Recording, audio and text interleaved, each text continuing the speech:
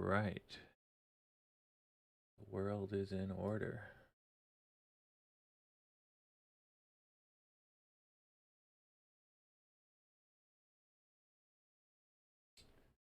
So, pretty lackluster pre-market. Not what we were hoping for, but no guarantee it's going to stay there. Just going to quickly look at the 3-month.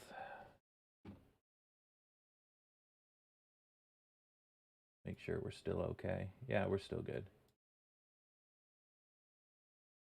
So the breakdown is in the corner, right? But the corner is usually where we are right now, or the very bottom. So it would be in this range, 39 to 36.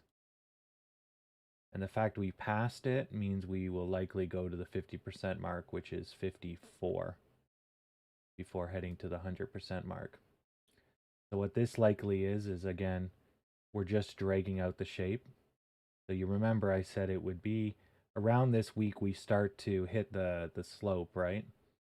And so we saw a little bit of it here, but it may be that was a little too fast.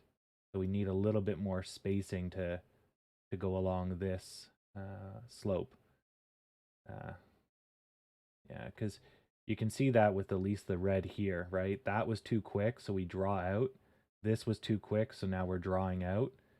So we're just kind of doing this till we get to the edge wall. I would say if we get anywhere into the 36s or 34s, we need to be concerned. But until then, we're still above the worry lines. Yep. And yep. And then for this one, we broke the worry line, but that's the upswing. Now I'm going to leave that up, the trend line here. Where are you? Regression trend. Zoom in.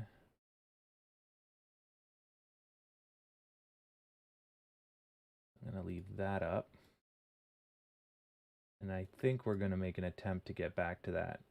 So I was hoping that would have been yesterday, but it might take a little bit longer than that. Yeah, first we got to get over this white line, which is what I thought we would do yesterday. Once we leveled out, I figured we'd get back over the white line. Then today we'd close the gap. But it looks like it's going to be a little bit slower than that. Yeah, we're still not too bad. Because when you're following a trend line, right, you know, you do this a lot. But because this is the bottom line, we want to be doing this, right? We don't want to be under it. But, you know, things are what they are. We had a technical breakdown at one point, which was here with the market and some other factors. So our chance probably was here, and then we lost it. So now we just kind of have to pay the price for failing here. So we'll have to ride it out or do whatever until we can recover. But it is not too dark. All right, let's put her on the 1 minutes. And all right. Let me shrink this down. Oh, it's already shrunk down, so it's not blinding. Excuse me.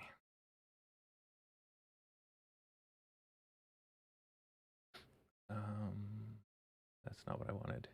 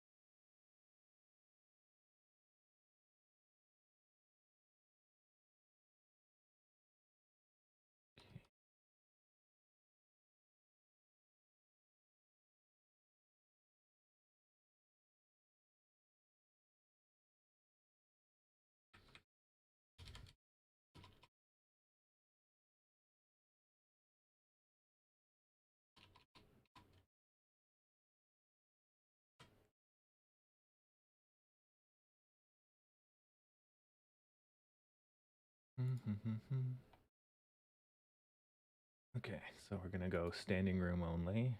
Submit. Okay, so now, what a pain this is gonna be.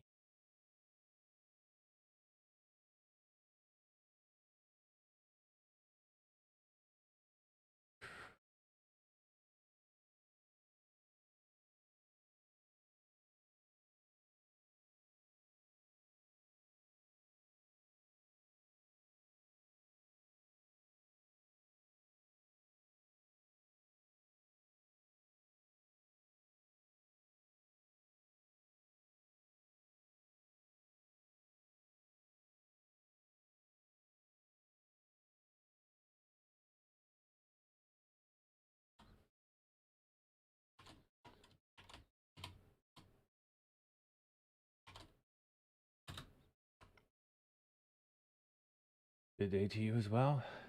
Good stuff. Just trying to crack out some code before my brain fries. And then I'm going to take a small break, and then I'm going to come back and play Arma for the rest of the day. Because I need a friggin' break. My brain is killing me. But I'm making good progress, so you got to strike while the iron's hot.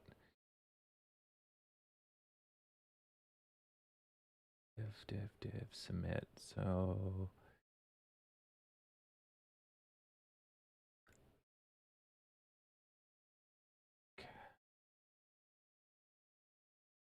Um...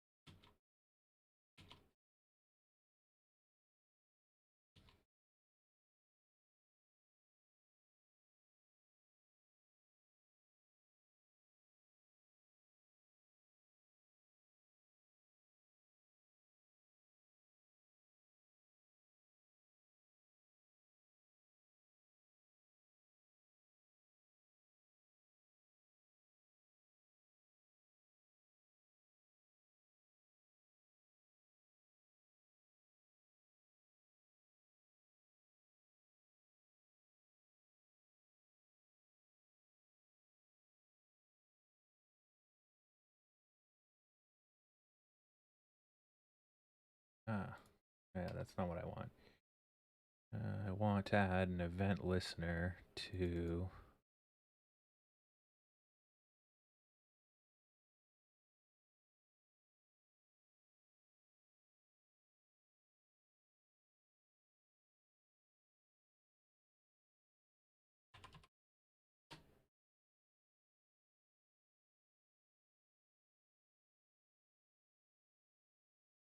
Yeah. Okay, so I need to go get element by ID. Yeah, exactly.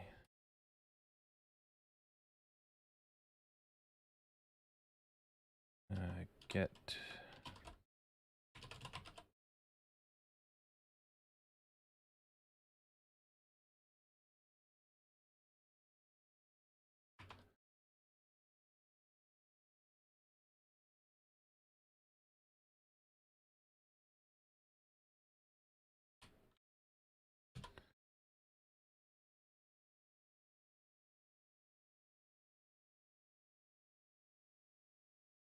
Oh, hey, Carson. So I would say AMC is still poised to moon. We just have short-term headwinds that are a little stronger than I would have hoped. But we're still headed to the 50s and the 70s, or well, at least the 50s. So just short-term slush we got to get through, and then we'll floor it.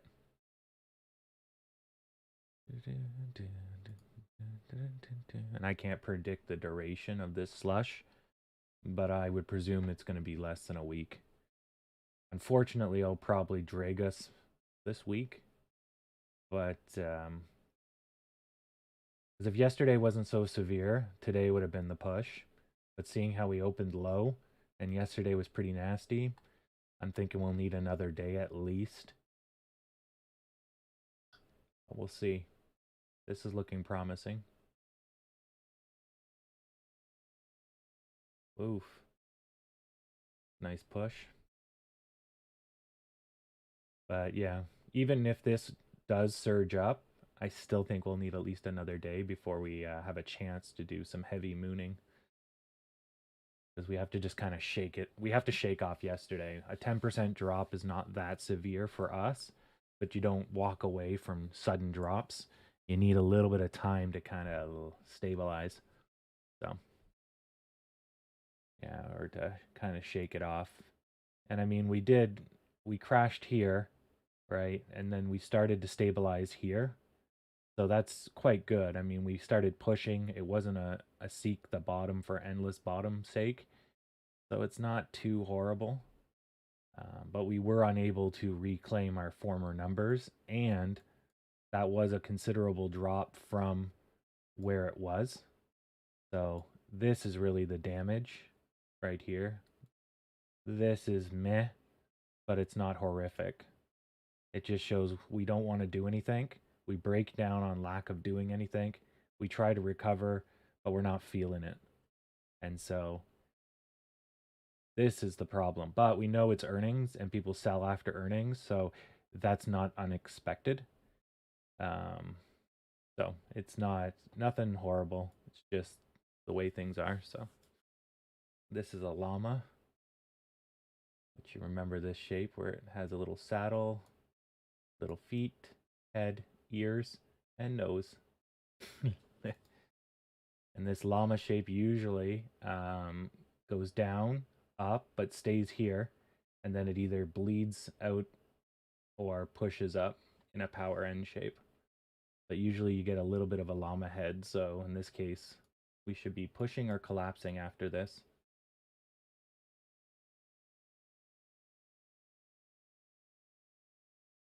And this is essentially a W. A llama is essentially a W. That overshoots, I guess. Yeah. Because if it was just a W, it'd be like this. But to make a llama, you need to overshoot and then have a little bit of a pullback.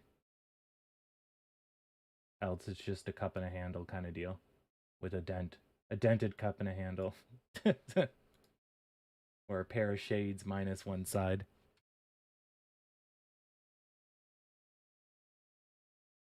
So this next minute should tell us what we're doing. Hopefully it's a breakout. If it's a breakout, we'll go up to 39.66 and then things will be good. All right. Trip ID, add listener on click.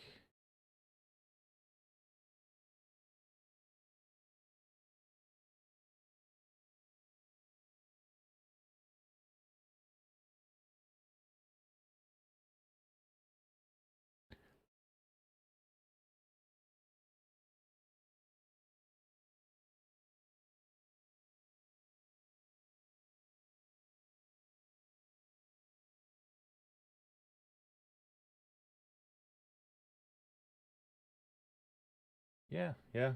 Well, I've been here. You know, people move on, but been here every day. Let's see. ID, click.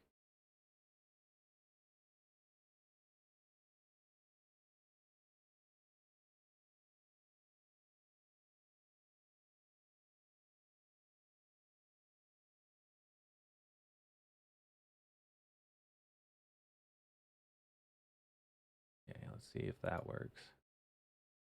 Clicky. Click. Click. Failed.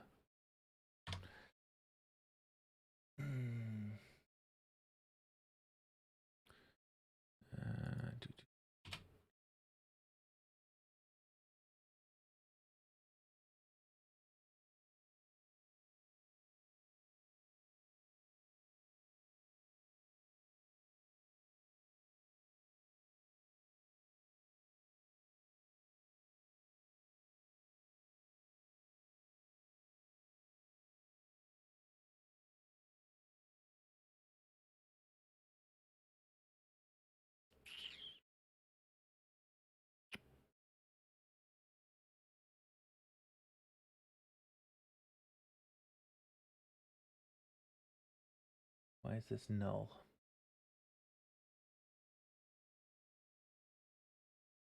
I don't charge anybody anything. I just talk and you just learn. To do a one-on-one, I'd probably charge 25 Canadian an hour just to cover my time. But I mean, you can just ask questions here. So there's the llama. So as I said, there's the minute that would tell us what's going on was here. And so we broke out and got pulled back, and here we go. So yeah, usually the llama bleeds out of its eyes or nose, or it does that.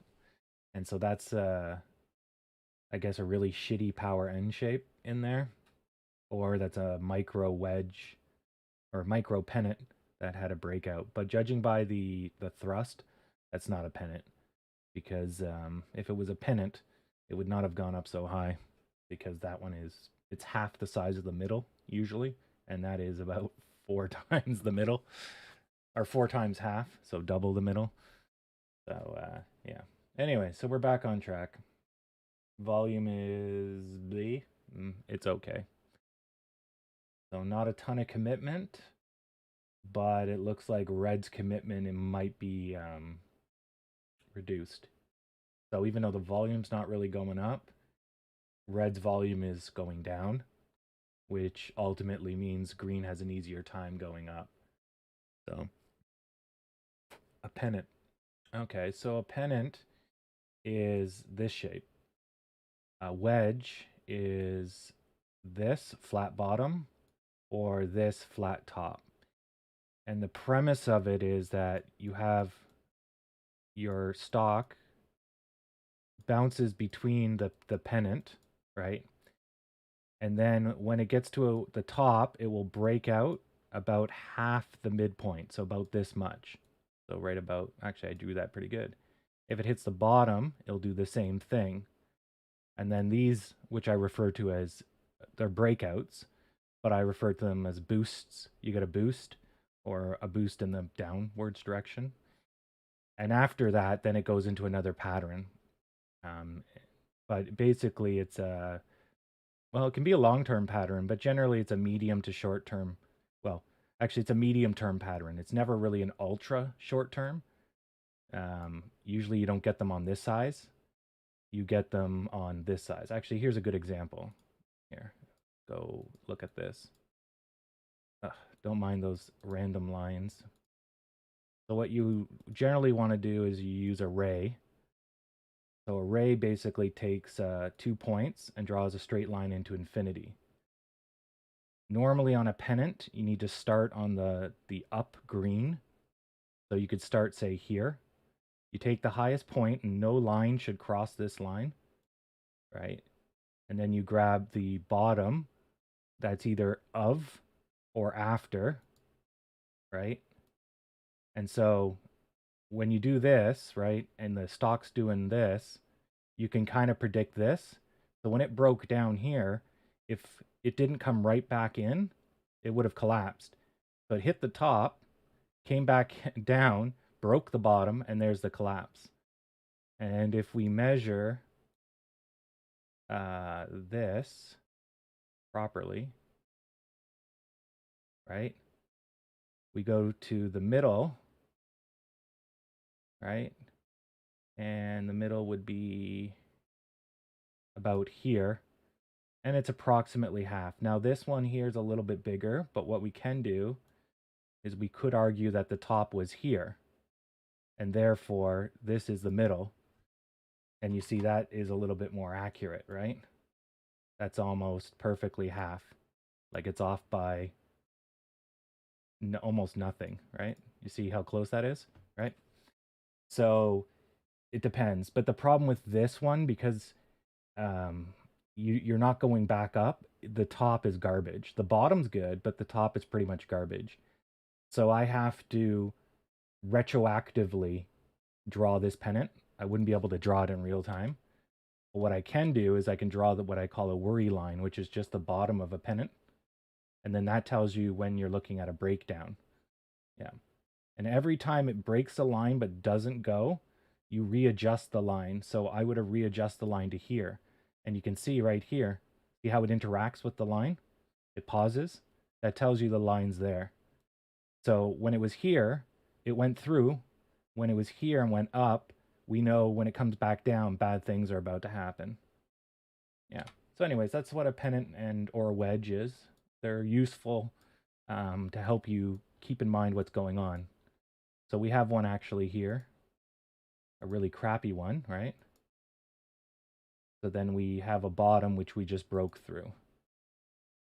So, or no, maybe we survived it. So now that one didn't break through and this one's interacting with it. We're just going to slightly adjust. So if it breaks this, then we're looking at something this big. So that should go down to that stick should go all the way down if it doesn't get pushed back in.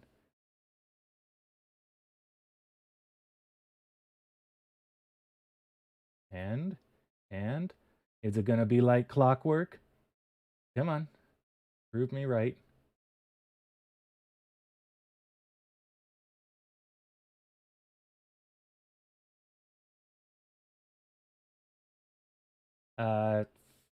I think once I'm flowing, yeah, I'm going to, there you go, like clockwork. Once I'm flowing with money again, I'm going to diversify for sure. So what you saw there is the breakout of this micro pennant. And see, it went exactly the length that I marked, right? Now, of course, I estimate the middle. This one's a little bit easier. So it's never, perfectly exact, but that one was pretty much to the penny. Once it finishes the boost, that's the guaranteed part, and then it's free to do whatever it wants.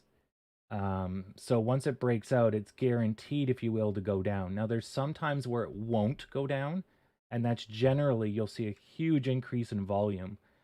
So sometimes there's a boost, but at the same time, something has changed, and then red or green swamps it. And if it doesn't get its boost within about 5 to 10 seconds, it could be erased because the weight or the push from the other direction is swamping it. And that's the odd time it doesn't quite do what it's supposed to do.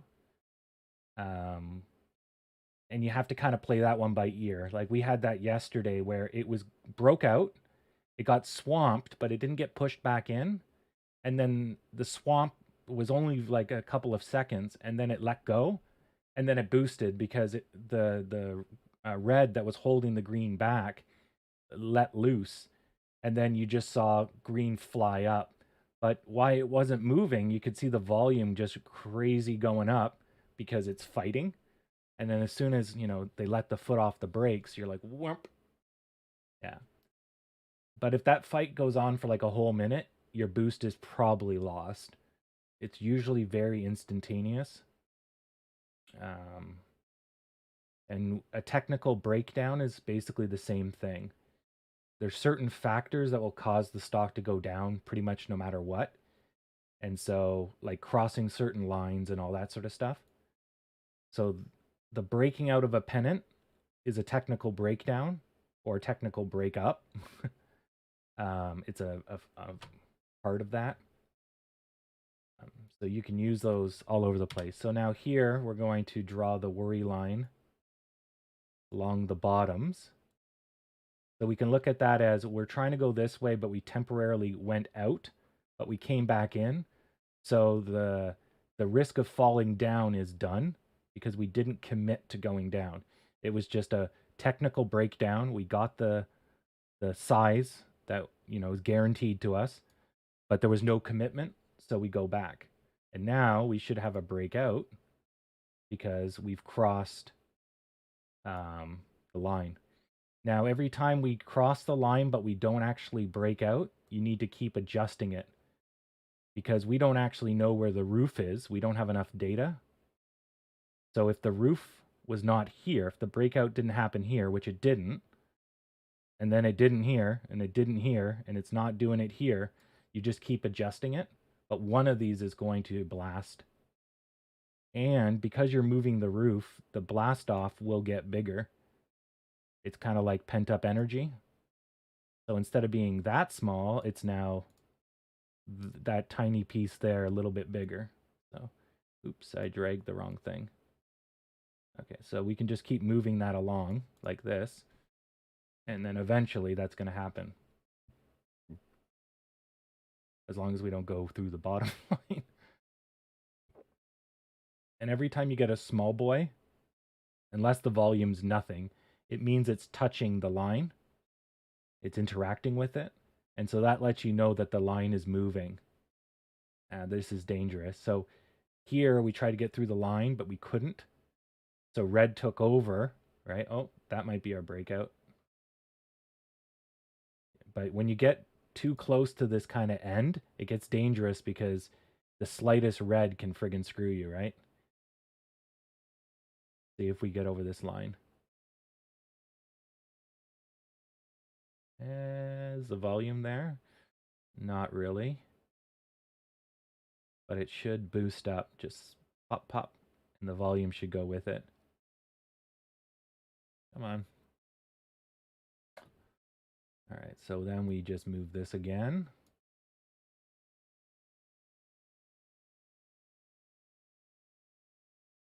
So the midpoint now is about here. Okay, so that's about the same size. So let's put that there. All right. Get back to my code. Minute chart candle. Well, candles are all the same. You have hollow or solid candles. I like solid because hollow, a little hard on the eyes. But hollow's good if you don't, you're only looking at the red. You want to kind of cut out. I like Hekinashi, which is basically lies to you. It slopes, and it does everything as ebb and flow. So whenever I explain stocks, it's like energy out, energy in, right? And Hekinashi, which is a Japanese style, you see here, right? How it smoothed it out. It added extra candles, and it knocks out the noise from the red, green, red, green, red, green. But you can't do like that W shape is gone here. You can't use that W, right? So for me, I use it more when I'm observing a new stock. It helps me feel the stock, but when I'm trading, it's useless because I can't see what's going on here. I can't see if green's fighting, partly because I'm not trained to use it, but secondly because I can't see the greens versus the reds. So because it smooths things out, so you can't see breakouts and pennants don't work so well and all that sort of stuff. So, but yeah, just stick with the tried and true. Bars are pretty good if you're working with black and white. So if I change this background, just blind you guys for a second here. Appearance, background, solid, white. So if I'm working in white, I do like these lines because you can immediately follow where they were and where they like parted, and that helps you see the strength. If they're gapping up, if these lines don't align, it means they're jumping, and when they're jumping, that generally means there's a change, an event. It takes a little bit of training to see the shapes, but if you zoom out, they look like candles. But yeah, this is my shit. Area is pretty okay as well. If you don't really care about what's going on, you can see all the shapes with area as well. It's a little harder to do pennants and stuff, but area is nice if you're just casually looking at it. But candles give you more information, so that's my shit. And do. All right. Do. So refresh.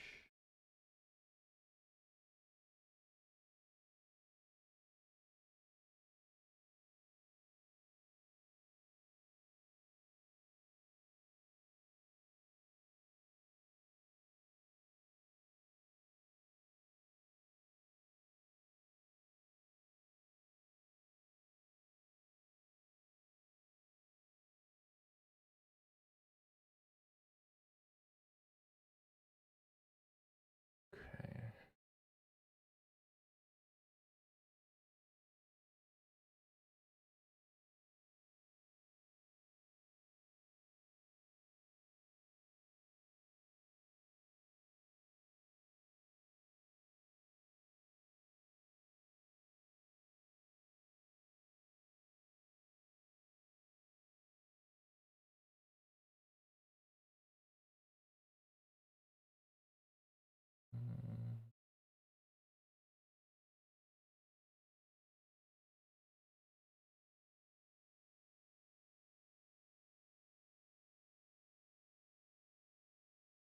Yeah, data set, trip ID.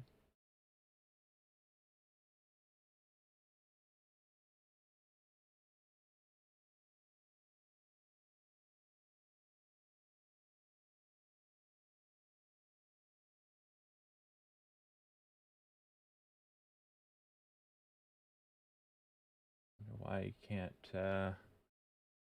find it. Maybe I gotta do it in 2 steps.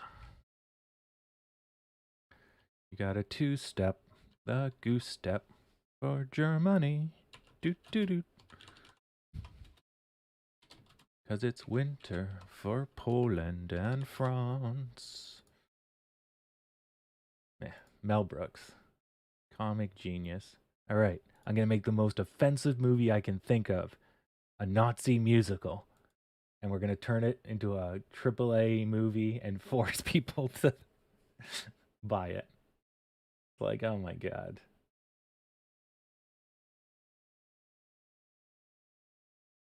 I mean, if Mel Brooks was a little younger, I'm sure he pitched Hitler the musical. I'm sure of it. Someone's just like, okay, call it something else. uh, so good.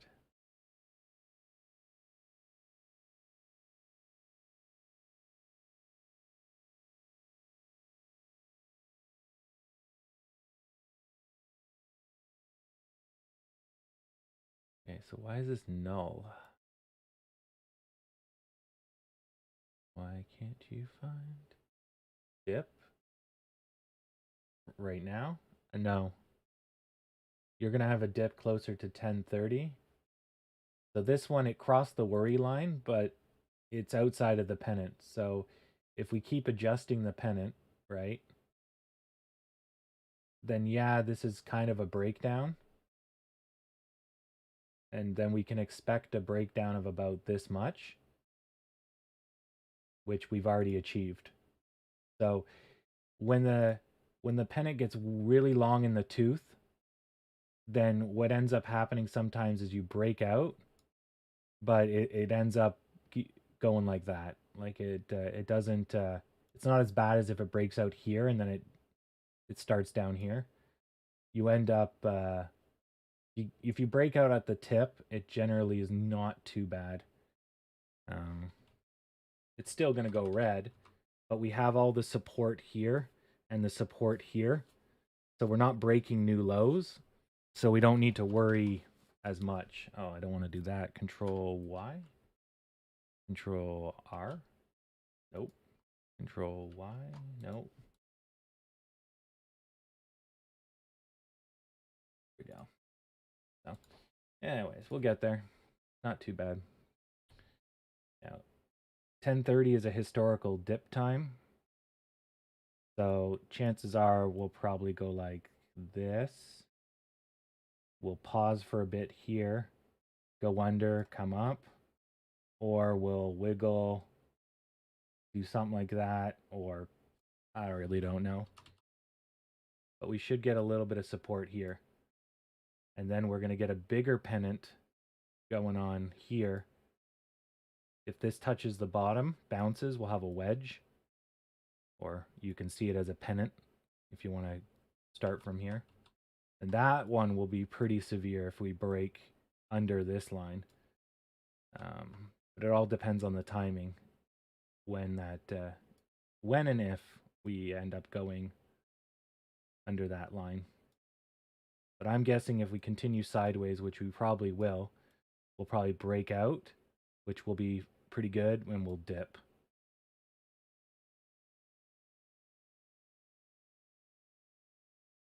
So if you're trying to make money, then you're looking to sell at the end of irrational run-ups. You want to sell here because they usually always burn off at least 20 to 40%. They usually stay above the 50% line. So whenever there's a huge run-up that exceeds, a pattern like a W or whatever, then you bail the second it shows weakness, which is here. And then you buy back in once it's settled, which is coming up, hopefully. Or you just ride it out. But if you're trying to grow your position, then you do that, those tiny transactions, and then that gives you an extra couple percent a day or whatever, pending you done it right. That's usually what I do. If my money's not stuck, I wiggle it, as I say, back and forth, and then I just grow it slowly over time. Either that or you pick some people that have run up crazy, short them, or find some people that have crashed hard that aren't horrible and buy into them for the rebound. You could do that, but that's riskier investing. Once you know a stock, you understand kind of how it moves, and so it's easier to make predictions and choices and all that sort of stuff. Since confidence is like 80% of the battle when trading stocks. Self-doubt kills you in this game. So whether you're right or wrong, it really doesn't matter as long as you're confident about it. Because the doubts when you make good decisions bad and bad decisions you stick with them. So it's doubly negative when you doubt yourself.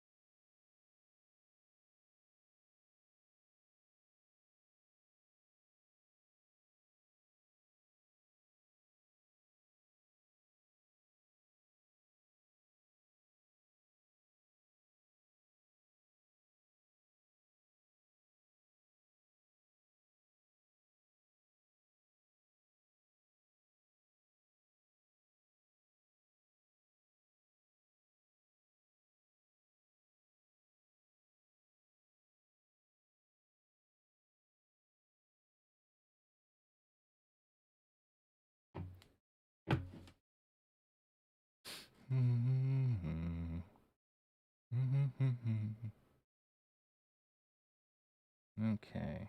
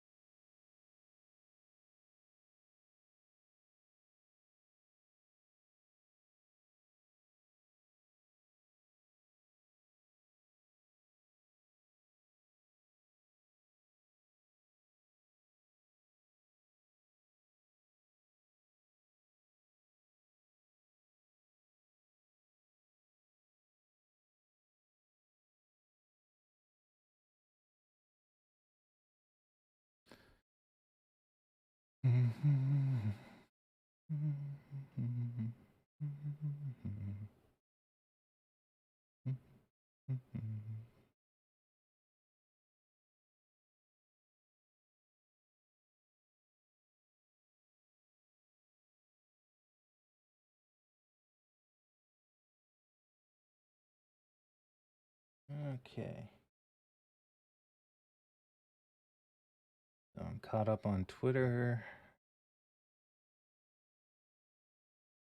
And we're looking good here.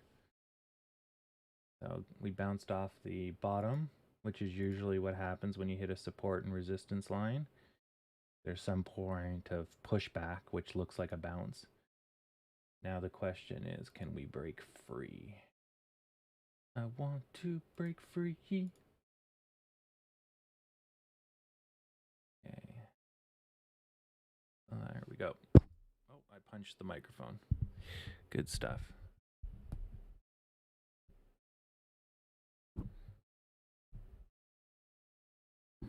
Not yet, Marshall. We're getting there.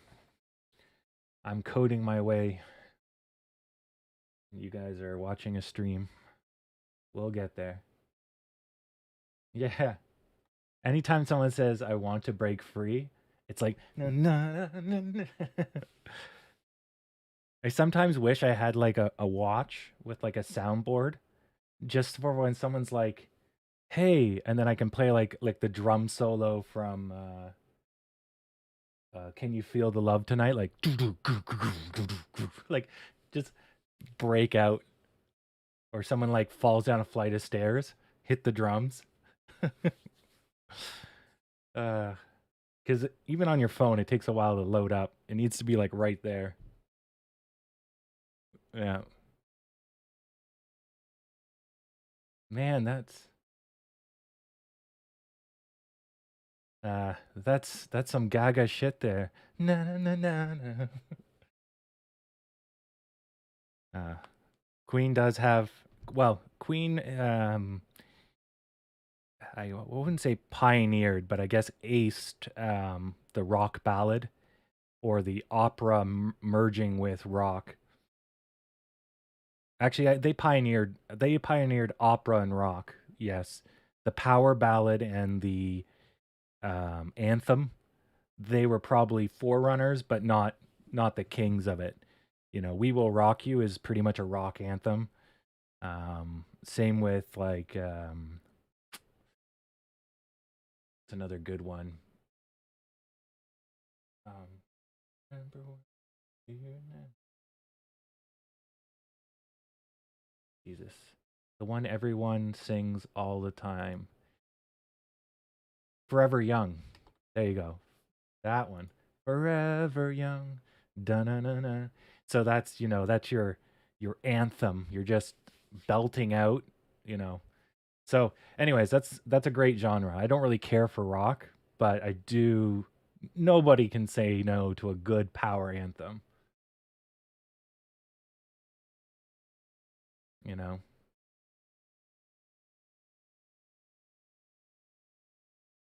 It's good.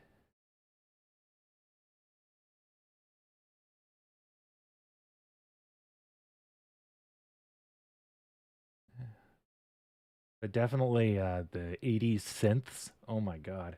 I can't listen to them. Like a true synth is nice, but because of the recording quality, it's like, my ears. I listened to somebody play the same synth with modern recording, and it's like, okay, I get the appeal. It's just enough weird to be okay, but it's not like distorted noise. It's a beautiful note, but it's weird and unique. And it's like, oh, okay. So these guys would have been great live, but all their recordings, you know, didn't survive uh, unless they were re-recorded. So it's like, I see it. Yeah, yeah. Well, and that's it. And even on like vinyl, right, which would have had less compressed, it just doesn't catch the scope of a synth. So yeah.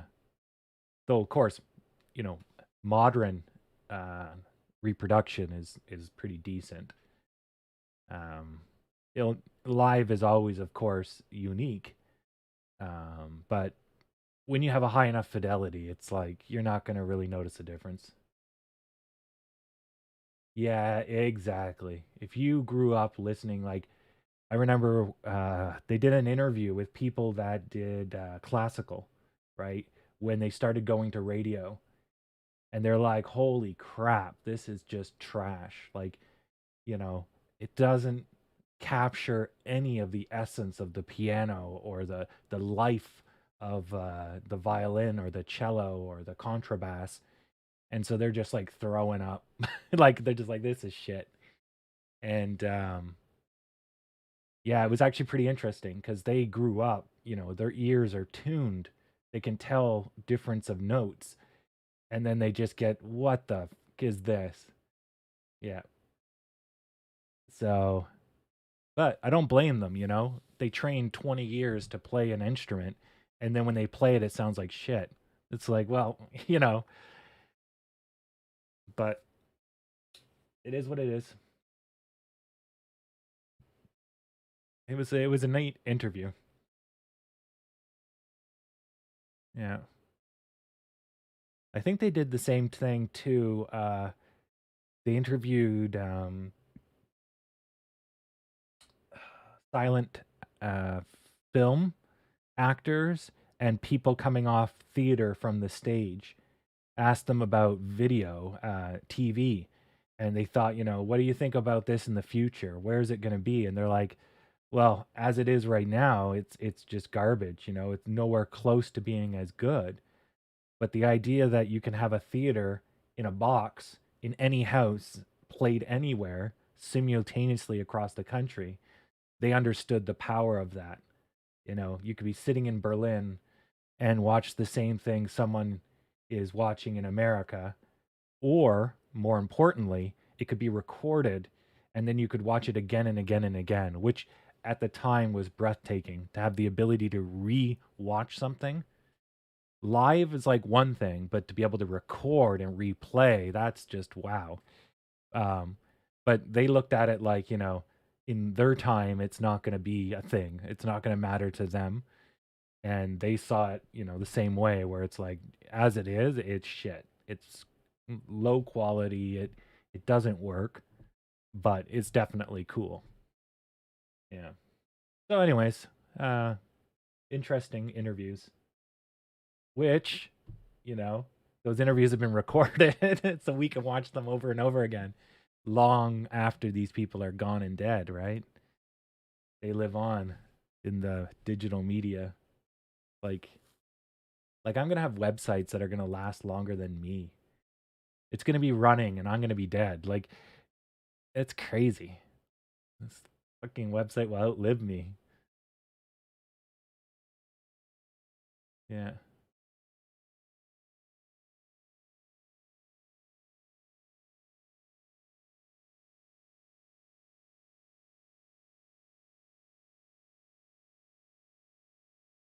Well, uh I don't know what you're going at with reality dumbing, but if you're talking about the effects of media consumption, I mean, it depends on what you consume, right?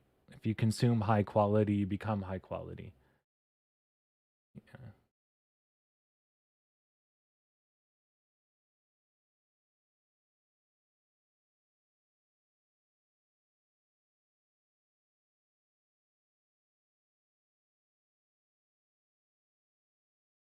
Well, if you're producing it and it's not being consumed, it's a tree falling in the forest kind of deal.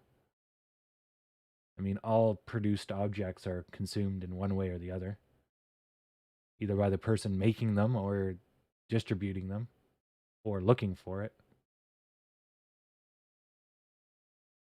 I mean, you chop a tree down in a forest by yourself, you're still consuming that moment, unless somehow you blacked out for the whole time, I guess. You really want to get technical, right? Every event, every cause and effect flaps the butterfly in the chaos theory.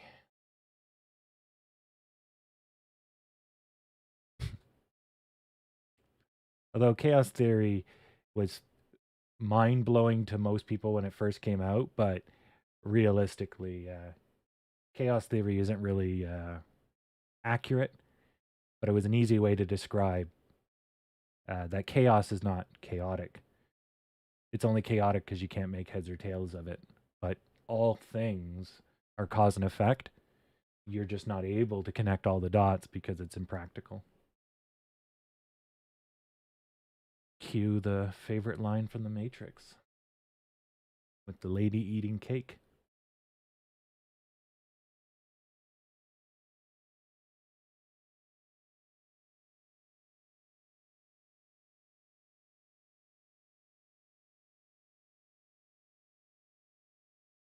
Yeah, looks like we're going up. So, good and good. I'm going to need to take a break soon because I'm falling apart. But I really should get this line of code done. I got to keep my focus. Trip ID. Trip ID. I don't know anything about Bitcoin. Not enough to give you anything about it or the correlations.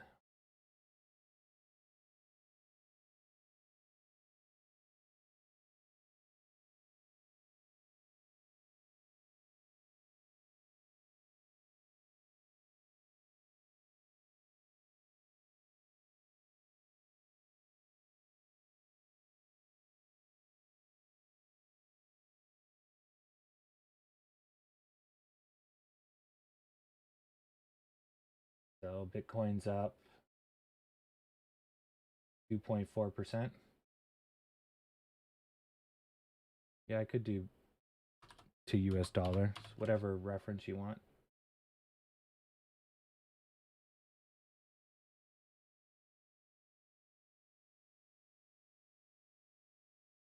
Uh,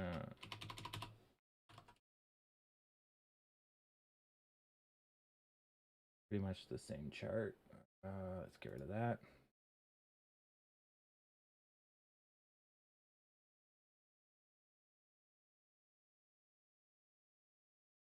We will be forever young. Do you want to live forever? Forever. Forever.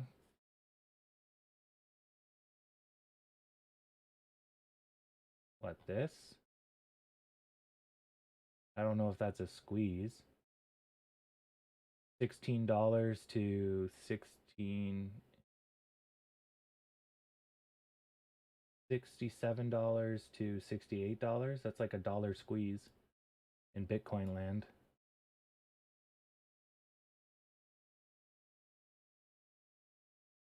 I mean, the numbers look big, but you realize that it's, yeah, but that's 66 to 68 is only $2, right? If you look at it that way. So we did, yeah, but it's all relative, right? 2K, 2 million, 20 million, it's all relative, right? So that's only really a 2% rise for Bitcoin.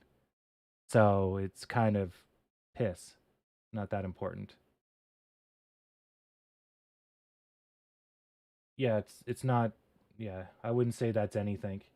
So if you're looking at more of this pattern right here, that's likely what we're going to get is like a run up, like, you know, a run and a pop, but Bitcoin's prone to popping, right?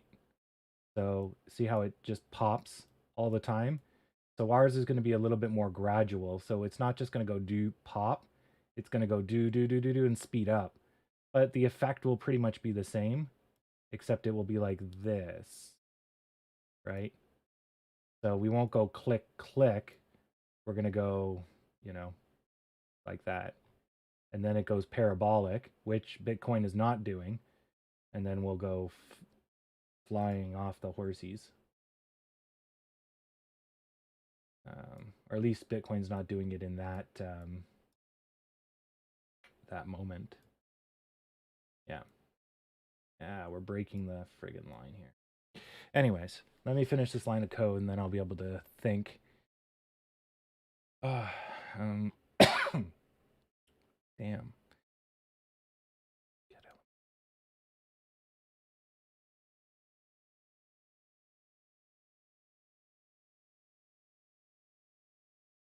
It's all good.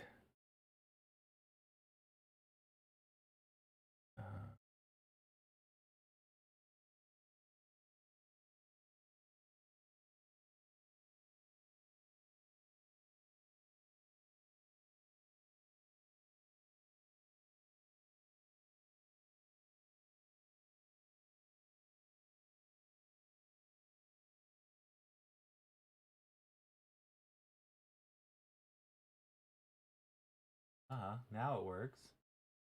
What's your problem, man? The fuck? All right. So it's saying that this thing is null, but it found it. Yeah. Must be order of execution problems.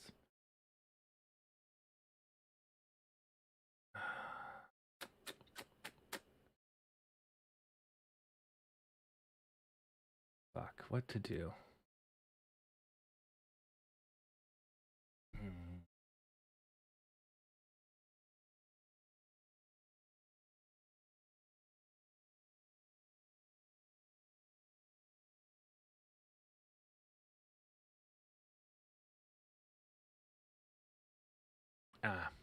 I know what to do.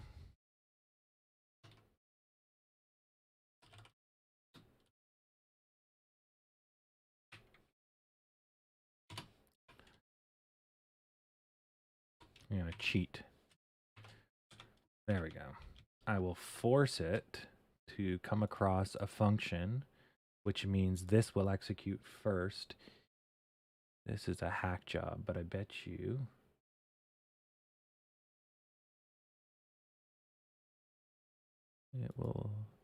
it does not like that, eh? Should take it. Fine.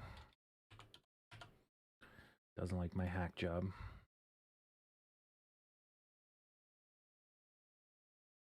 Click, click.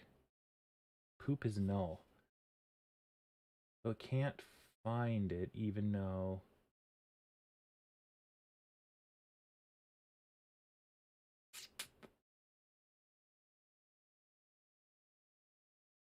even though it's right friggin' there. Oh, fuck me. That's why. It isn't rendering properly. Because this is not... No, that's the problem.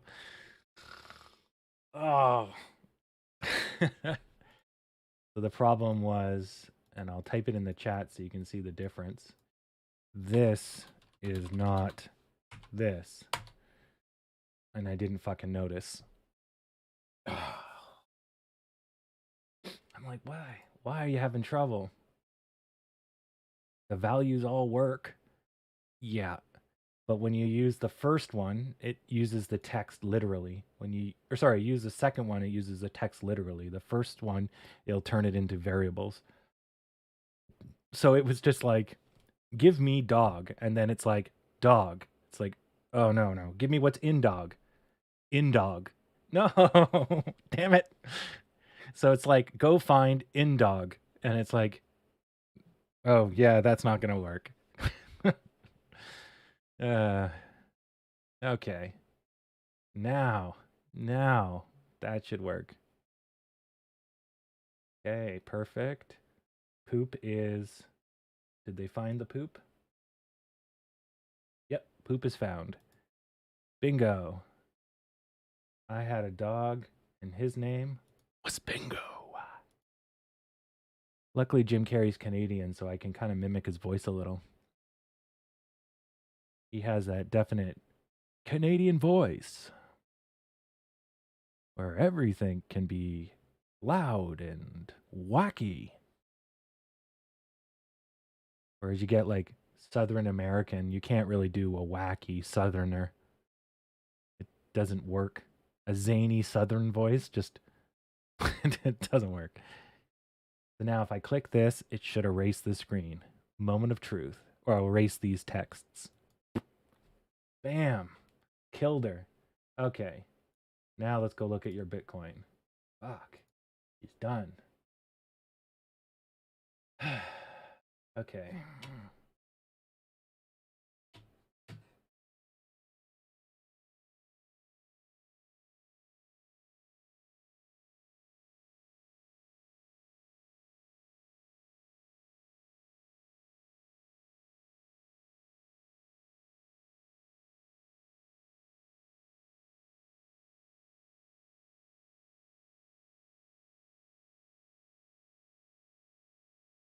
Wow.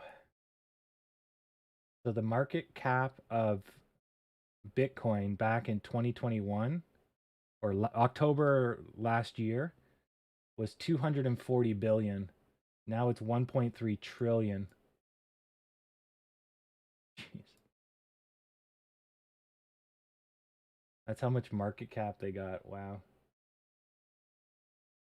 Yeah, so yeah, if you look at the grand scale, right? This is what I expected for us in the beginning. So you go parabolic, although their parabolic was broken up twice. So when you break up, when you come down, it's not going to be as severe because you built a base and you can see it bounced off of it, right? If you go parabolic with no stops, usually you come down hard with a bit of a buffer to the support line.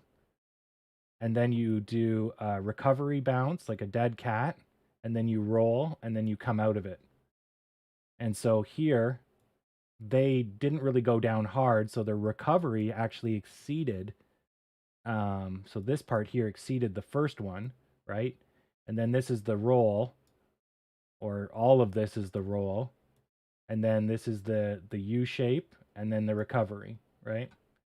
So that's ultimately what we're gonna do, or we are doing, but we're just a slightly different shape because we went up, right? We come down, we hit our support line sort of in the middle here. We bounce up 100%. We roll, right? And then Delta basically murders us, so we can't come back. Delta's over, but COVID, and now we're working on the recovery. But if this wasn't the case, this would have been wider, less severe, and we would have been up higher by now. But the combination of factors basically made that a more depressing drop than it needed to be. But yeah, pretty much the same shit and caboodle. Because what happens in one stock basically happens in another stock. This looks good. This is going to be a breakout soon. That's going to get us back in channel. And if we take the bigum, yeah, we're at the midline for the bigger one. So we're going to snap to this one, drift, and then try for a breakout. And then the breakout, I'm going to say, should be here, horizontal. Yeah. So I'd say the breakout will be where the midpoint of this is. So it'll be right here. So this is where we will watch. So we'll go up, get stuck, and then by about 10:44, well, it lines up with 10:55. Yeah, so 10:55 we should have it. No, it should be 40:06, which also lines up with 40. So it's probably going to be 40. It's going to be somewhere around here.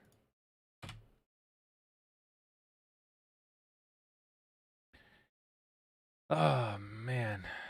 Glad I got that fucking working. Nice.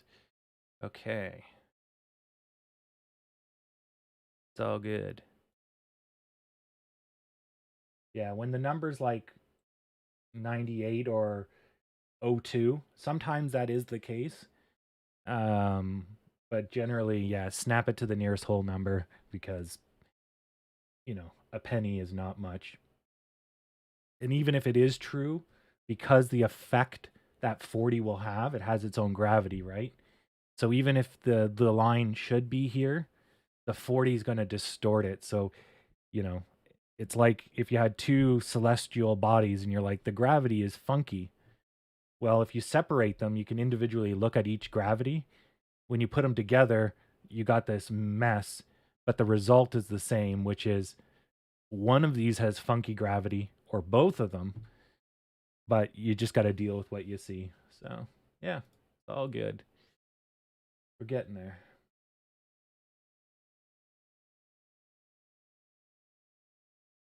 Oh, there you go. I had to switch back to live chat. I see your message now, Barry.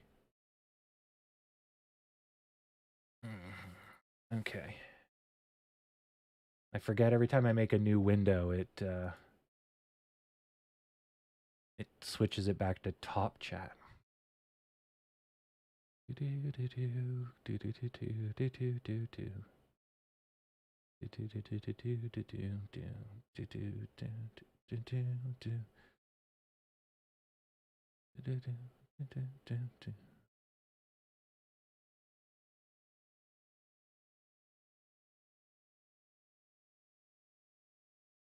All right, well, I can get rid of this doggy function now. And I can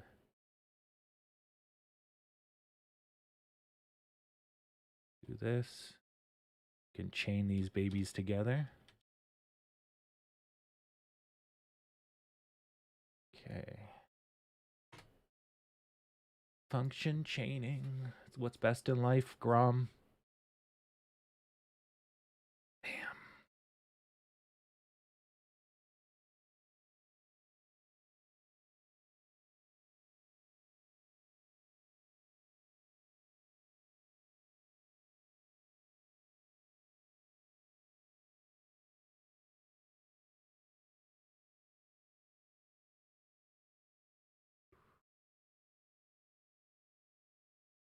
Okay. Now I'm going to see if I can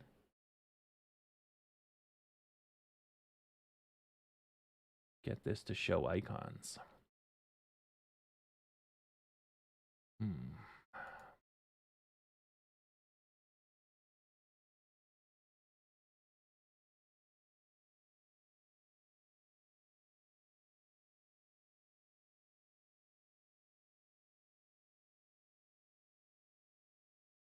Oh, really? I don't remember Forever Young. in Napoleon.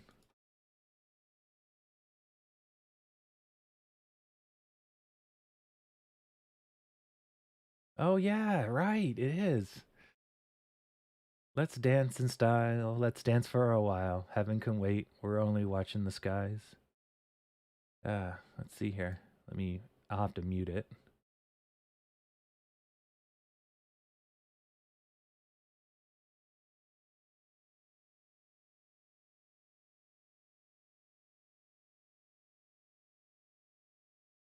If you can't find Trisha, I'll let you dance with Deb for a few songs. And then they just stand there. Yeah. Classic.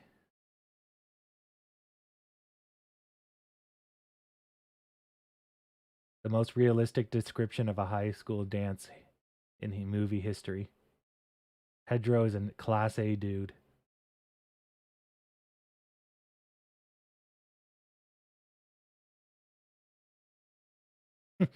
Classic. Nah, Forever Young, the guy's voice, until it goes into the kind of like uh lyric part. But the Forever Young part is just, oh my god. Yeah, or the music's for the sad man.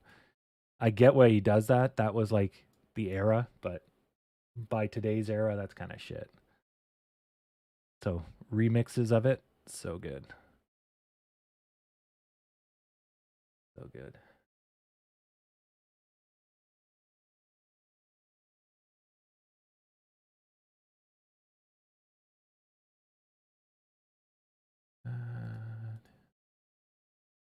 Okay, so let's see how this enum is built.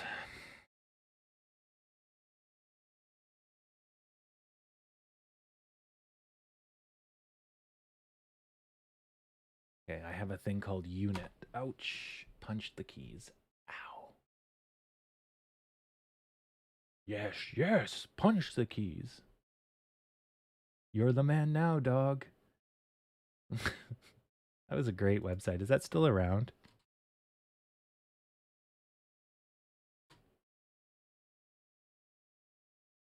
Yep, it's still there. Sweet.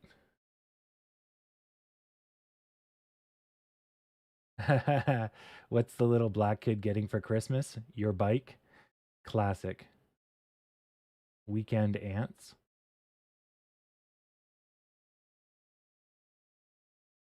Oh. Contest 2020? Death comes for us all, so why not make a coronavirus related You're the Man Now dog to immortalize your message in case you die drowning in your own phlegm and blood?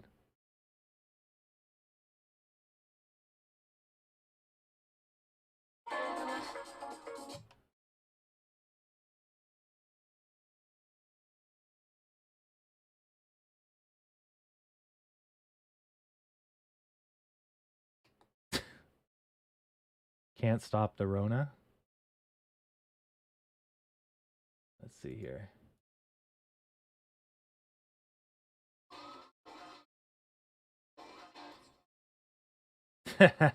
Classic. That's a good this this is before fucking TikTok and all this other garbage stuff. This is this is the internet. Oh, I looked into Facebook's metaverse. So really the whole metaverse is just their way of saying Facebook's ecosystem. So it's like just their way of putting a label on. They're going to try to create a digital economy world, you know. And it's like none of this is new. They're just going to bundle it together and then put their branding on it. And it's like, yeah, fuck that. That is just garbage. You mean it's the internet? No, it's Facebook's internet. Ah, okay. So you just gave it a fancy name to resell what's, you know, already exists.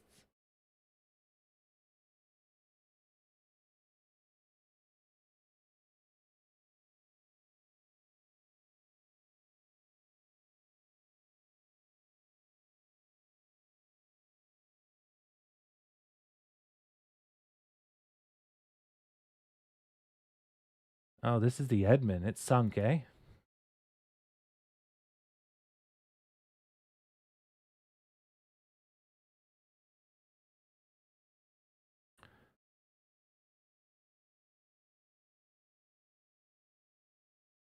$19.76.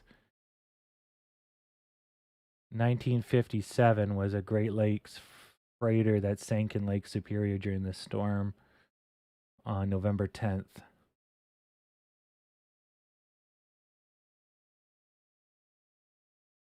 No bodies were ever recovered from the wreckage.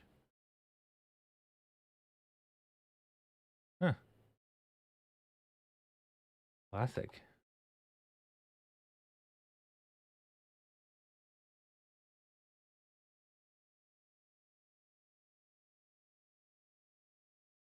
Ah, classic. You're the man now, dog. All right. That was a nice trip down memory lane. So,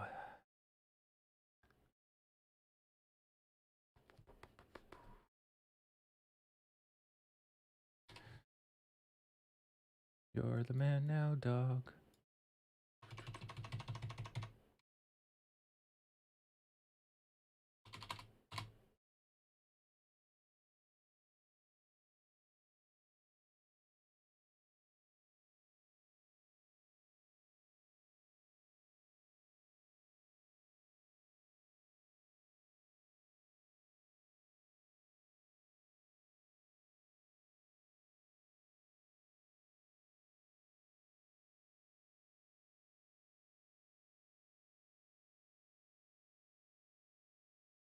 I guess. I put this here.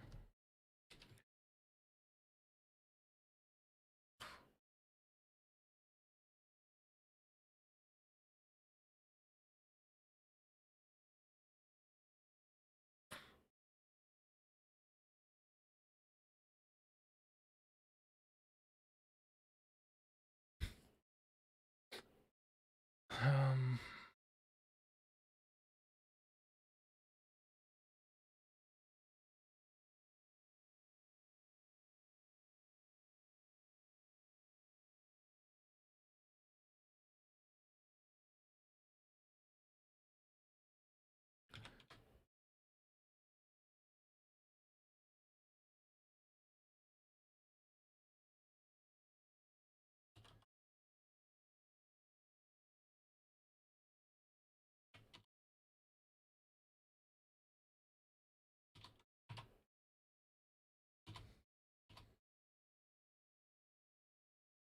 okay, perfect. So, if the trip fullness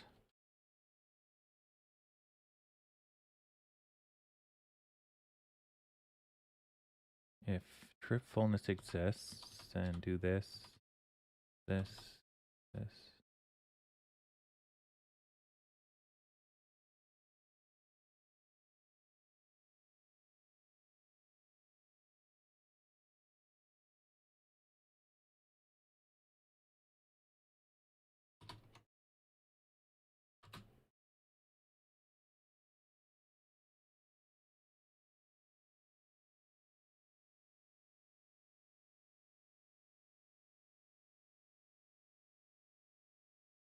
Yep. Not bad, eh? Almost like I know what I'm doing. Almost. Wink. Yeah.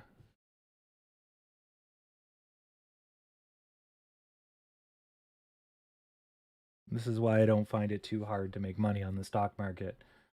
Because I would have bought in any time, right? And I would have been up 3% on my money already, right? So, yeah. So, yeah, it's all good.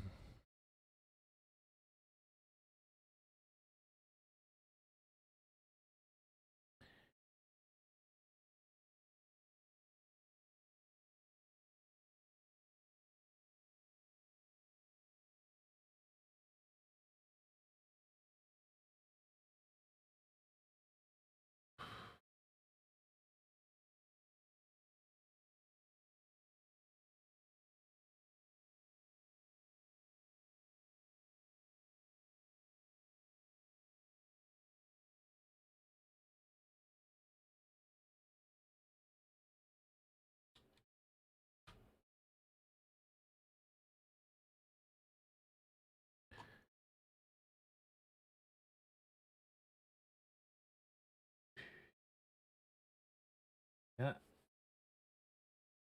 basically on time. Yeah, see where the midpoint crosses. So here we could have gone up here, but I guess it's following this one here. It's following this midpoint up, but the combination of the two lines being very close to each other probably repelled us. So here, this is where the midpoint crosses the line. So there's kind of, you only have to cross one thing. So I would have expected a little bit more pullback here, and we might see a large red that brings us back to 40.11. But arguably, we're kind of oversold. So we might get a little red and then it will continue to sprint. Because when you're oversold, then you can think of it like a rubber band on the big scale. And so you're being pulled against the rubber band on the larger scale. So on the little scale, we break through and we should actually get pulled back, but the larger rubber band kind of gives us wind and it overwhelms the pullback.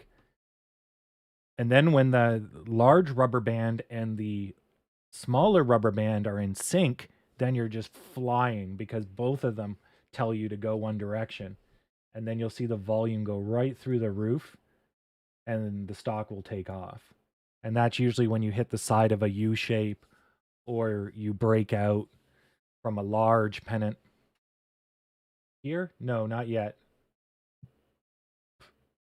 Yeah, nice, Marshall. I mean, is your pullout game strong? No, I would, if you bought in at any time, I'd probably stay in till we get to 50 plus. You know, you're just on the road to 50 plus. Just just buckle up. If you're gonna wiggle your money back and forth, when it breaks from this channel, so this one here. So when it breaks from this small one, right? Then so around here or whatever, then you could bail out. It'll attach to the middle line, and then you can get back in when it tries to go to this line again. If it breaks both of these lines, then it's going to run up. Then I would sell at the top of that run because it will pull back, and then you can get back in. So that would look like if it went like this, it would do that. If it does this, it'll probably go to here, maybe do this. And so once it breaks here, you just let it finish. And when it shows that it's going like this again, then you buy back in, here or safer here. So you might miss out on a tiny bit, but you're also avoiding any type of drop. We may get pulled back to this white line just because we didn't really pay on our way up. But I think because we got into the other channel, that's going to protect us. And you can see we bounced off the blue line here. So there is a little bit of protection. As long as this red's not severe, this blue line should protect us. So you're seeing that right now. So you can think of this as like we were traveling along and we just kind of shift lanes for a bit, tried to get back in, but we hit the blue line, couldn't do it. Then we finally got in, and now we're back into the channel we want to be in. And the bigger guy just represents the longer term channel. So, anyways, all good. We're making progress. We're making movies, making songs, and fighting around the world. I love Russell Crowe. Or I'm Russell Crowe and I love fighting. Wow, so that code does not work.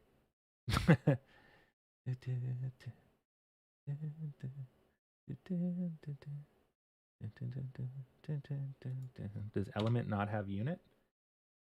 Unexpected identifier. Copy and paste error because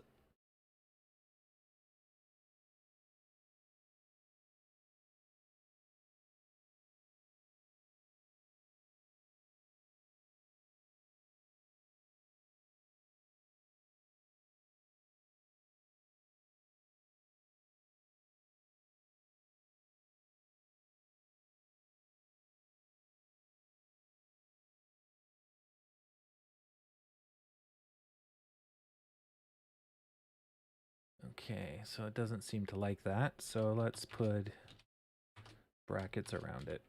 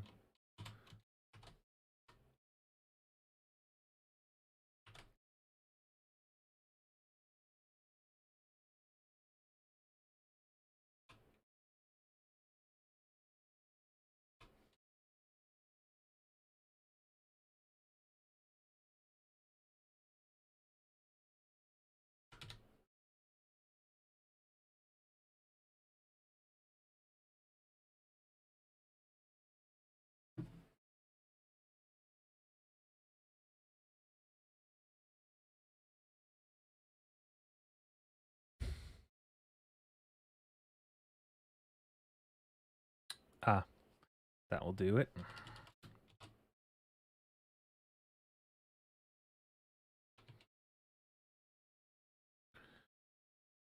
That's why. It's confused why I just randomly wrote text in the middle of nowhere. Cannot read property reading fast.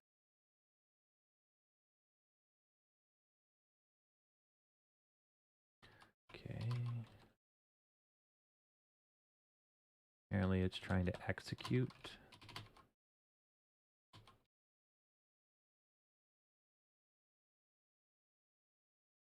Try that again. Property read. Which one's buggered? The else.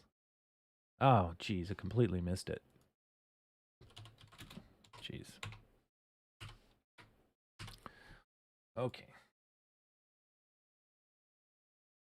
Clickety click. So the same problem as earlier, where I'm like, okay, give me what's in the container, and it literally gives me, give me what's in the container, string, like a text. Yikes. How do I get around this?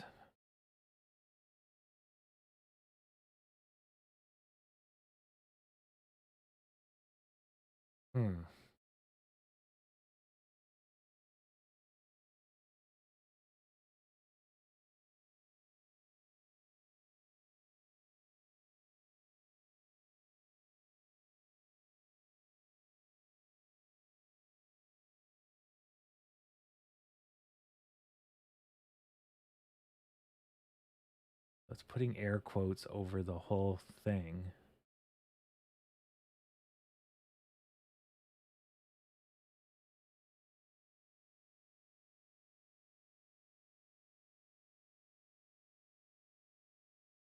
When it shouldn't. Should only put air quotes over this part.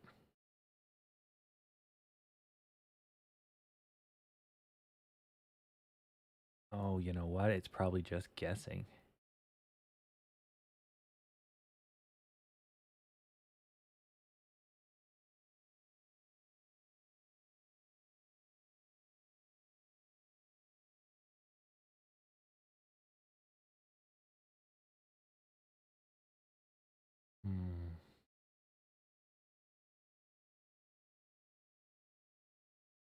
What if I do that? That make a difference?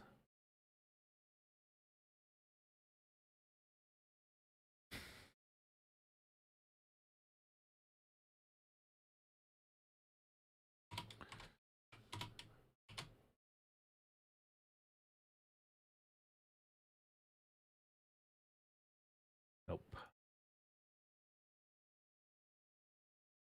Heck.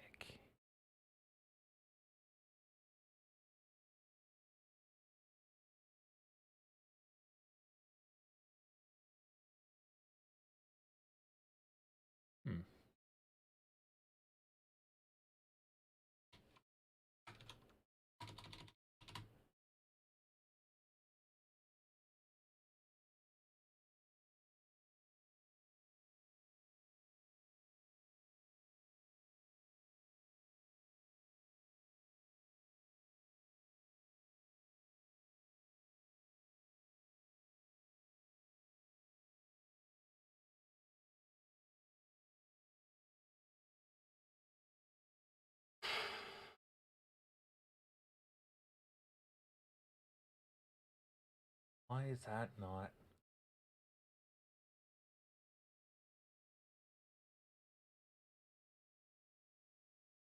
Oh, fuck, that's why it's not executing. God, because I'm an idiot. That's why. Yeah, that's why. I got so used to writing everything in shorthand that this code doesn't take shorthand because of the exact problem I'm running across. It just pastes everything like text. So if I type it in shorthand, it's going to type the shorthand. So I have to type it out in full. So when it pastes it like text, it goes, oh, those are my orders. Literally. Okay, now that should work.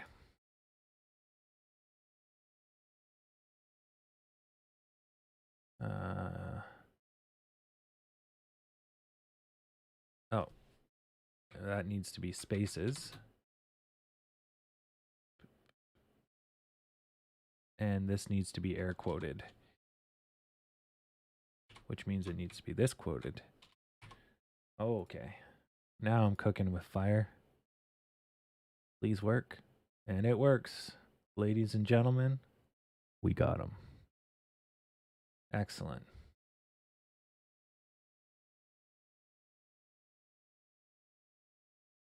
Okay.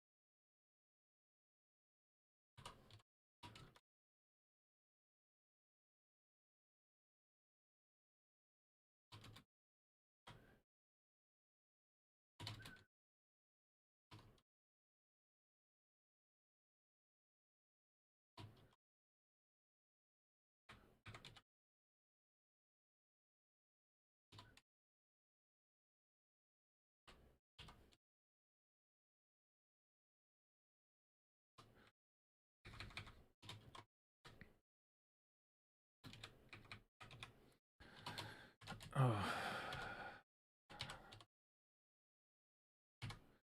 Okay. Do do do do do do do do do do do do do do do do do do. Oh, gold. So good.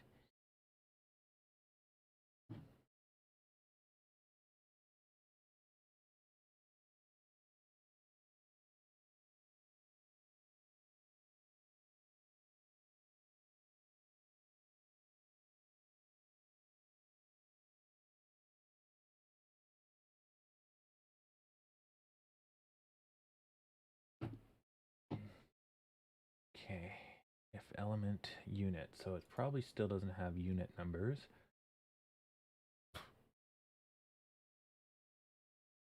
Right, which is why it's showing muted. Okay. So that's a problem, but it probably still executes. Let's go tab this in. Okay. So for each iteration, we're going to grab occupancy status variable.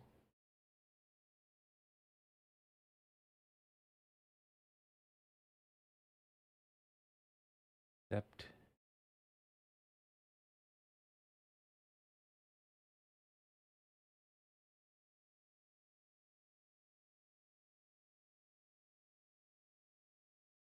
it's giving me this. It's returning the key.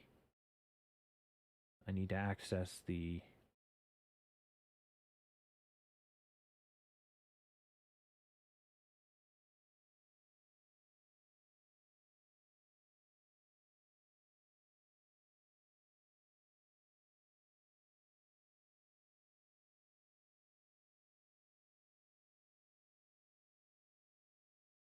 Because this is a 4 in, which gives me the object.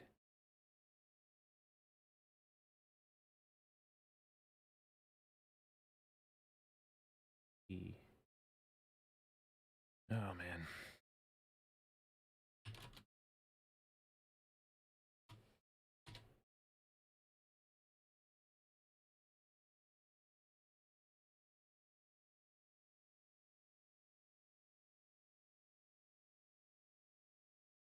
Yeah, so it's giving me key.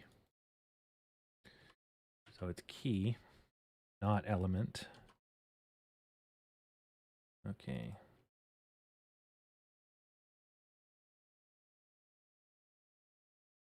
So if we take enumvar key unit. Okay. Unit.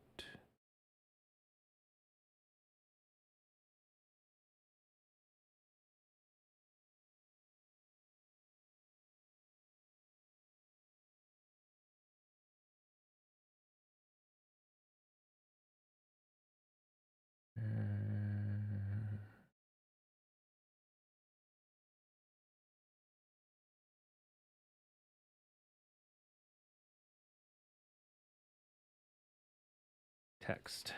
Okay. So then that should work. Though I've said that a few times now. And I missed one. Ah, here. Element not defined, right?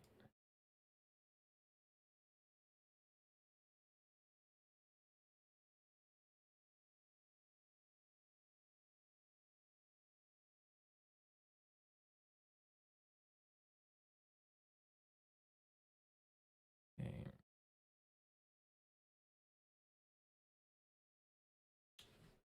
Perfect. Boom. Ah, she's good. She's golden, pony boy.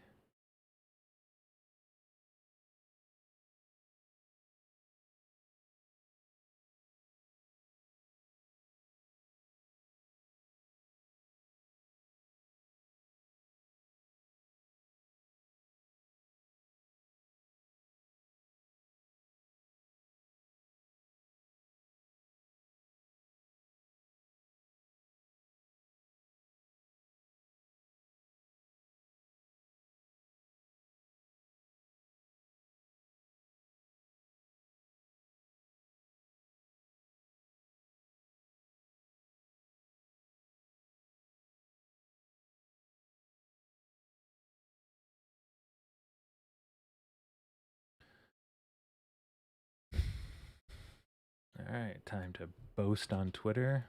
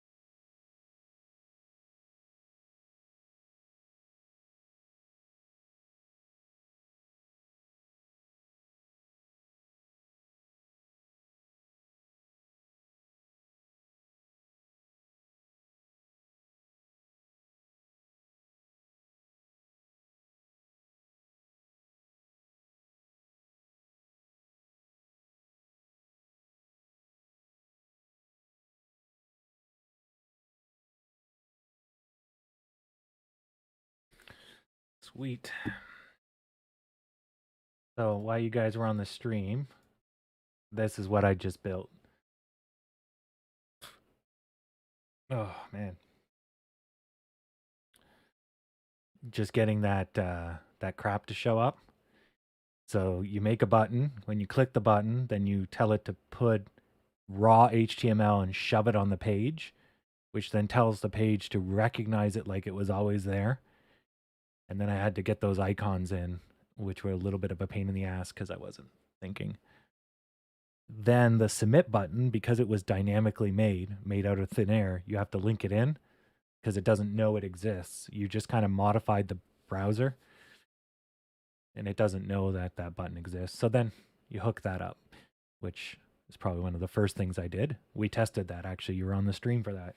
I made it disappear. That was showing the button works. So, yeah.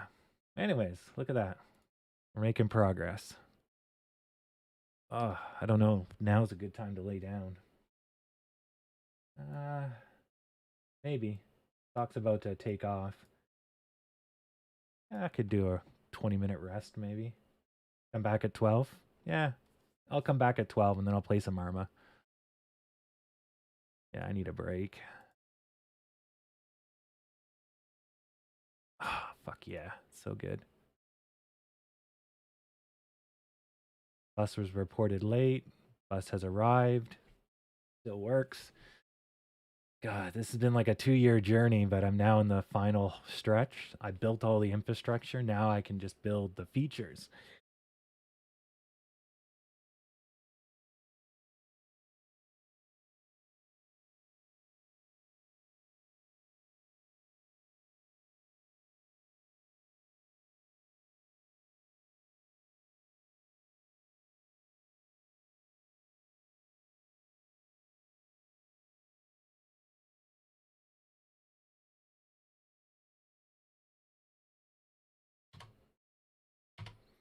Okay, let me just take a photo of what it looks like on mobile just to make sure it's not trash.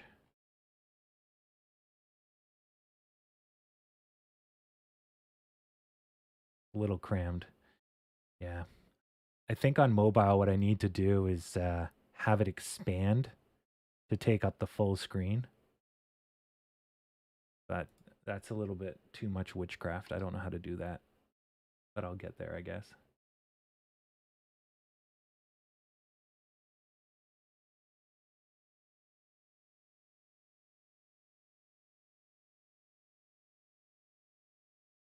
Oh, yeah, yeah. Well, it's my way of coding myself out of the garbage can that I'm currently in. Okay. So, yeah, I'll save this photo.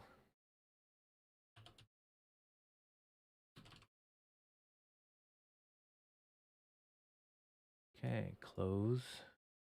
Close.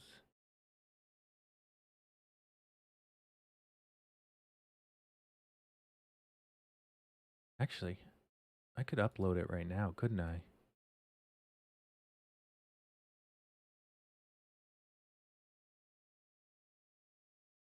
Yeah, actually. Let me just double check that doesn't break anything.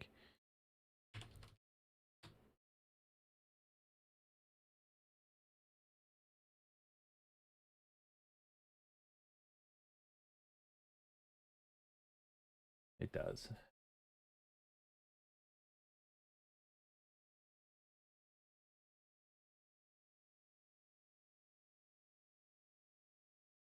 Quick report is not defined.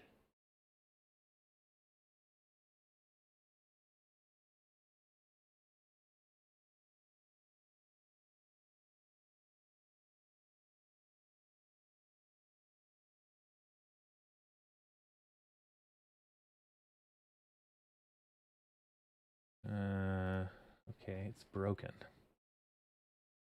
Detail pug.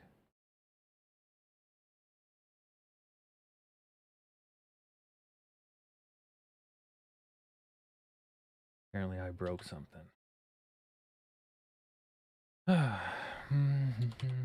What did I break?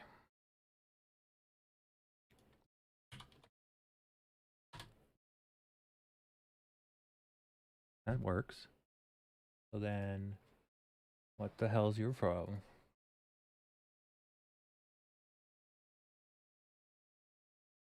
Uh,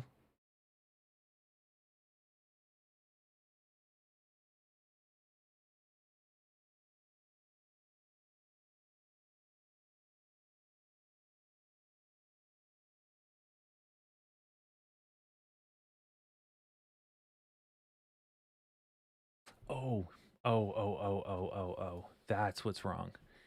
Right. There was a change to the main code. Right. And the reason it's crashing now is because it's not getting the values it's looking for. So it just, yeah, self implodes. Right. Man, my brain is getting better. My brain would not have been able to do this a month ago.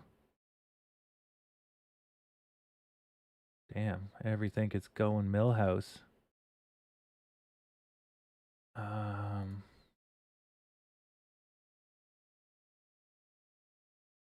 that's details. Okay, and I need to restart the server for that one.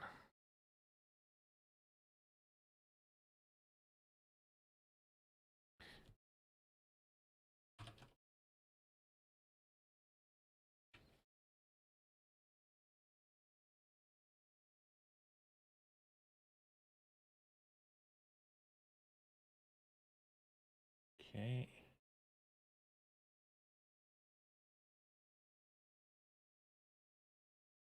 And now it's live. Okay. So now you can see if you click set fullness in the first box, you click on it, you can see it. And perfect.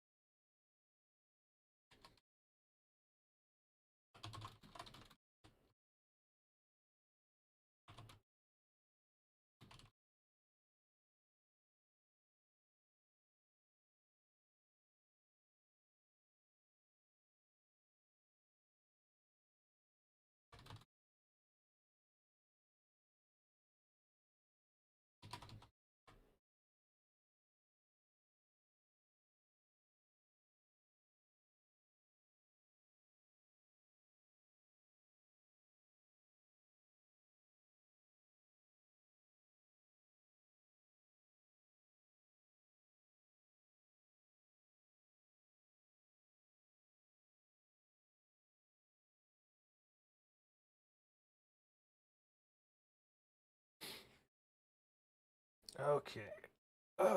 30-minute break for me, I guess. Since I got her done. Get her done.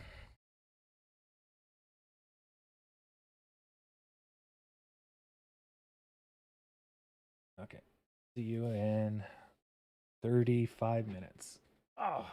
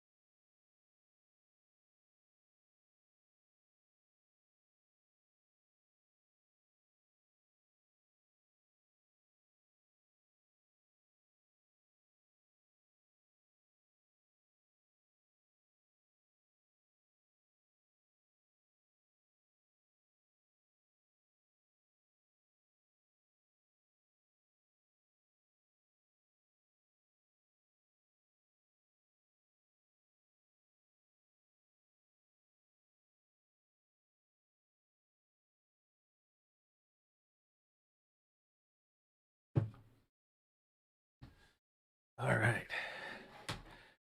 I'm back. Oh.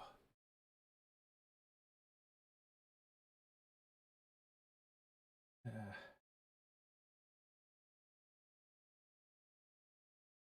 uh,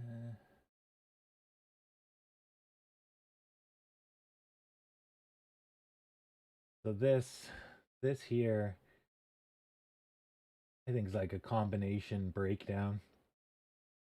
So we were losing steam here, which means because we're well over this point here, and we're starting to hit resistance from this. And so when we lost steam, we ended up lowering to the middle line. And this was a little heavy, but because we didn't get back over the middle line, we kind of just drifted sideways, and green just never took it. And that's the technical breakdown right there. And since we've been talking about measurements and stuff, right? So if we measure this, right? Let's do that. Let's get rid of that. We measure that, right? And we put it here. It's pretty much the same size. See? And that is how this shit works. Yeah. But you can also think of it as maybe it's not a breakdown, but it's just shifting into another channel, right? So a channel that's evenly spaced with these ones, it's just going down a level. If that's true, then you will see it, whoa, you'll see it travel a line that's very similar to that white line somewhere. So if you start to see it travel that direction, which it might be doing, then you know it's just shifted lanes, basically. Yeah. All right. So I'm just going to code one more thing. I was laying there and I was like, oh, you know what? I can pull this off. I'll get the disability code up. Oh my God. What I wanted. There we go.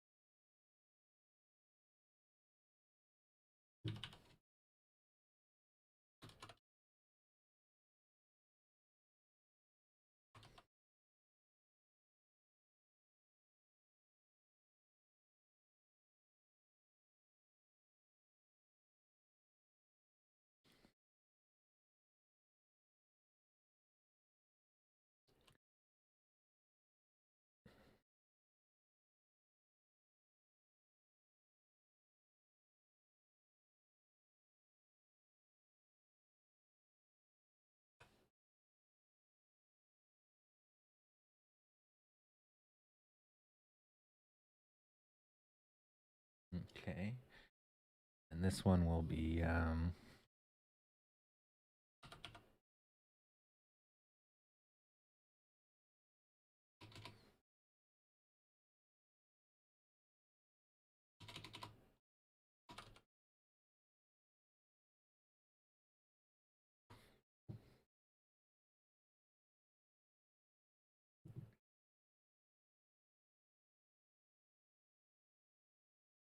yeah, and it did set us up nicely for the 1055.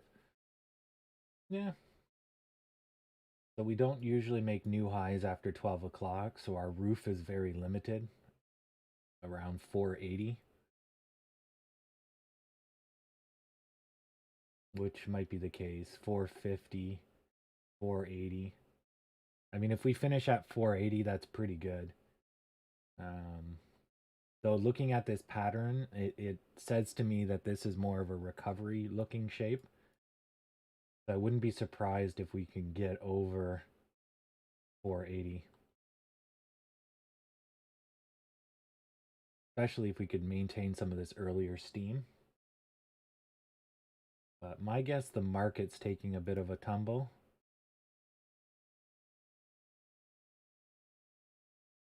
Let me take a look in a book. It's a reading rainbow.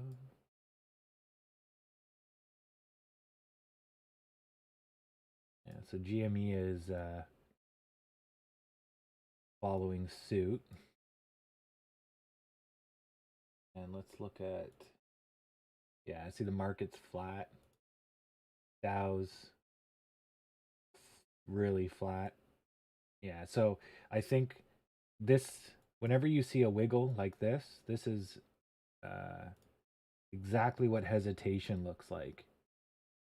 So this is the very definition of hesitation, especially because this is an index, right? But see how tight that wiggle is? It's like, so that's it pausing essentially. It doesn't know what to do or what it should be doing. There's no commitment.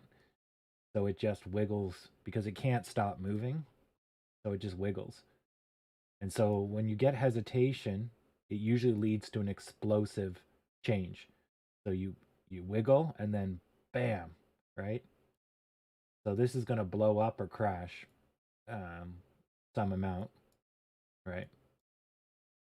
But yeah, like there's hesitation too, right? It's like and then it just went pop pop pop pop pop pop pop and flew, right? Yeah. Here it hesitated and then it collapsed on itself, right? But yeah, but that's a long amount of hesitation. That's like a whole day, pretty much the entire day. So that's relatively big and noteworthy. Yeah, just bouncing. So that's probably what's really laying into us is that the market's flat. There's uncertainty. So we're going to keep trying to recover, but we will. Wow, we are really following GME one for one, or they're following us. Geez, some of these are like identical. Here, here, this. Yeah, maybe.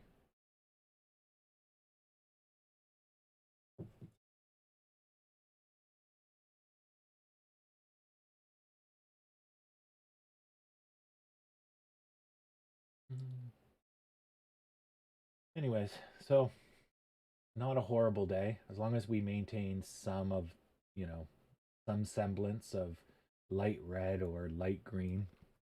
As long as we don't have another 10%, everything's good. We're on our way to Viridian City.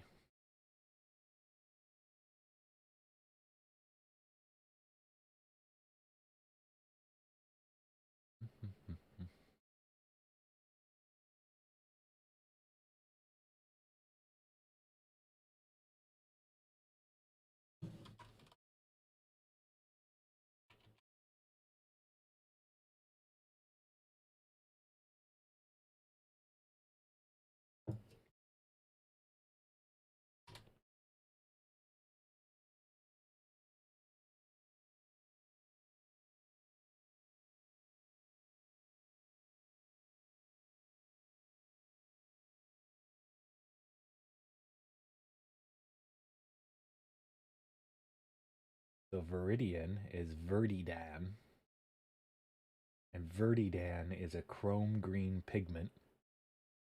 That's the hydrated oxide of chromium.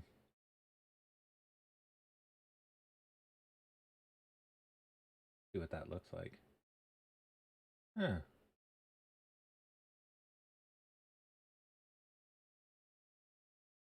Okay.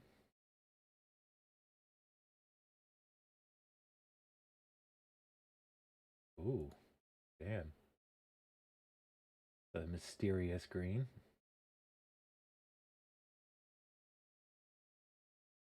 I like it.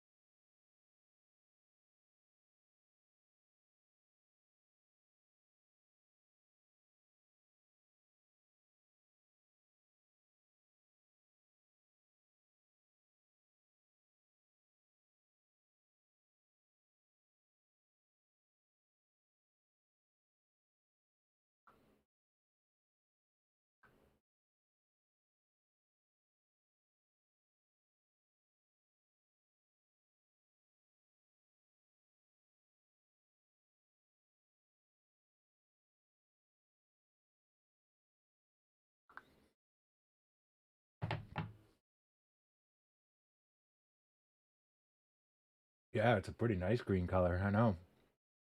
And in real life too, it'd also be chrome, so it would like have such luster and sparkle. Well, it wouldn't sparkle, but it would luminesce. Yeah, to sparkle, you have to have like a crystalline structure that reflects light, where that would reflect light kind of uniformly, like a smooth surface would, versus a gemstone.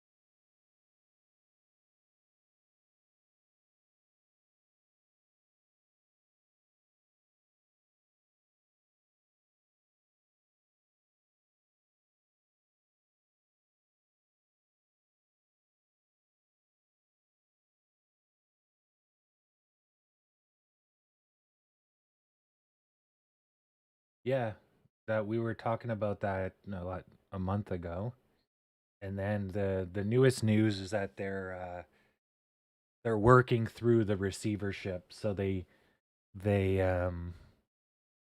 defaulted and went into bankruptcy protection, and now they're looking for to plug the holes. But you know, now it's the scramble of who's going to get paid, and more than likely, people are still going to be out bazillions of dollars, right? But the whole industry, the whole um, real estate industry in China is nuts. Let alone Hong Kong. It's just like you need two lifetimes worth of salary to buy a place. It's pretty ridiculous. And when you take out like a mortgage, it's usually your kids that pay it off. Like your parents took out the mortgage and there's no way they're paying it off in their lifetime. So it gets passed to the kids who then eventually become owners of the thing. Or their kids become the own like it's like holy crap, three generations to pay something off. Nuts. But that's why everyone lives in the same house. Here in the West, right, we keep houses cheap so everyone can buy their own, which means they can fill their house up with their own stuff, right? Which drives consumption because you every new house needs a new car, which needs a new kitchen, right? And so it drives domestic consumption. Plus, as humans, we need our space. So unless you have a big ass house where you can have your own zone, your own territory, living in a confined space is not good for the human condition. Which is why people prefer, their own house, their own land, their own territory. But they also like being around other people. So that's why we have cities, right? If everyone was so opposed to proximity, everyone would live in the woods and cities would never form. But we keep our house, and that's why people get very territorial too about their house. It's my land, stay off it, because that's their little zone of area of protection. And when someone enters your house, they're invading your territory or breaking that idea that you're isolated and untouchable in your own house, which is also the whole deal with privacy. A lot of it too is, people fearing that they can't hide in their own house. It's like, but anyways, it all comes out in the wash. Not worth too much thought. Ow,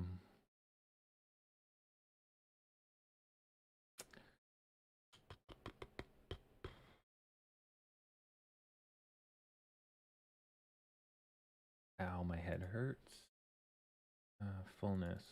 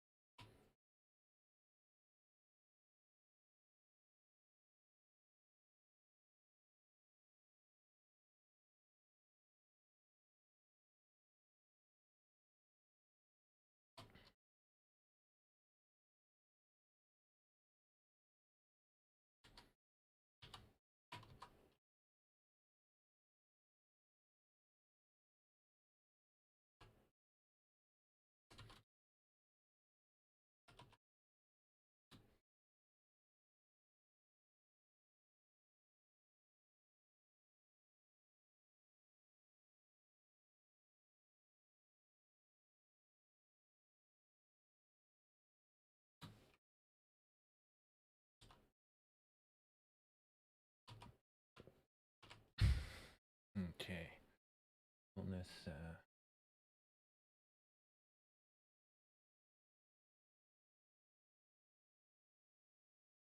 Okay. Let's see. Fullness. Able. And this is fullness.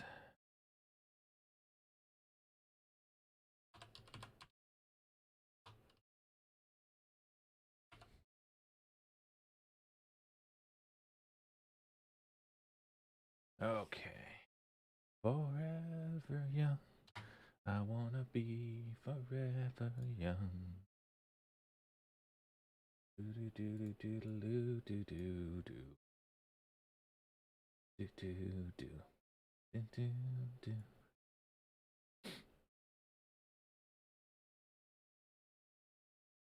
localhost rs.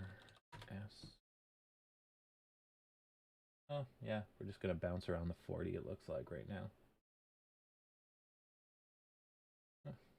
Still not too bad.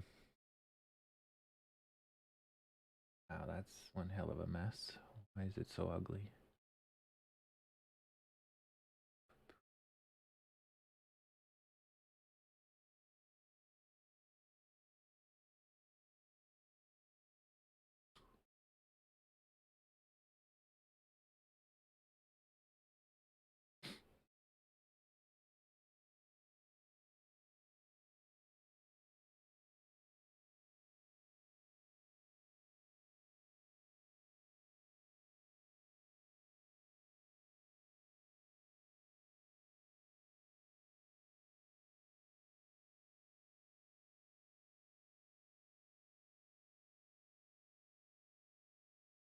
So much friggin' spacing.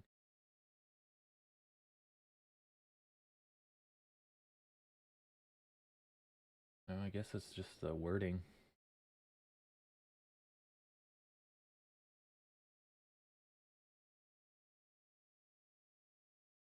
Vote for Pedro, yeah.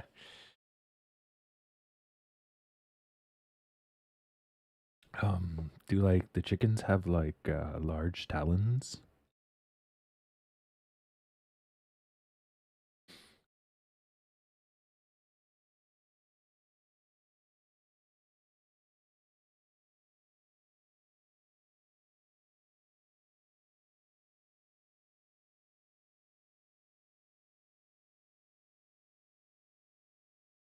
I don't know why there's so much spacing between these buttons.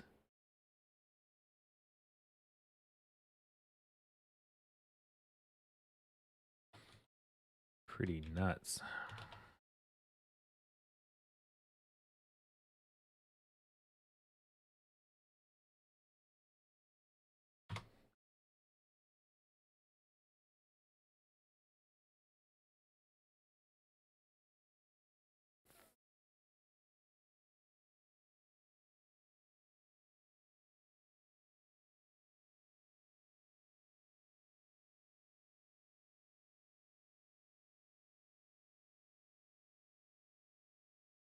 Hey, that looks okay. That's exactly what I would expect.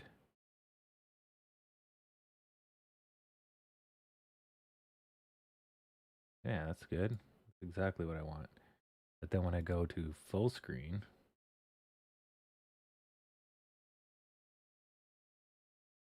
what's with the friggin' spacing? Oh, it's because the other guy's not occupying 100% of his space. Okay. Well, I know how to fix that.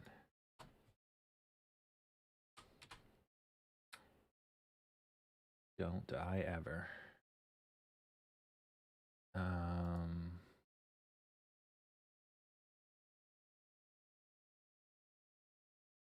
Damn.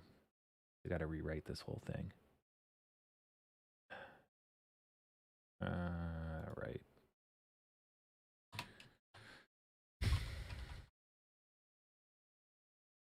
Okay. Bum, bum, bum, bum.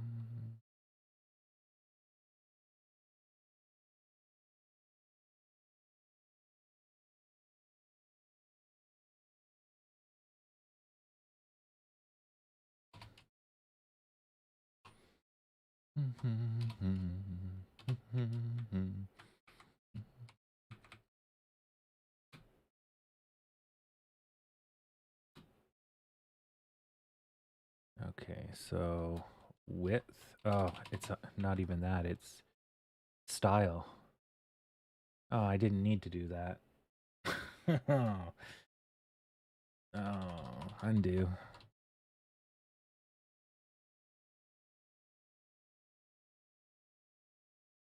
It's the style tag. Just STY style width 100%. Okay. think there's a bootstrap thing for that, but I don't remember it offhand, so that's the fix. Yep, perfect. Yeah. That's better when people are clicking with their damn fingers, is to have it fill the space.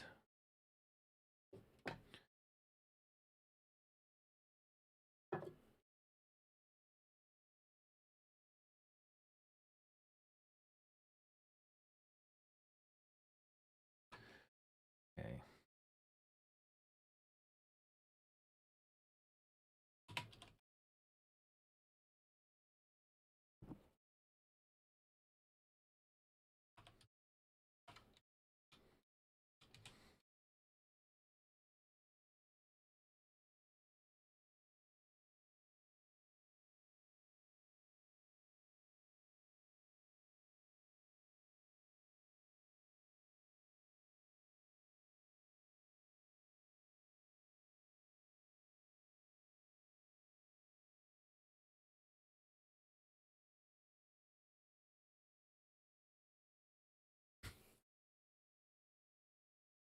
Okay, perfect.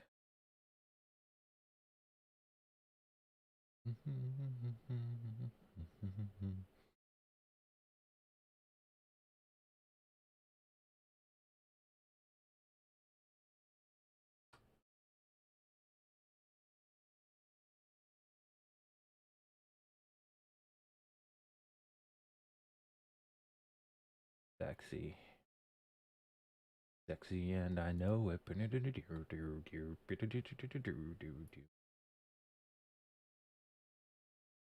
Yeah.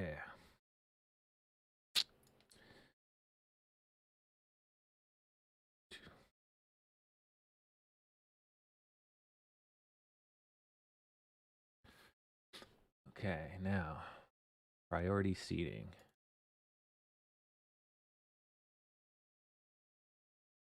All right, I can do this. I got this. Just put me in the game, coach. I'm ready to go in.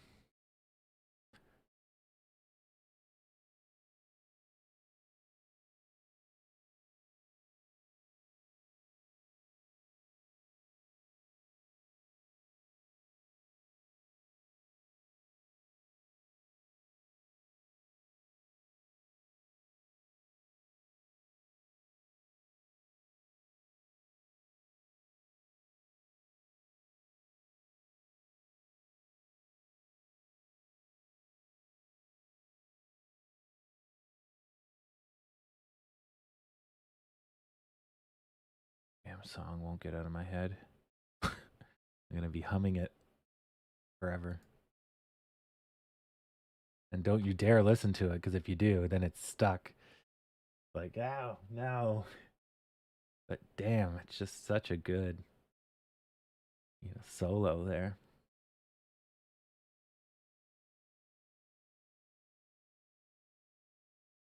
I think in my old age, I'm gonna get into DJing. It's something I've always wanted to learn. I don't have the skill to play music, but I think I could learn the skill to merge music. I don't really care that much about music. It's not my life and it doesn't drive me. I barely listen to music. Like once a month maybe. Got other things to do. But because there's so much emotion and passion that can be put into song, it'd be fun to drum that up. So, yeah, might do that, when I'm retired. If I'm not running, if I make it to retirement. Two, if I'm not currently, running some big stuff worldwide. Who knows? If I keep swinging for the fences, one day I'll hit a home run, shoot for the moon, and land amongst the stars.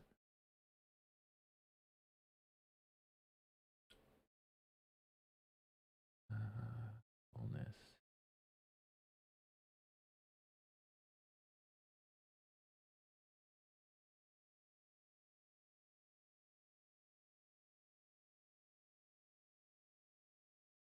Val text and unit. Okay, so it's the same. So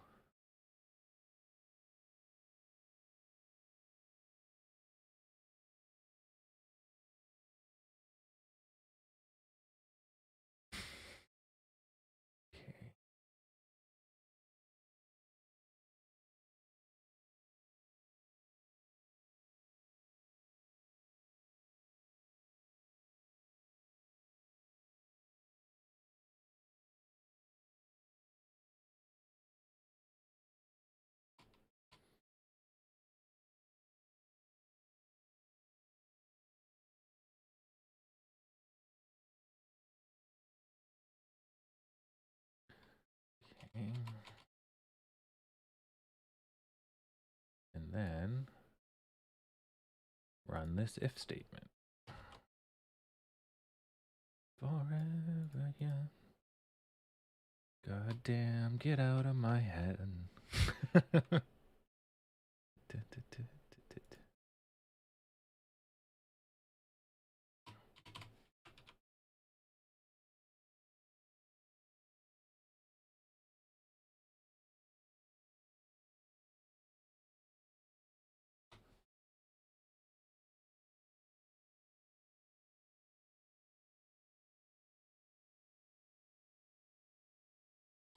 Or another one that constantly finds its spot in my head is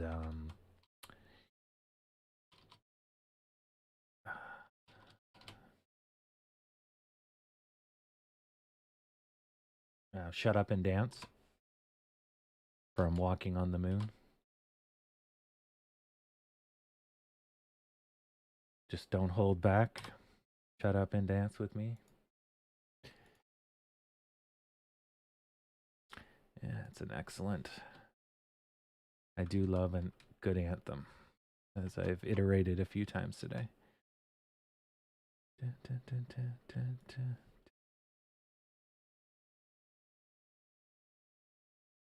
Yeah.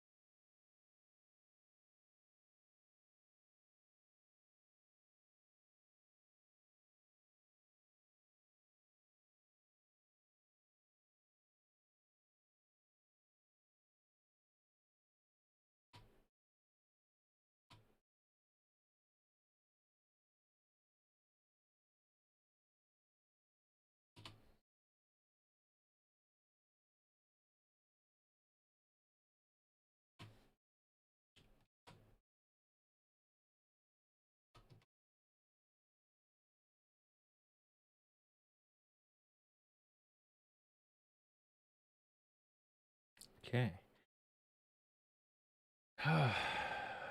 Right. I'm in danger.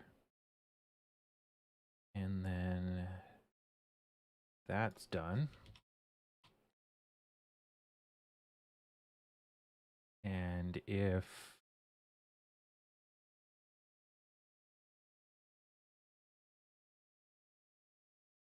else this, that.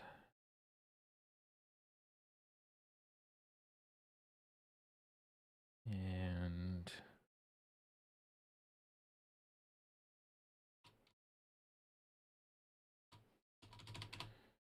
if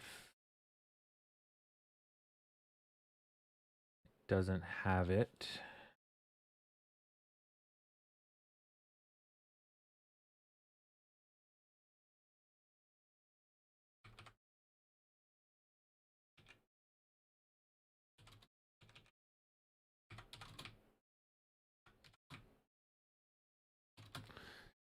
okay, but that's not where I want this. So wheelchairs and crutches.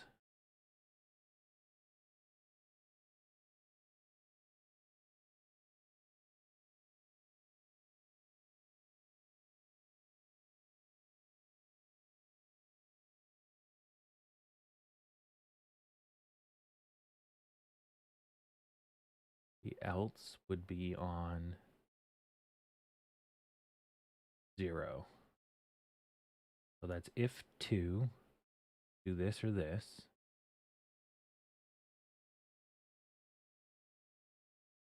Right, because 2 is full. 2. What's my Ena? Yeah, 0, 1, 2, 3, 4, right? 4 is full.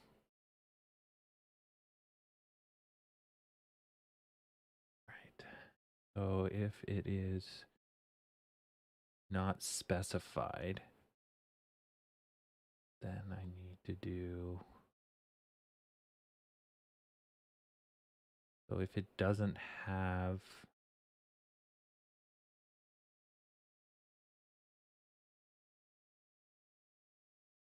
Oh.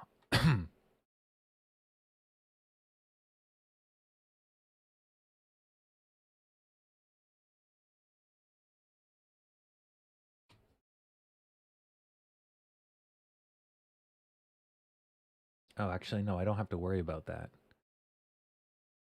Because you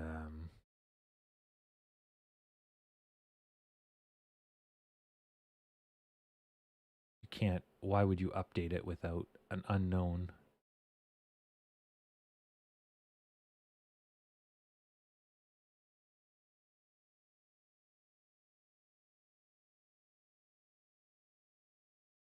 Right.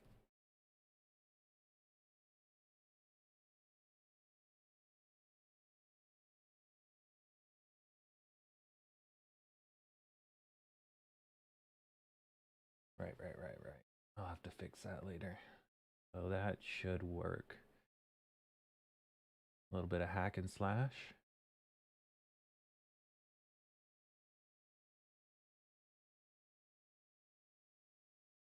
Let's see.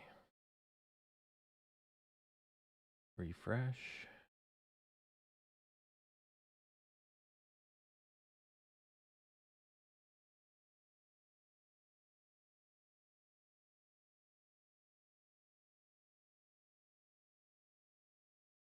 Okay.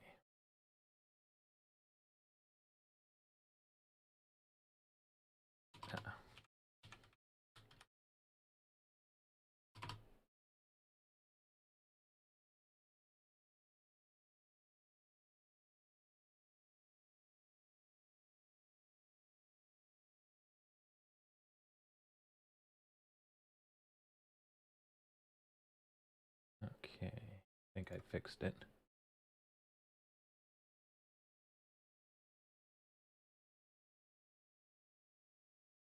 Except it's taking the wrong code.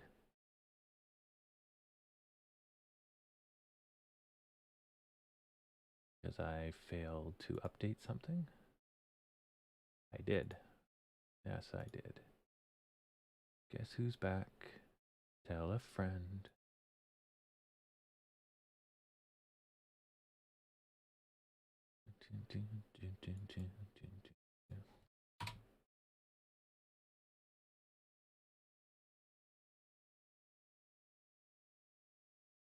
Perfect.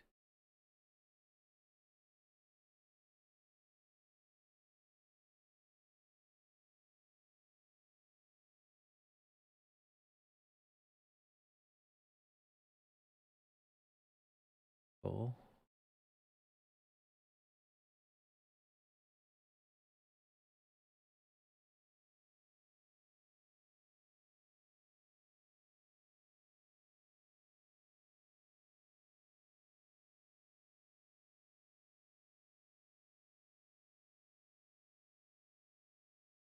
Okay, perfect.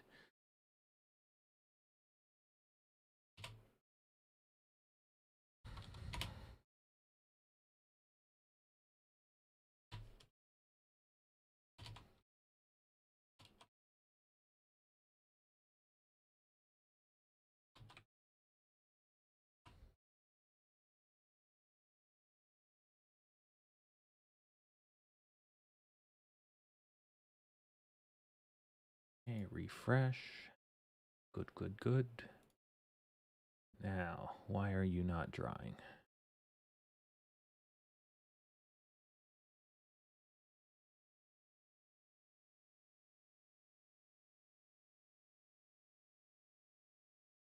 I class equals open and close. Yeah. Should work. Input.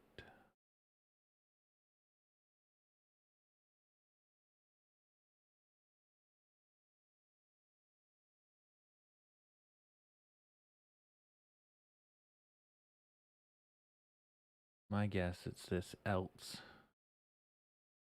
This else is in the wrong place. But as long as it doesn't get called, it doesn't matter. That should be fine. Open, close, open, close, open, close. Yeah, shouldn't be bitching, but it is. Something's wrong.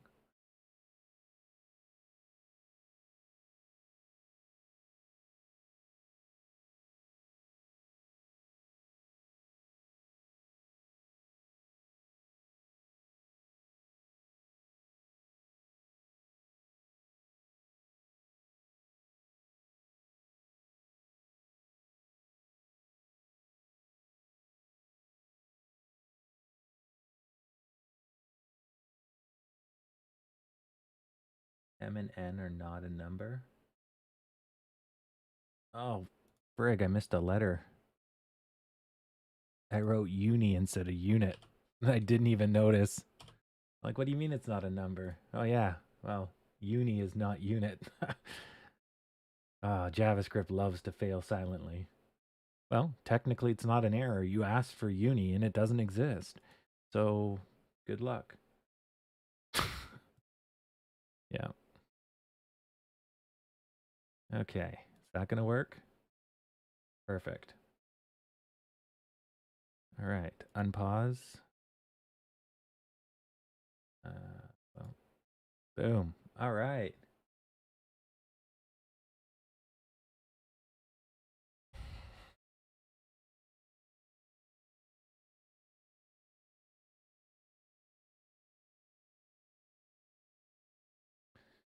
Then,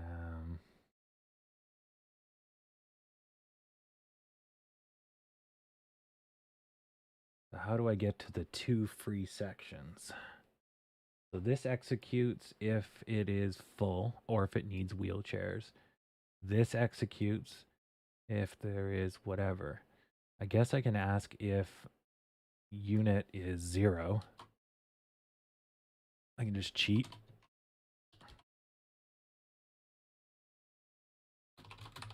There we go. That's easy. If it's 0, do this and be fucking done with it.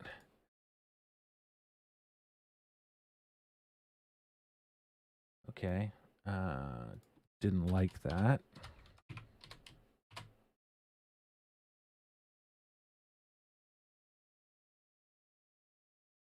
Still didn't like it. Does unit never equal 0? No, unit equals 0 for 2 free. Yeah. I class fuss wheelchair text muted.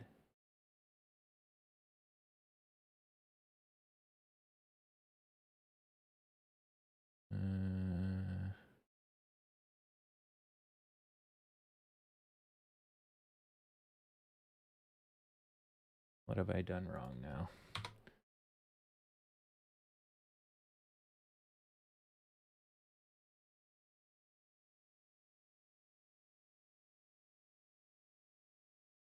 Never executing.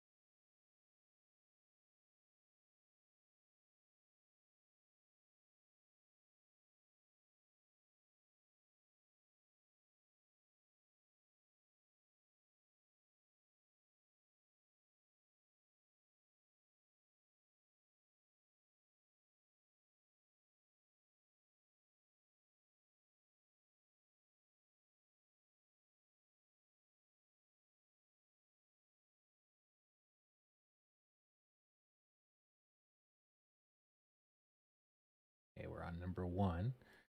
So we'll just keep going. This should be... Oh, fuck, that's why. That pain in the ass problem.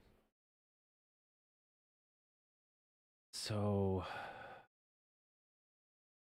do I have that problem with... Should have that problem here. Why don't I have that problem with the other one?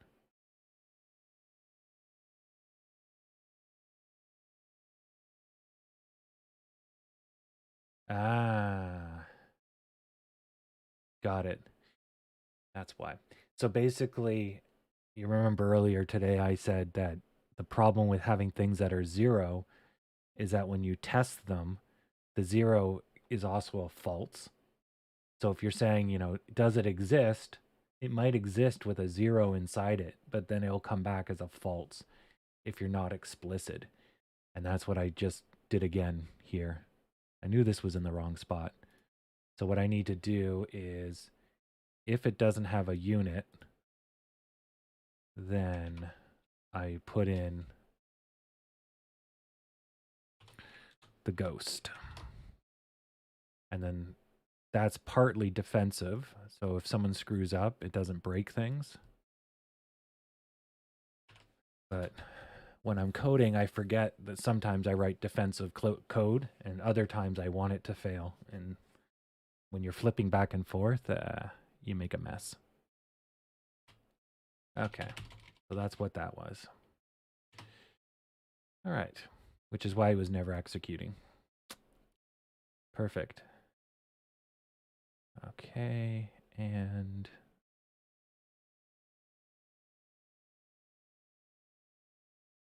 this is some bad code. If, else, div.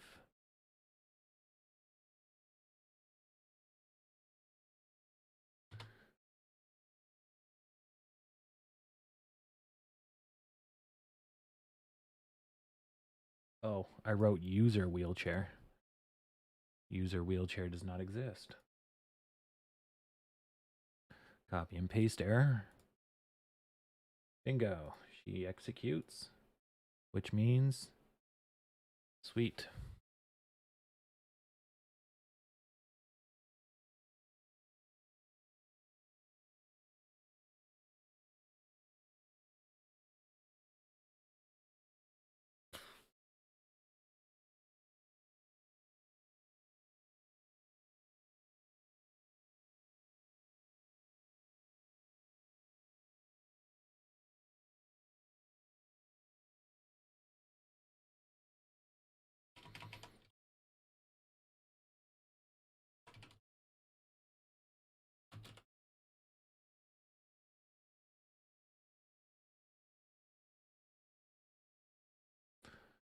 Do do do do. Do do do do do do do do do do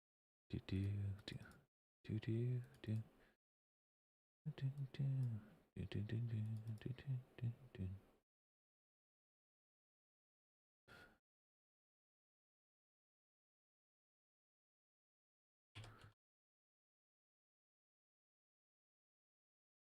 Yeah, let's just check it in production, make sure it's not kaputty. Priority seating, bam. All the buttons are clickable. Bam.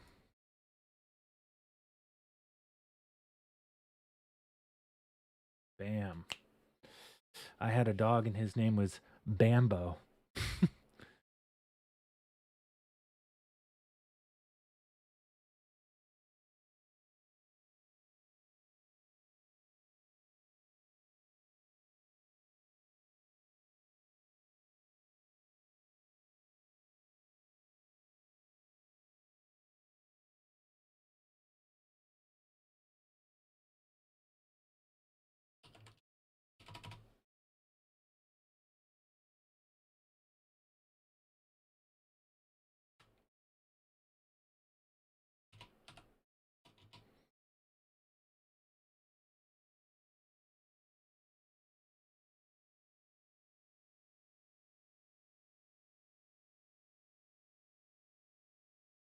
Constantine.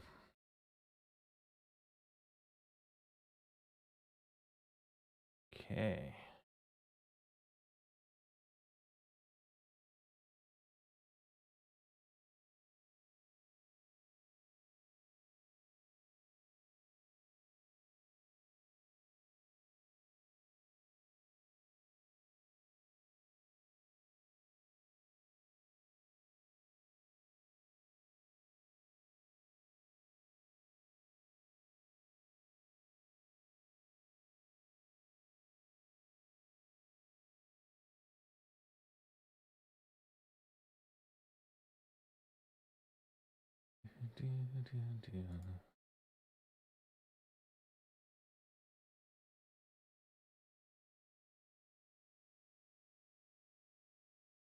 Dean Stockwell died at 85.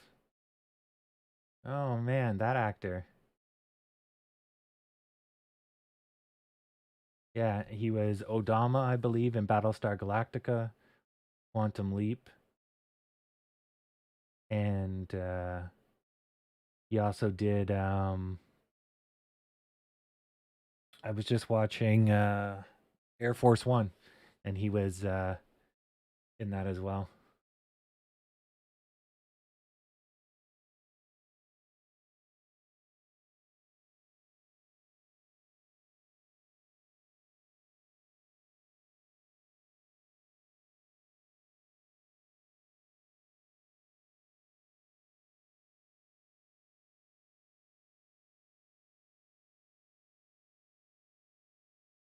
Neat.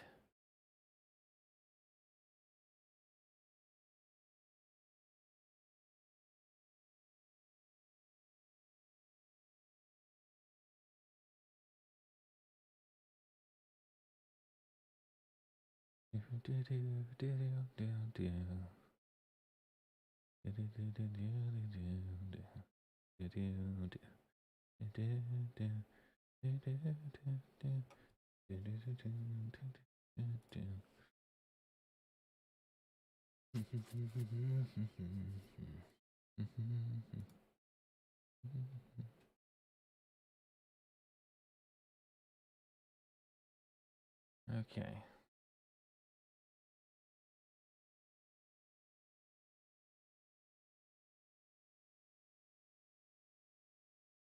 So, that's looking good. All right, so it doesn't update yet. So let's write that code. And then I have a date with some ARMA.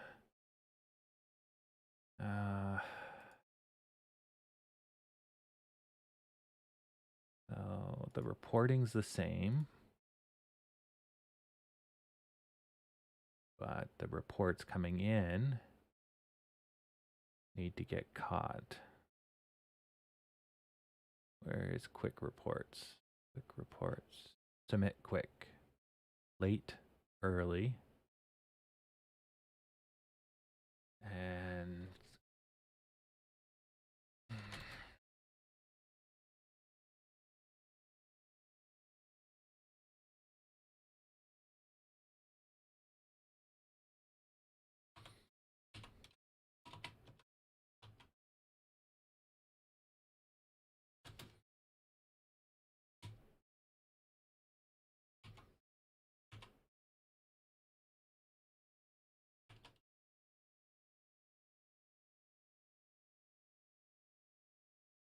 gonna have to learn how to spell priority. Oh, okay. Store report quick. So then that's going to store the report and refresh the page. And then I'm going to have to write the code that spits it out. And that is going to be in details.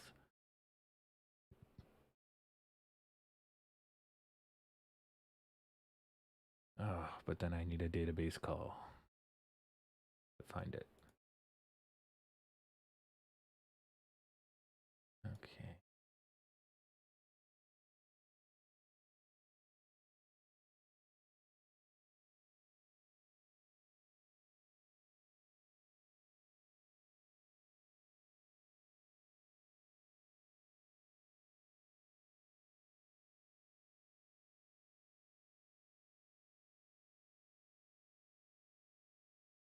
This is gonna be a pain in the ass. Okay. Um.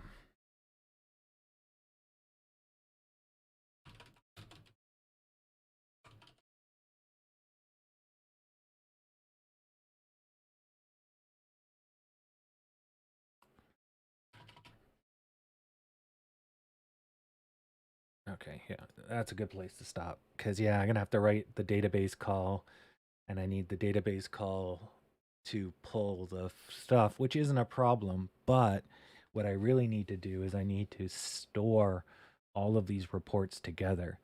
Because if there's like 60 reports that people have submitted, it's going to go over all 60 of them. What I really need is every time you give me a report, it goes to the current object for that trip and updates the trip itself. So there should be a living object for that trip that gets updated. And then we look at those living objects at the end to tell us the status of the trip. Yeah. That way there's only one piece of paper, not 60. Yeah, but that's going to require a bit of an overhaul. Oh.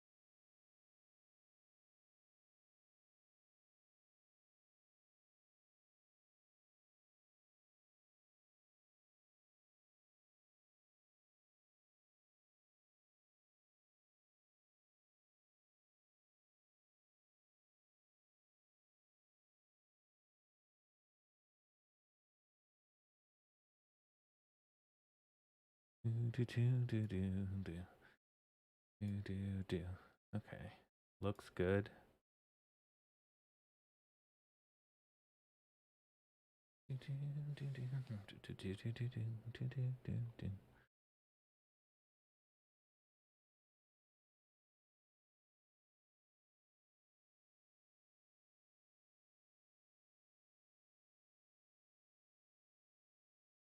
All right. Screw that. Screw you guys. I'm going home.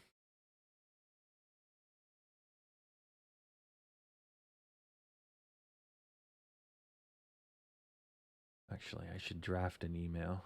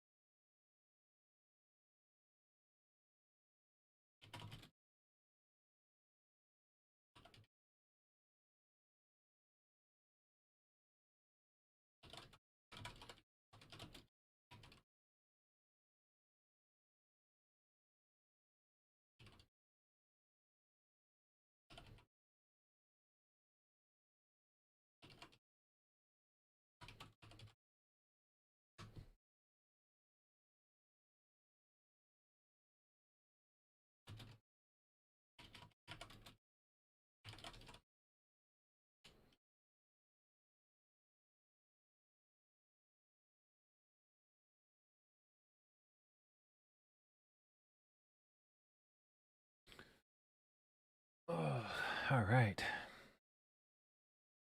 A nice surge, 30% or so.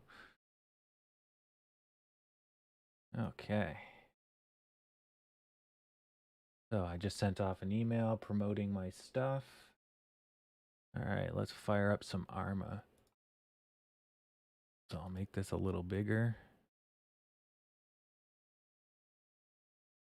I'll pull this off to the side.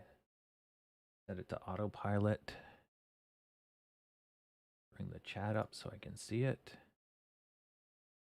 All right.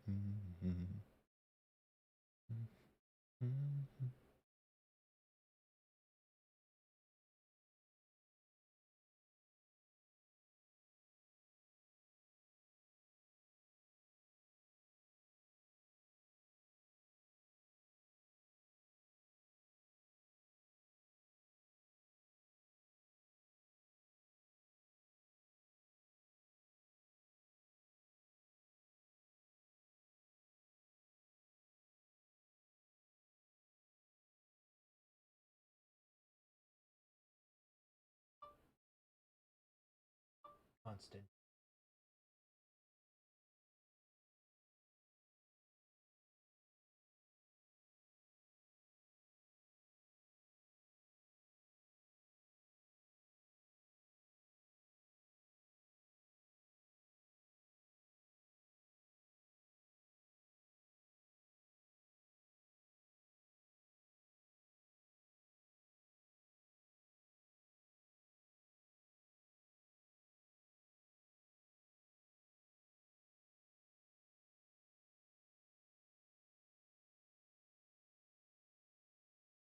Okay.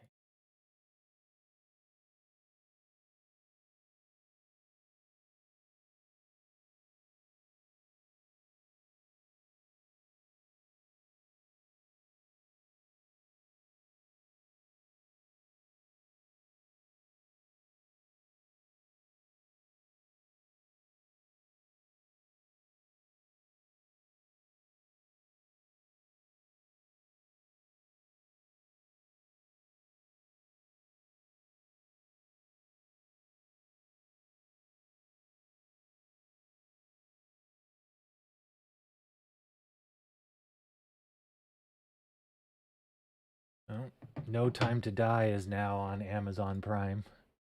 That didn't take them long. That's an indication of the future.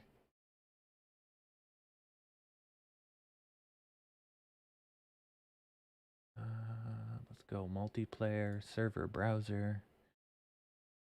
There's a nice server that basically allows you to play with mods.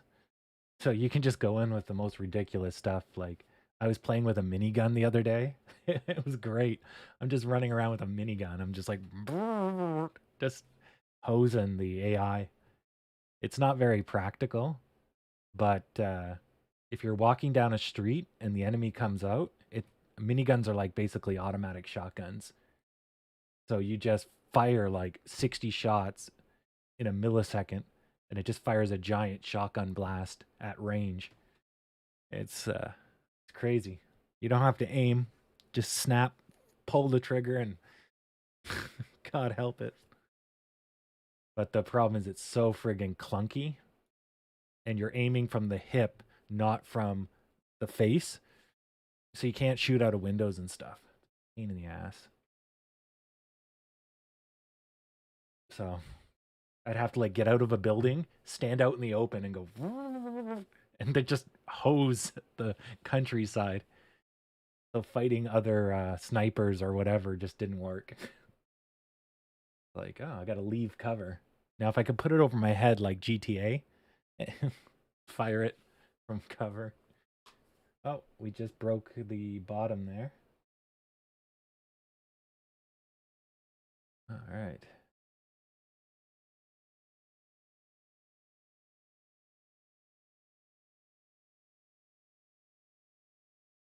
Okay, medics are full.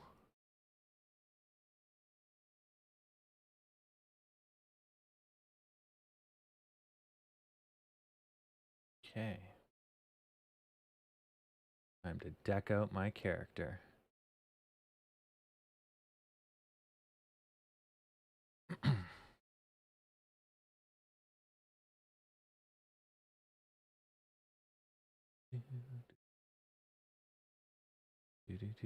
I'm missing my pants.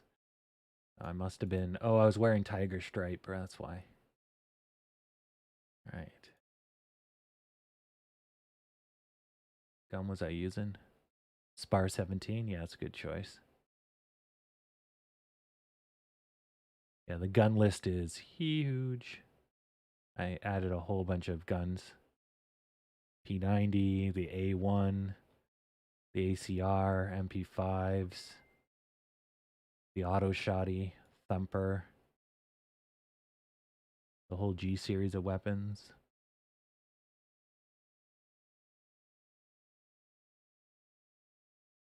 Get the M1 going. M14 DMR is good. And the M14 EBR is one of my faves. That is good shit.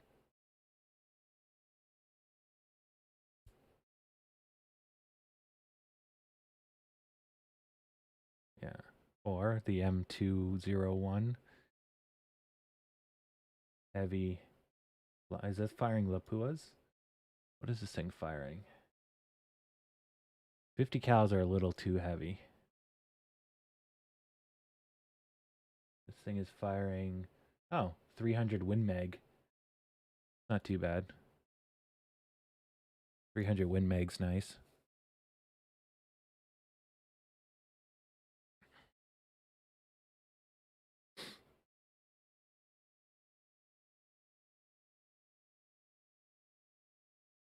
Or I can zoom in so you guys can see better.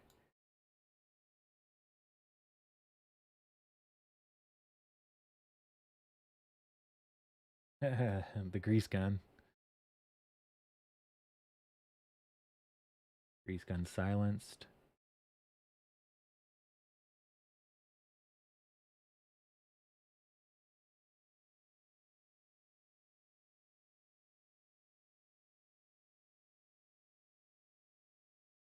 Oh, both the M60s look pretty much the same.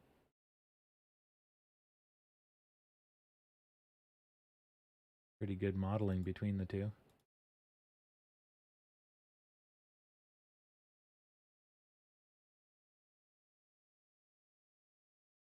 Ooh, pump.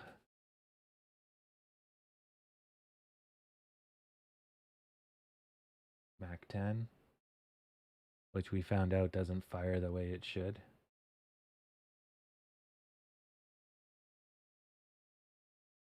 MK11, what's that? Oh, that's basically the Spar 17, which is basically the precursor to the Scar Light and the Scar Heavy. That's what that gun is. That was the pimp gun of the 2000s. Now we're looking at the MK17, which is H&K. And it's this one. The M117, I believe.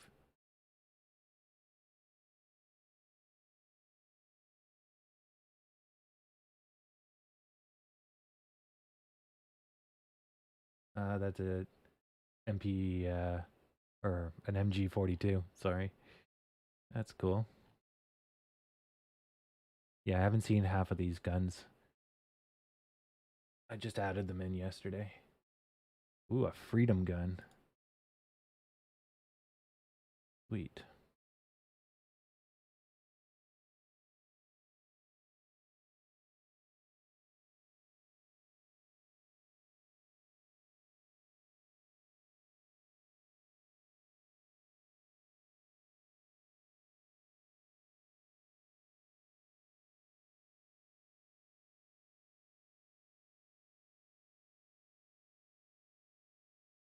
That looks good. Okay, but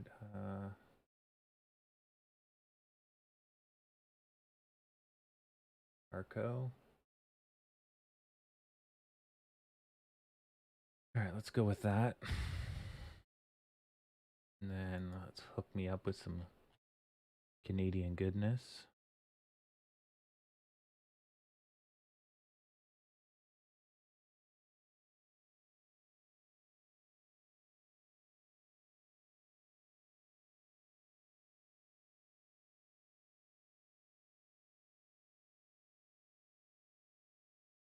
Where's the Canadians? Right here.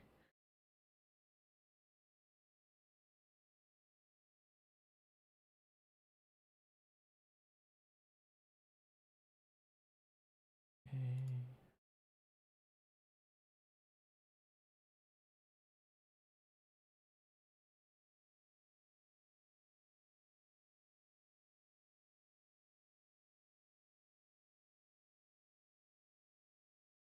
Um,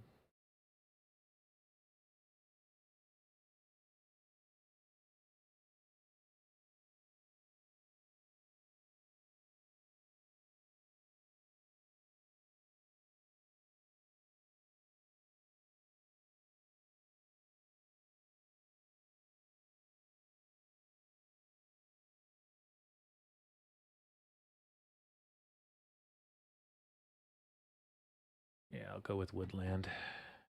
Actually, you know what? Let's go arid. Most of this place is bloody desert. And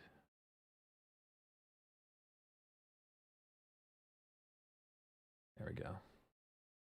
Let's get rid of this stupid night vision.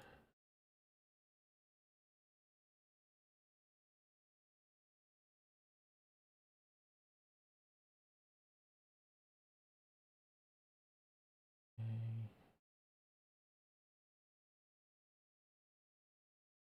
Why do I have glasses? I don't want combat goggles.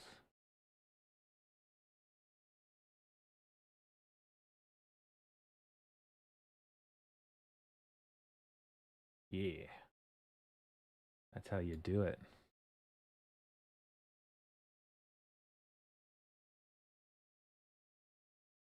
Can I get a beard? Ooh, I can get a sexy beard. Lumberjack beard.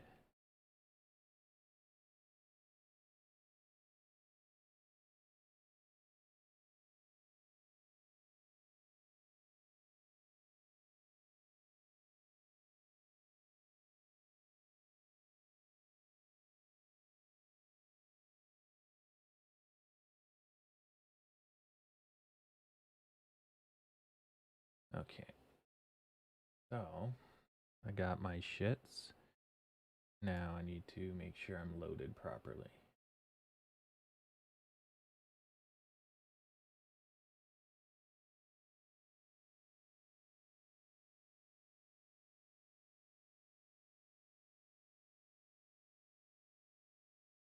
How do I have, what am I loaded up with? Grenade rounds.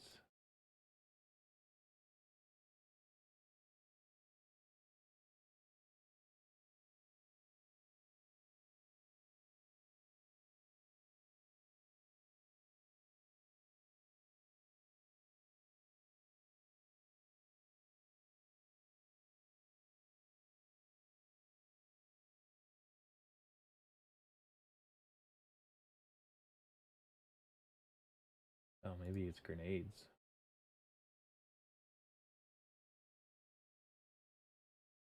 2 defensive grenades.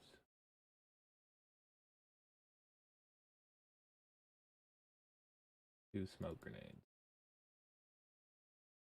Okay.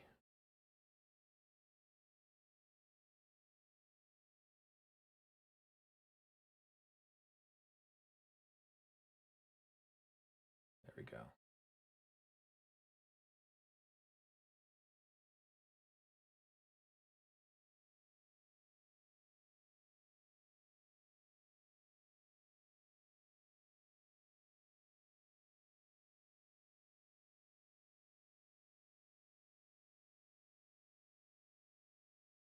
load myself up with 6 clips.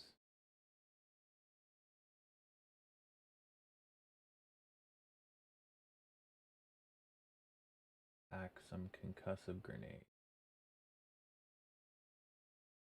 2 M8 smokes.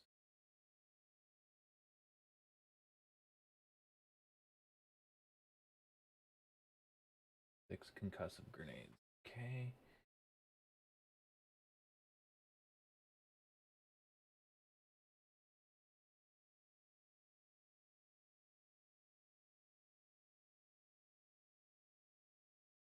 One brick of C4.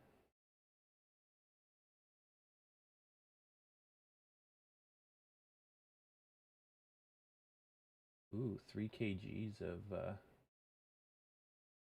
grenades. I can make room for that in my backpack, actually.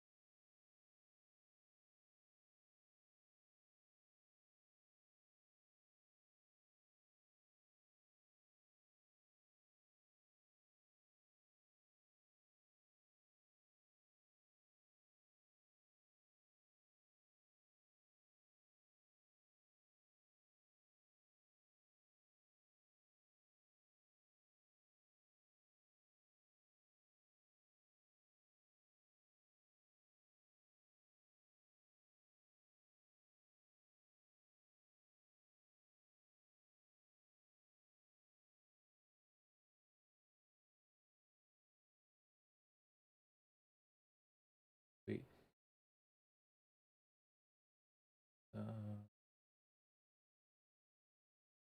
Bunch of mines.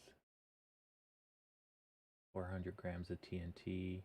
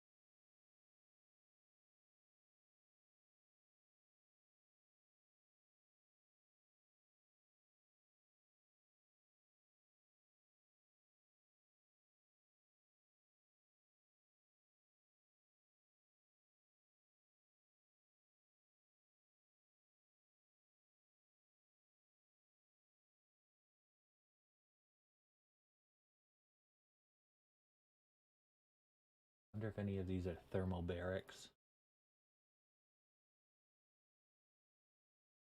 Thermal barrack grenades are amazing.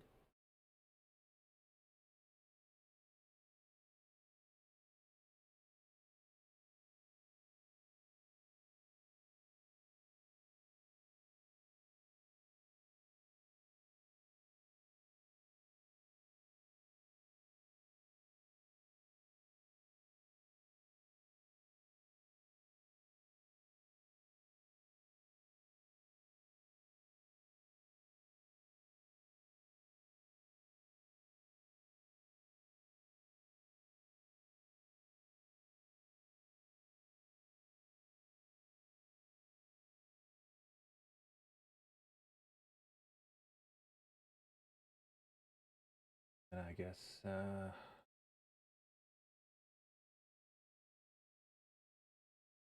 gun.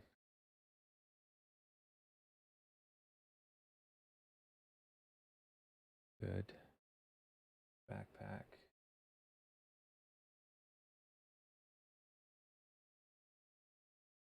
Here is the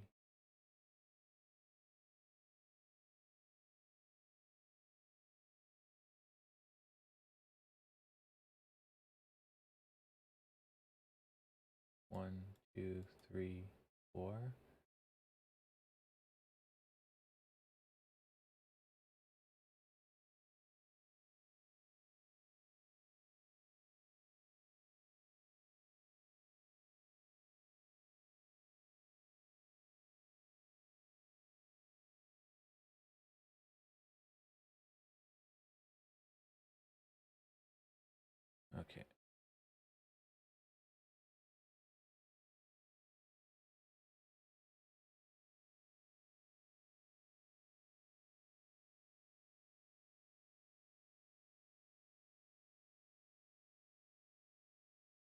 All right, I'm loaded to the tits and ready to rock.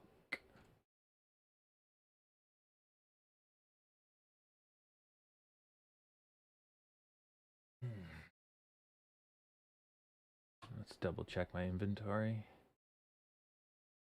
I could still pick up more.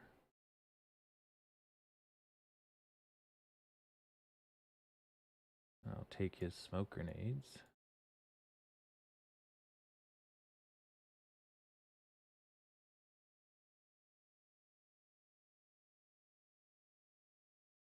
Good.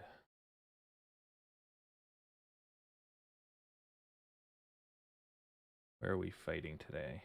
Oh, Dorita. Pretty easy. And the headquarters is on the road. Okay.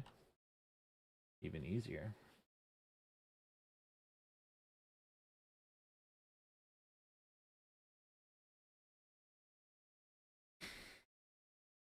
Right.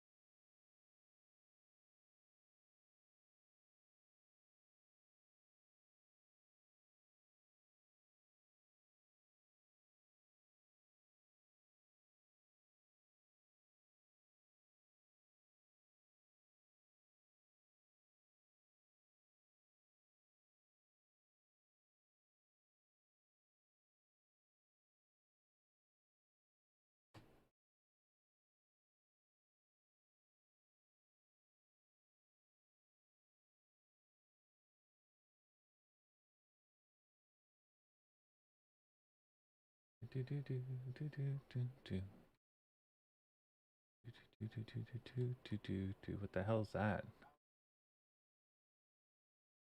Oh, that's a tractor.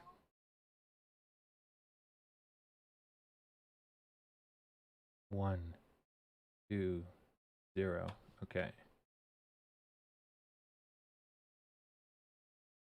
Let's go blast us some noobas.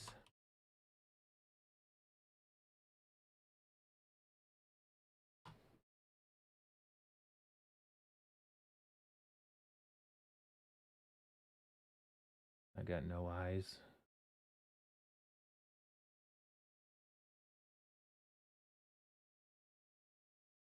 My guess is he called it from his position. There they are. All right, I got visual.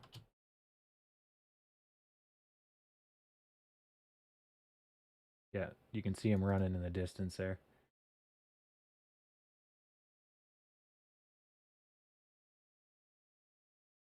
People are popping shots at them.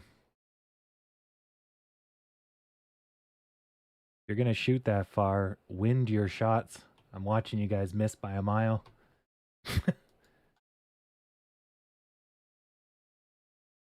All right, just telling these people to suck less.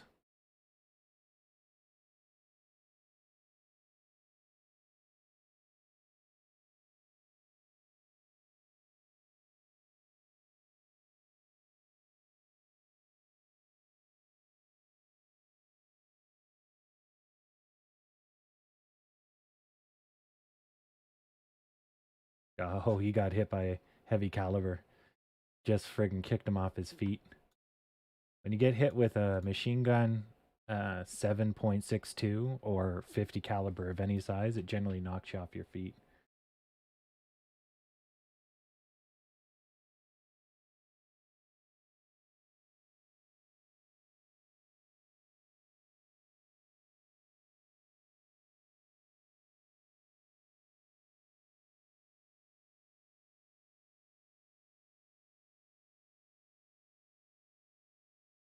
Whoever's sniping with that silenced weapon, it's not going anywhere.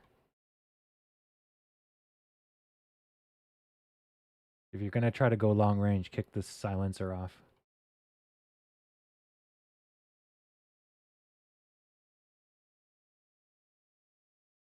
Yeah. I don't All right, well, we're just watching them defend the headquarters here.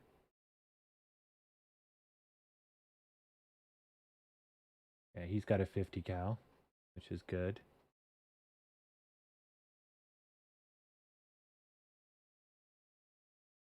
Yeah, or aim higher, yeah. But they really need to ditch the silencer. Like, now this guy, you can see the guy with the green tracers is aiming a little higher. But see that shot? He's not realizing his shot's landing like here in the grass. There's somebody firing with green tracers. Your shot is missing completely. It's landing in the grass right outside of the headquarters.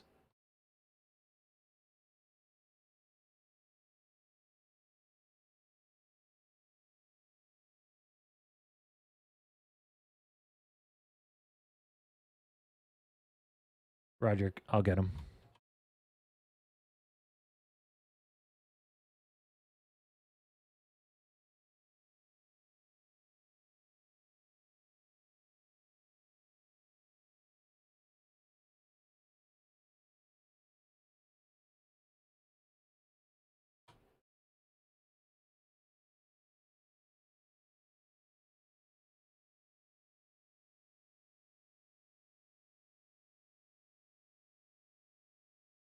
I do love the Spar 16.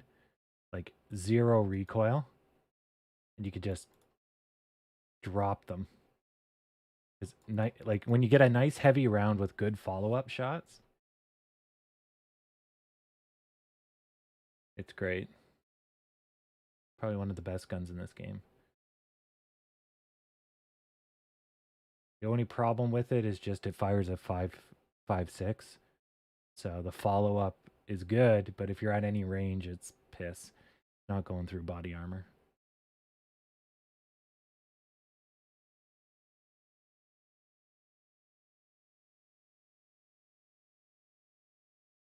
Still one guy in town.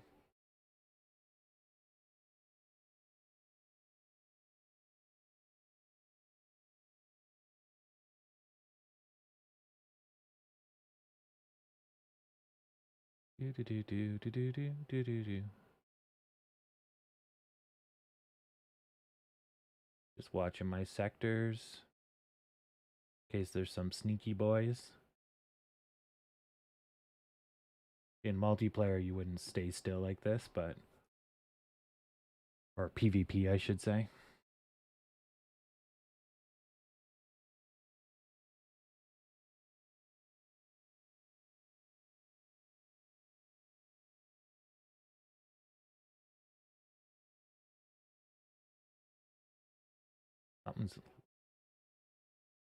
Something or somebody's chucking a fuck ton of grenades at us.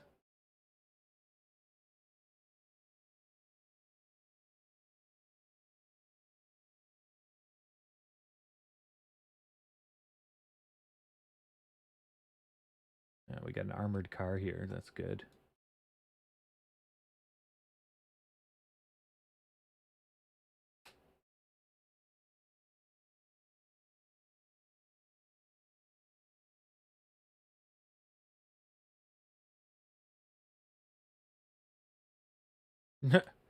His UAV just got smoked.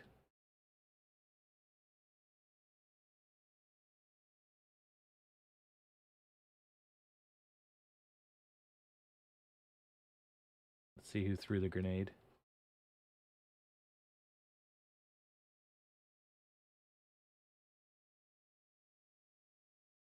Oh, there's a Emerald. Oh, contacts.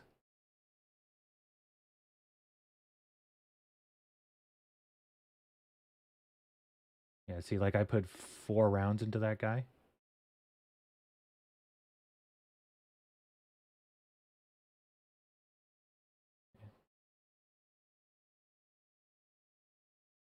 I hit this guy twice at least now. Missed. Hit. Hit. Hit. Dead.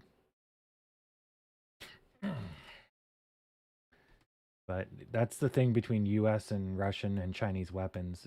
The US goes for accurate fire that may or may not kill over inaccurate fire that definitely will kill.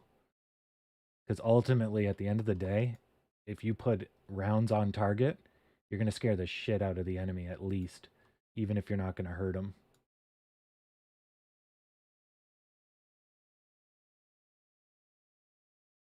It also allows you to... holy crap, these guys are far away. Gotta aim way up in the sky here.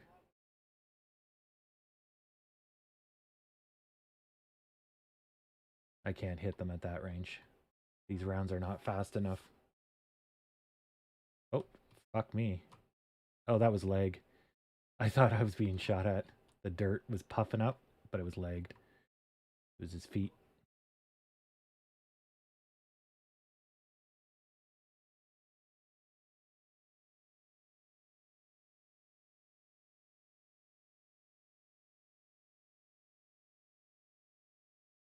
Oh, I got hit in the face.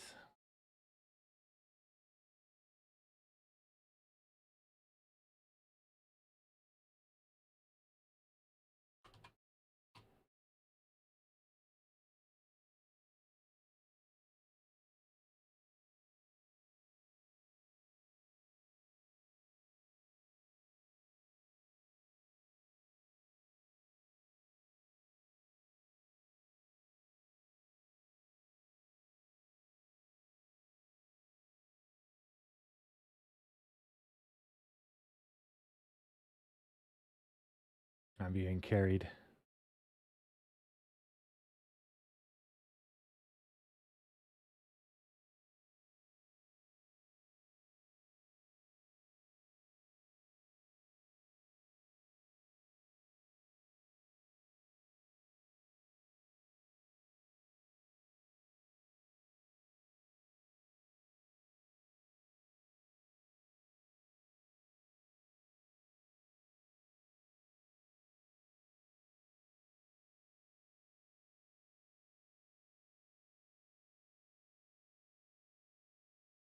You spin me right round, baby, right round.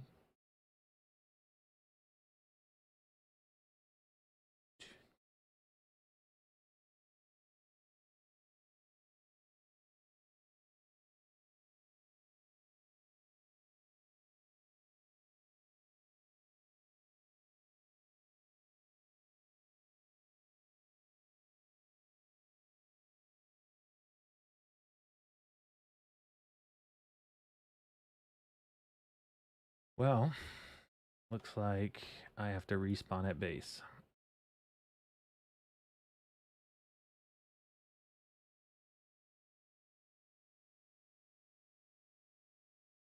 So no one was a medic.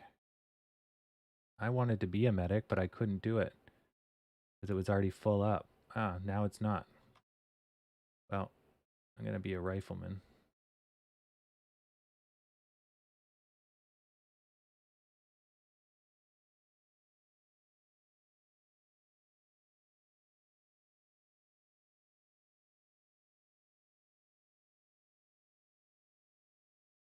It's so nice to be able to have a Canadian flag on my shit versus having to wear American all the time.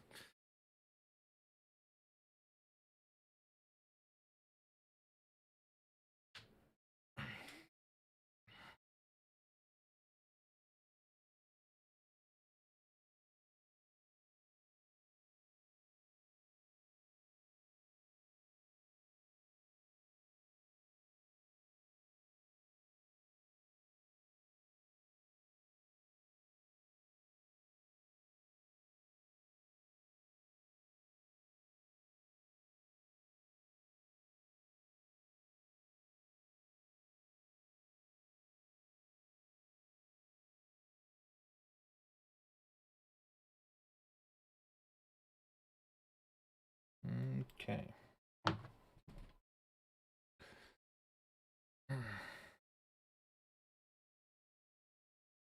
Welcome to the jungle. I got plenty of whatevers.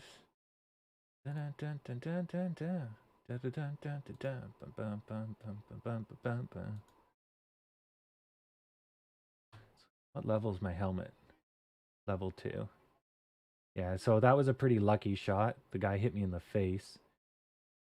Not insanely lucky, but if I wouldn't have gotten hit in the face, I would have been okay.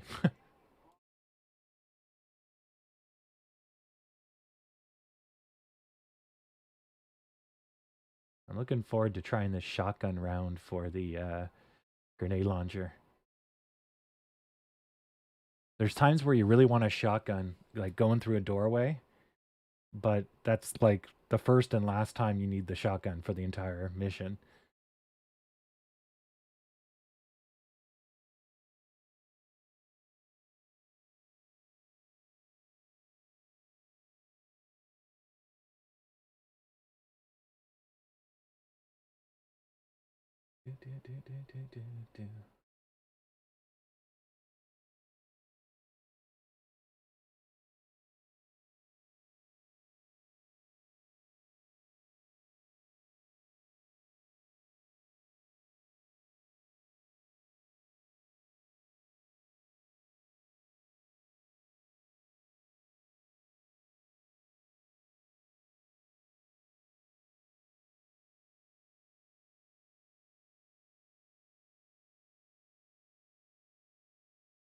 They just lost their vehicle, it looks like. Yep.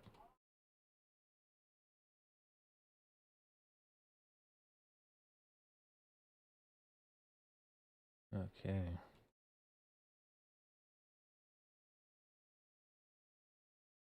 Keep my head down this time.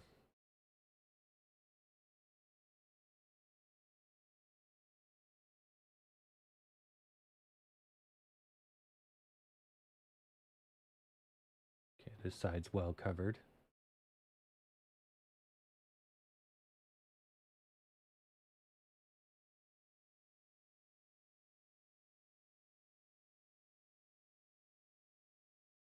Two, 1, 0.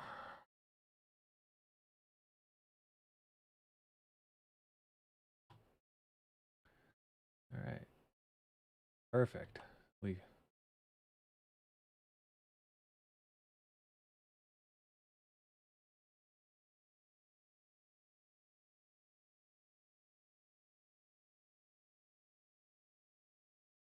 glitched.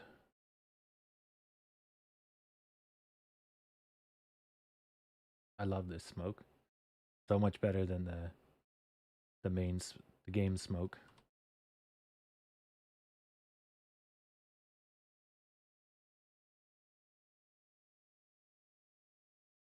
Okay. Oh, priority banana mission.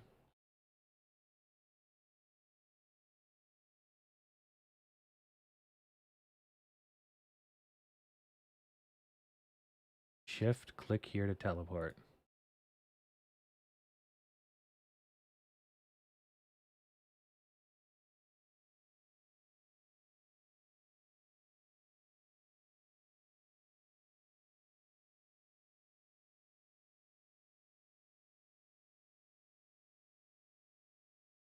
Oh, that's sweet. That's awesome.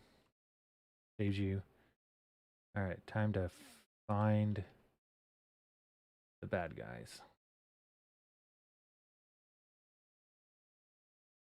Yeah, shotgun's definitely good in the jungle. Yes. Yeah. So if I switch to grenade launcher, yeah, there, buckshot round. All right, now I'll get to try it out. I'll set my leaf sights so you can adjust the sights. I'm going to set the sights down to 50 meters. Off we go.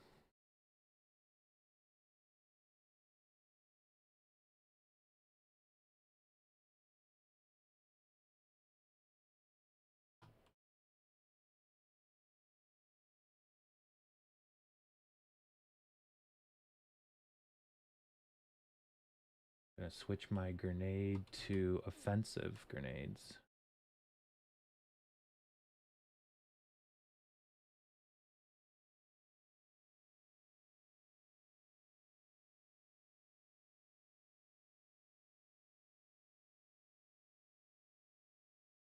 Oh, they built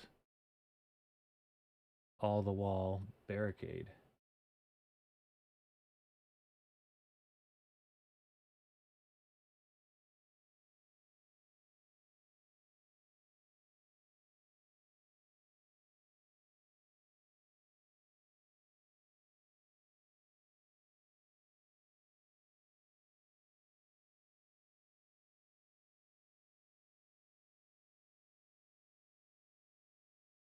Just runs in like a fucking noob.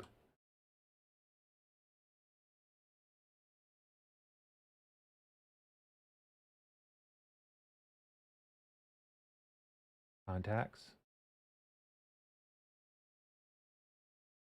Oop.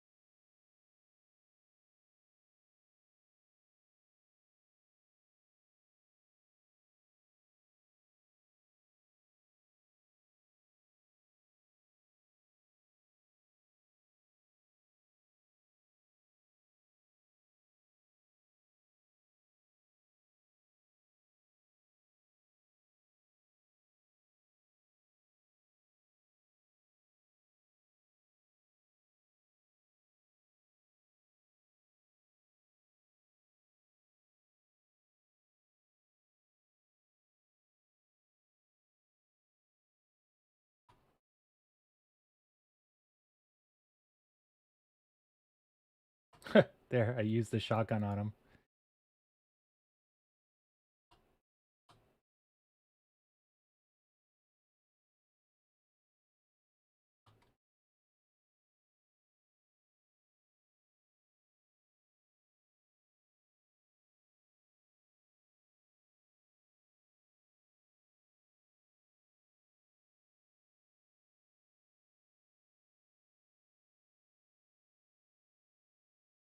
Okay, let's put just a grenade in the window. Got him. That's gotta have killed him. Okay. I'm bleeding out if I don't get a med pack soon.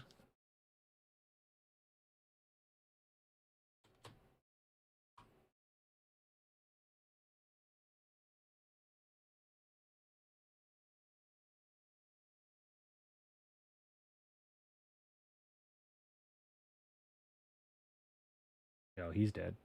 All right. Thank you for the med pack. That was a little roughed up. There we go.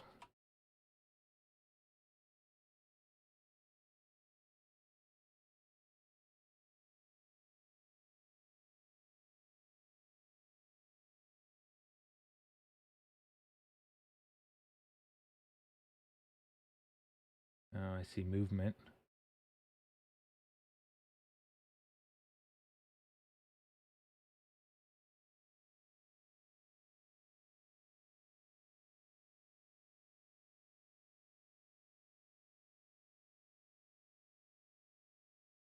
I'm going to let my team deal with that. I'm going to deal with the one bad guy that's apparently hiding around here.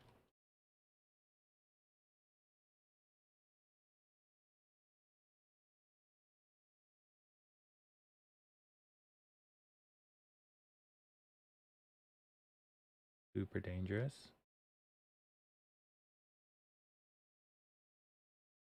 Oh, he says the bad guy is across the street. There he is.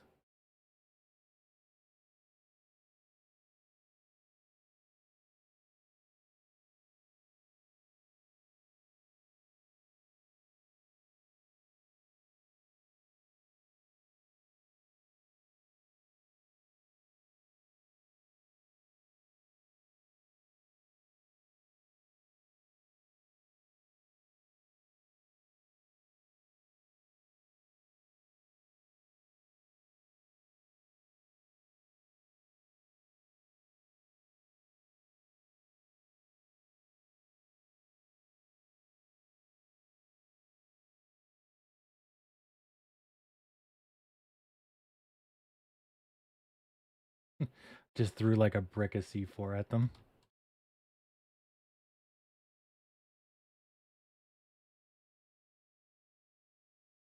Gotta find somebody to get med pack from.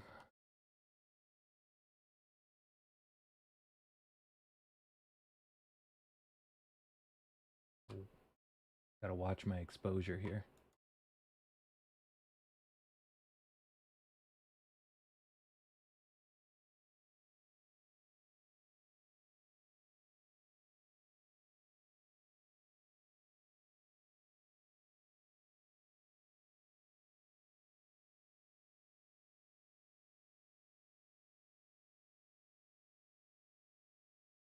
Thanks.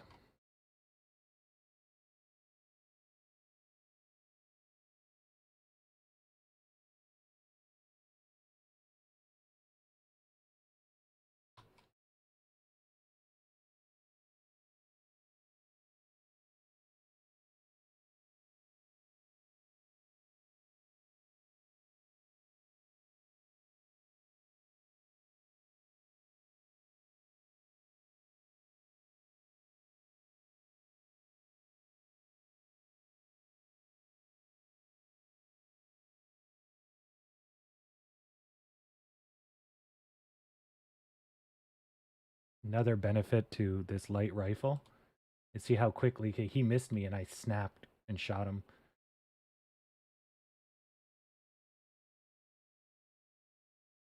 One of the benefits to this gun. And I'm using the close quarter combat one, so it's got a front handle. So it's even more stable in this kind of combat.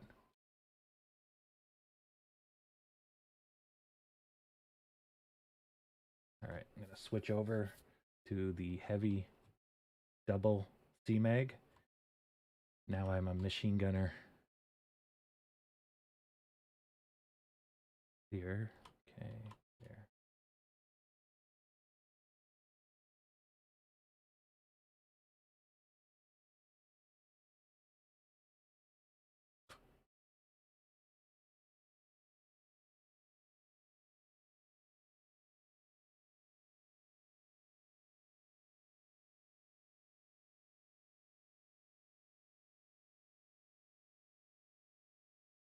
That's an enemy vehicle.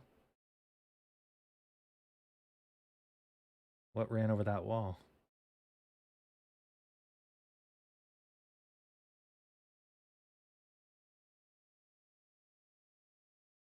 Oh, I don't know what hit that wall. A little disconcerting.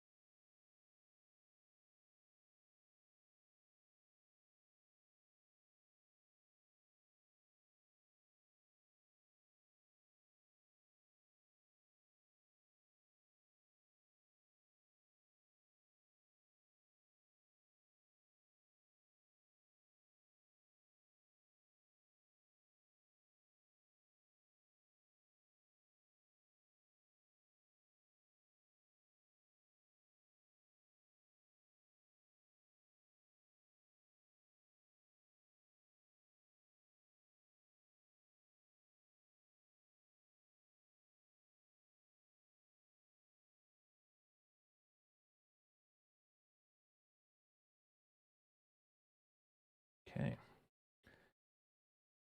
Yeah, once you start shooting, you got to hold still for a little bit just to see what comes out of the woodwork. Then you can move. If you move right away, then you'll miss out and you'll get flanked.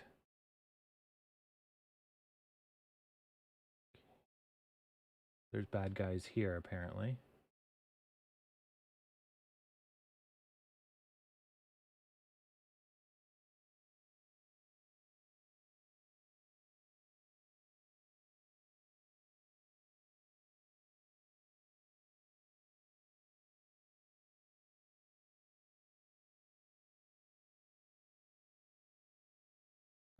Got a runner. No weapon.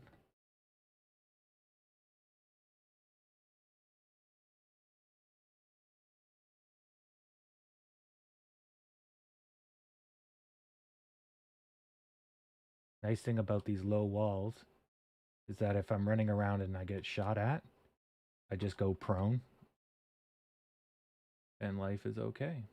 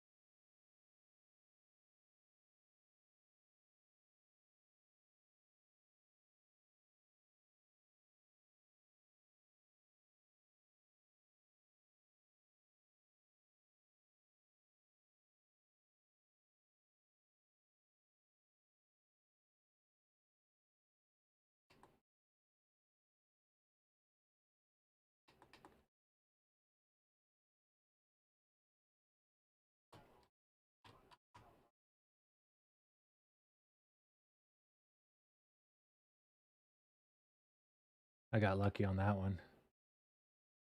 That the guy was unable to shoot me because he sucked.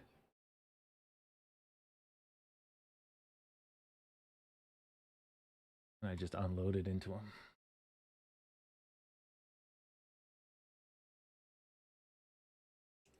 All right.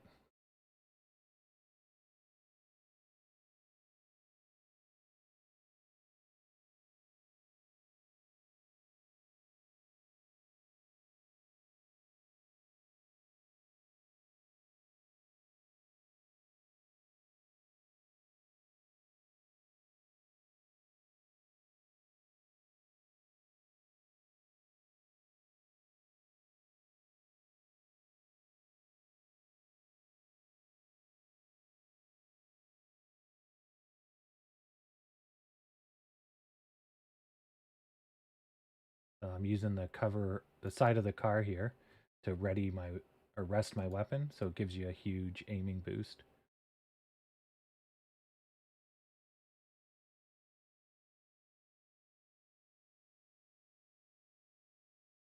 Guess the yellow dots are all the bad guys that are left. Which means there's one right here.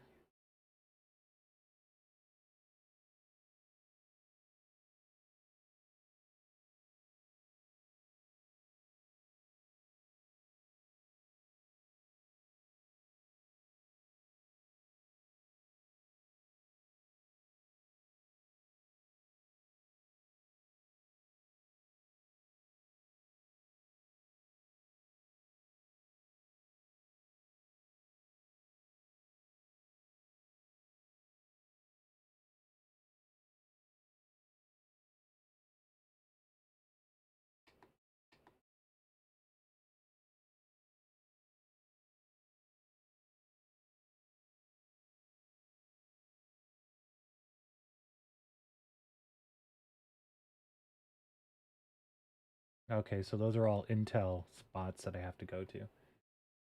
Ooh boy, pushing down some more. Close your eyes. No weapon.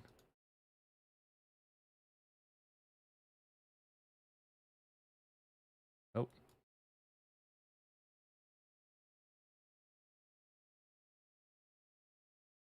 Dropped him.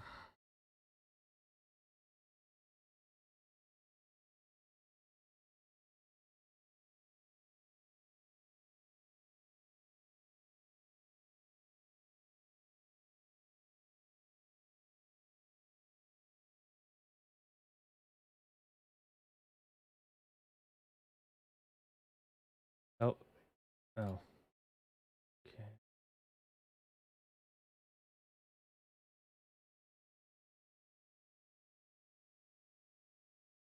Right inside the house.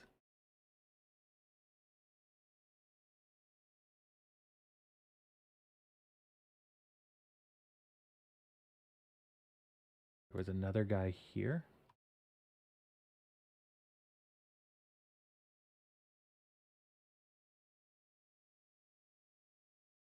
Oh. That's why I didn't see him.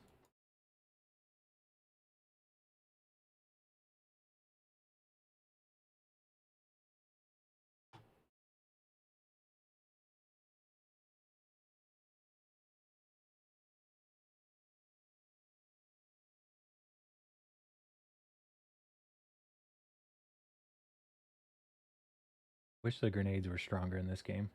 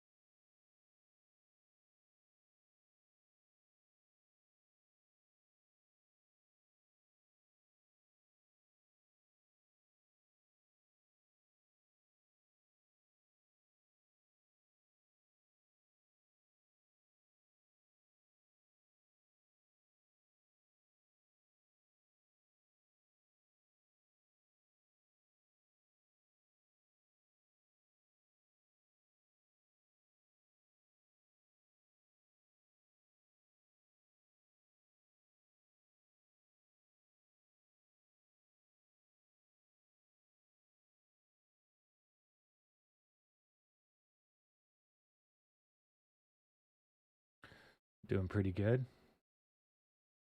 Ooh, there's a castle here? Oh, I'm being shot at from the rear.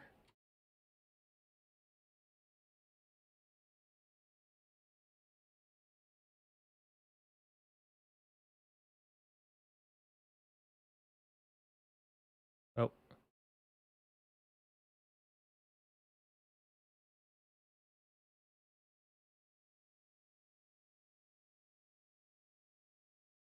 Oh, he got smoked.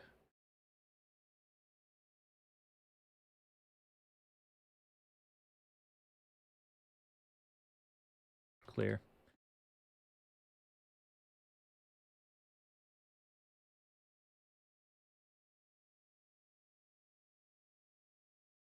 All right.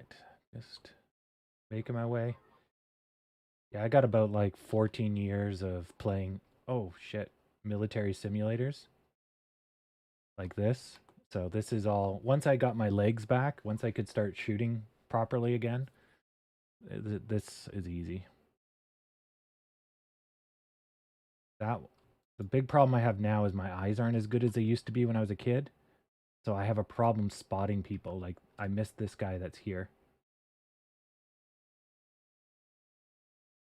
Where the fuck is he? Okay. Yeah, see? He's here somewhere. He's shooting at me. I can't see him.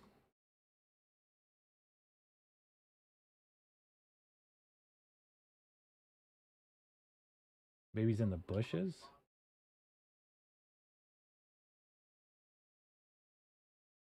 Oh, there he is. See him right there?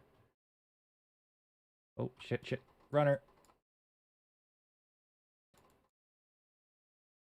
Fuck, he got me. Okay, so he was hard to see. He was behind 3 bushes. Yeah. Okay.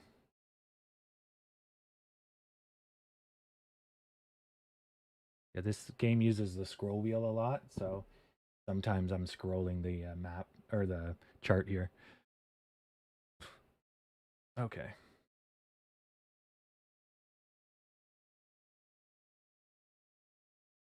But yeah, like that was pretty hard to spot. Only thing that was there was his head. And so yeah, that would have been hard to see no matter what coming up. Yeah, that's pretty good cover. Which is why if you're playing like professionally, you wouldn't approach from the road. You would have you know, use cover, come around the behind the buildings. You'd never walk down the middle of the road ever.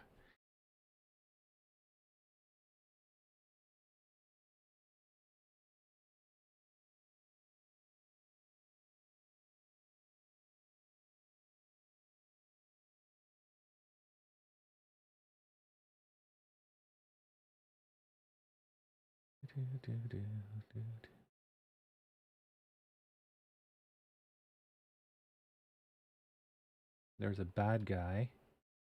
Oh, is that him? No. There's still one bad guy in this corner here.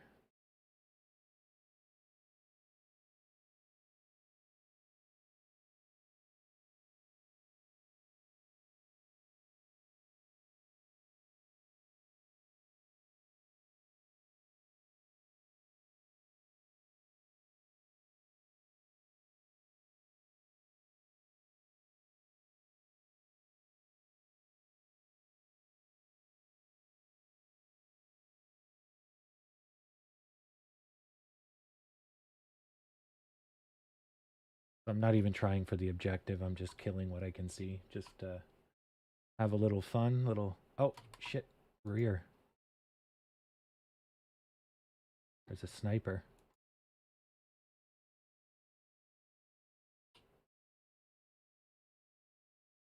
Put the hurt on him.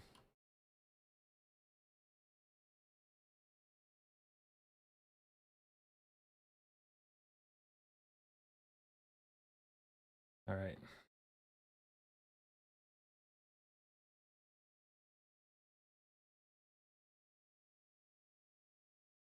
If you're the medic in the north west part of town, I need some healing. Or the west side. I'm the farthest west character. I just got hit.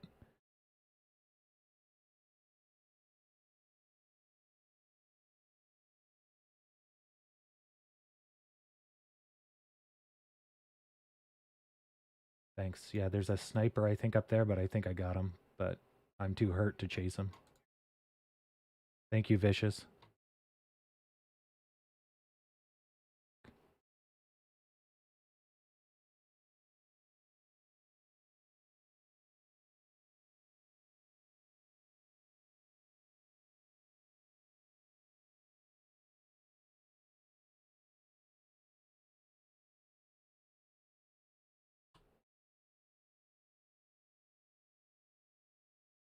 All right.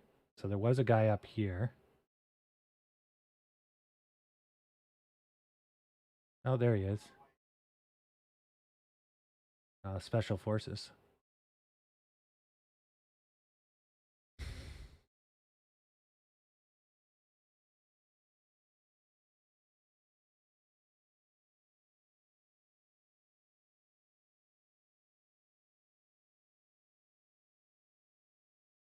Yeah, that guy had serious body armor.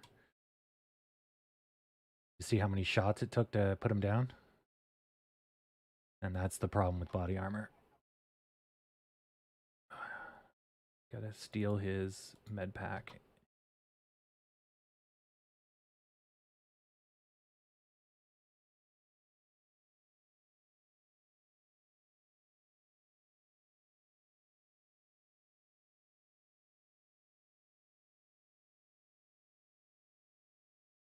All right, let's sweep this. Guessing there's more people here.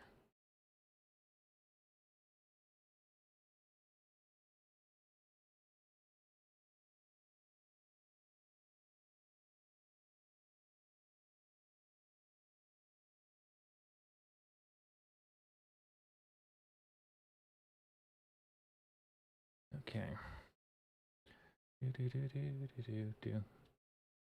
So these were just random AI. Got spawned in.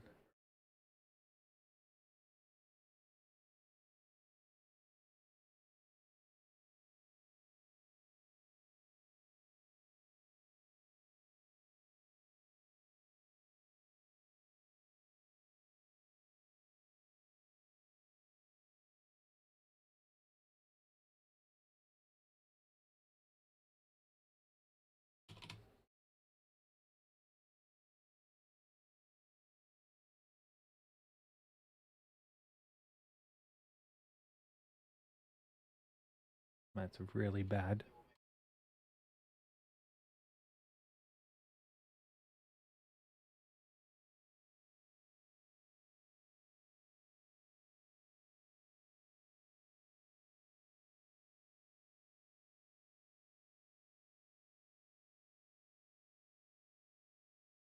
Hate when people yell to the right.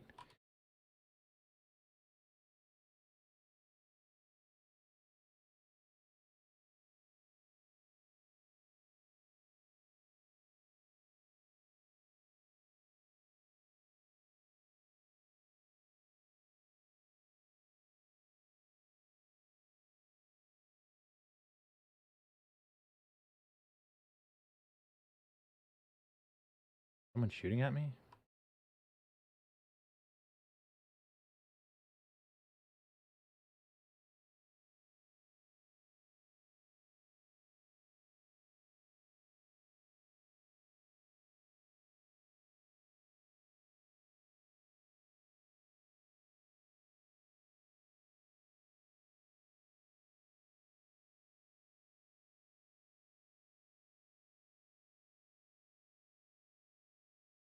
Thank you.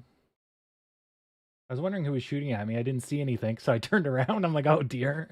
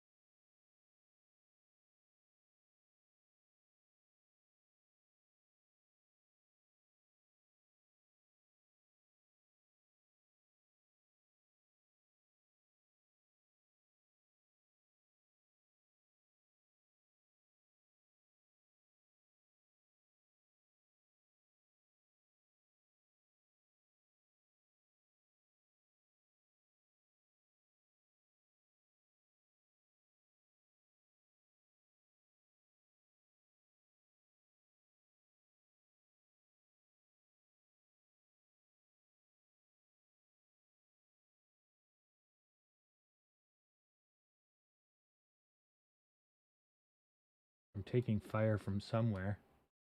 No idea.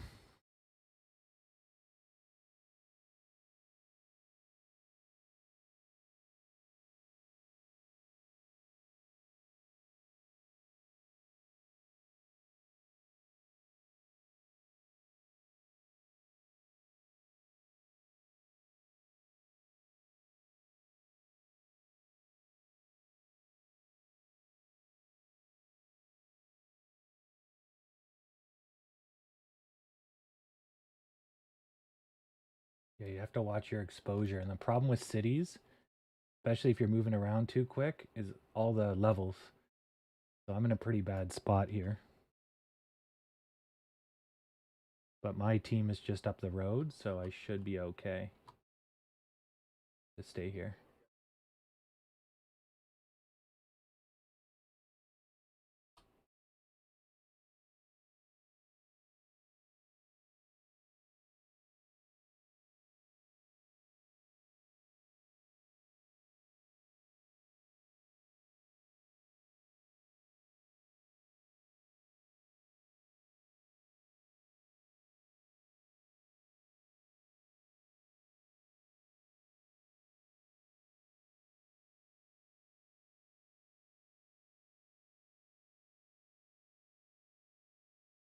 I got snagged in the legs.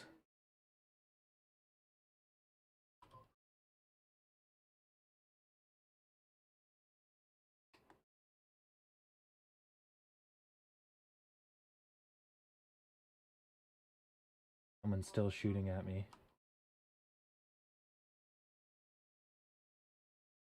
I don't know where. But that's why we use smoke.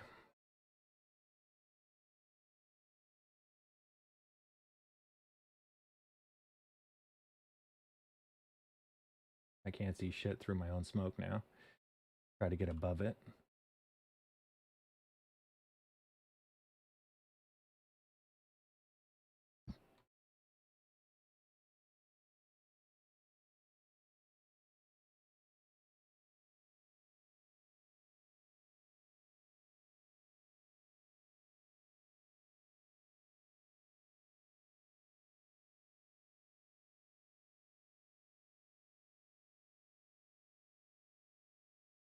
Likely the enemy's down this way.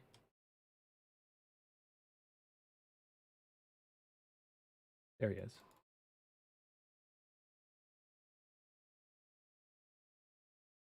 Fuck, that guy has body armor. How many shots I put in him? Like 6.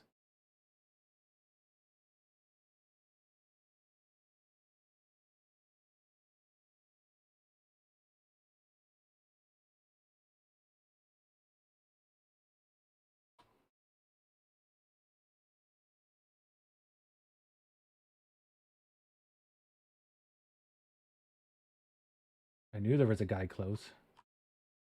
Fuck.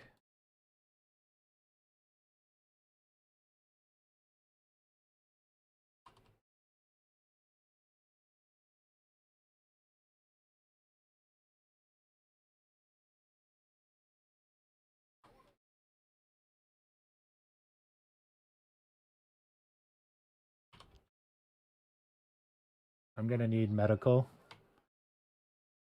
I'm behind you guys, limping.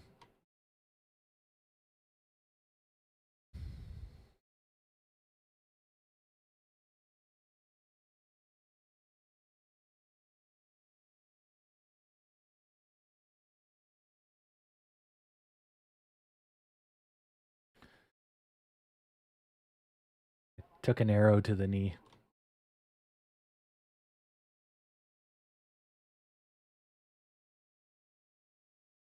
Oh, 2 guys freshening me up. Nice.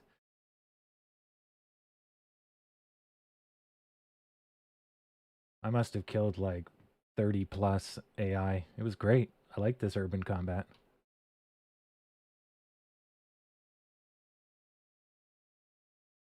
Just in this town? That's a lot.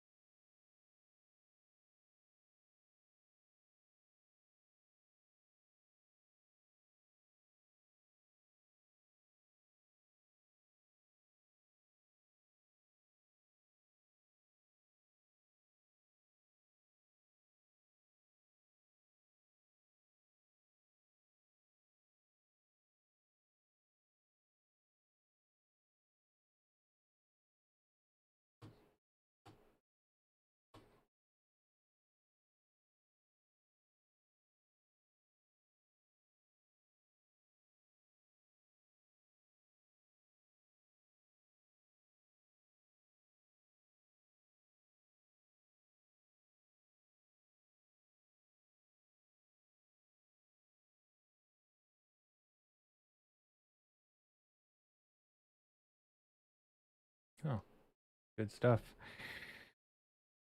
That was a pretty good urban combat. Didn't die. Got hit about 5 times. But that's also very difficult when you're solo. You can only look at one direction. So when you're in a city, it's like you got to be on your toes. Especially when the enemy's running around and has no fear. Even worse. Because they'll just charge you the second you look away.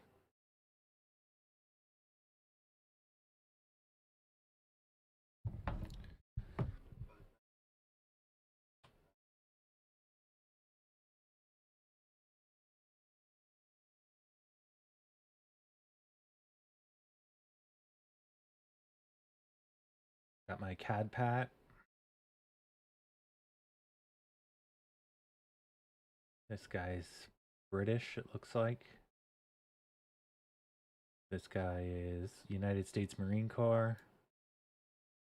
He's wearing the Osprey vest. I think this guy's also wearing the British vest. And he's wearing the 2013 NATO plate carrier in the front with Kevlar in the back.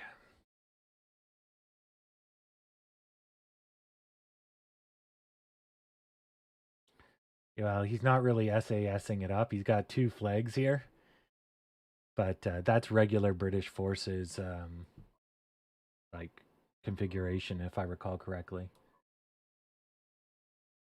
And this is the grenade launcher configuration. So plate carrier is just a flat. And then you got grenade pouches, which are those. And then you have your M203 grenade pouches here. And those are your double stacked magazine pouches there. Most operators nowadays like quad. This holds pistol. No one really carries extra pistol ammo. So you have usually 4 or 5. I can't see it on me. But usually, yeah, you have 4 or 5 meg in front. Or you have 3 and you double stack them. Usually, I think you carry 8 clips. And 16 if you're really gonna fucking have a party. In this, you never live long enough because you're front line against, first world soldiers for the most part. And yeah, you're gonna be dead before you get through probably 4 clips. There is SAS in this.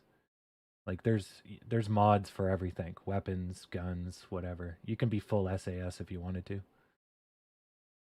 Gas mask and all. But it wouldn't make much difference. It's just a skin.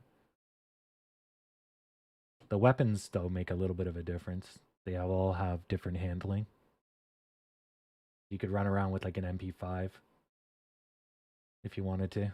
It'd be piss useless. I would never recommend running around with an MP5 unless you're fighting people without body armor.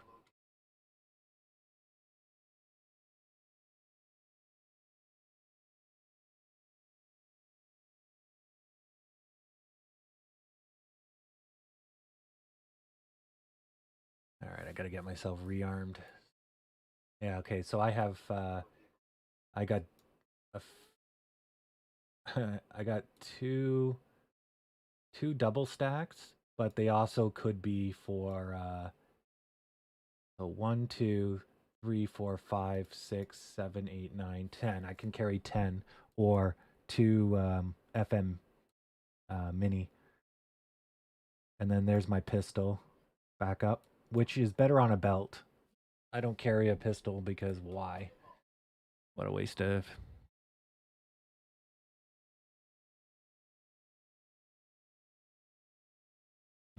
So I'm gonna go switch my gun over to. uh,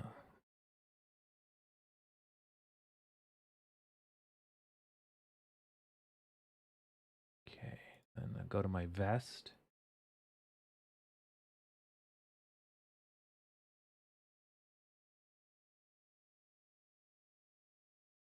Okay, we're gonna.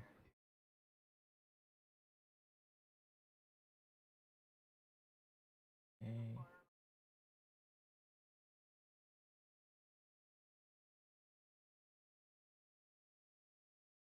Okay, loading up on grenades. Those explosives were kind of shitty.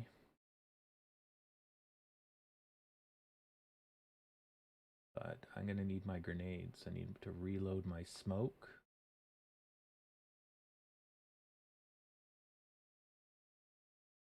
Okay, my Mark 3. 3, 4, 5 smokes. I'm gonna try the gas. And I'm gonna switch.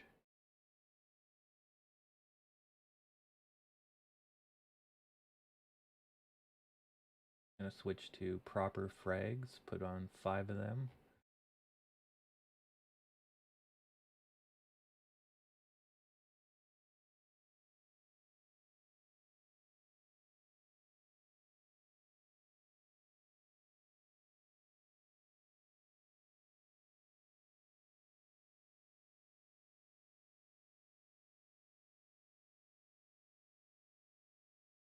Oh, so that's the flashbang. Okay. So that's what that was.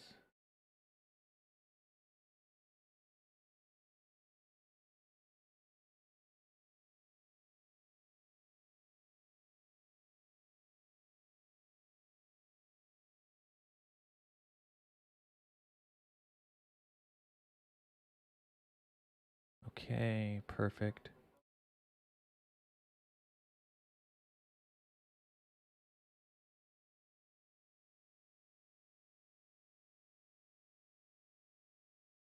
All right, perfect.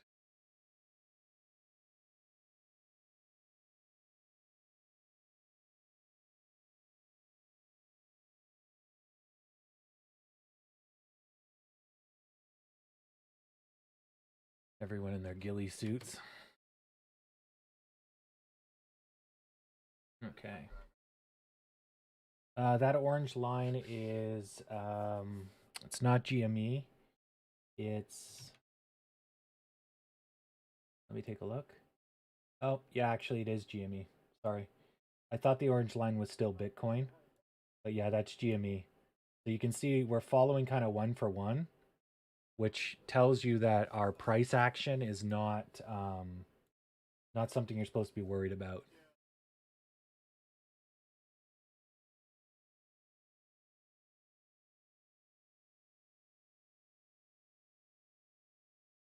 Taking so damn long.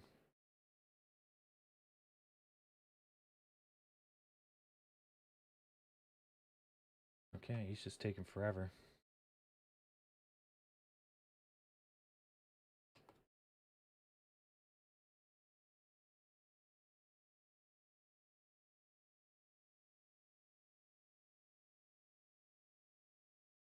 Gonna change.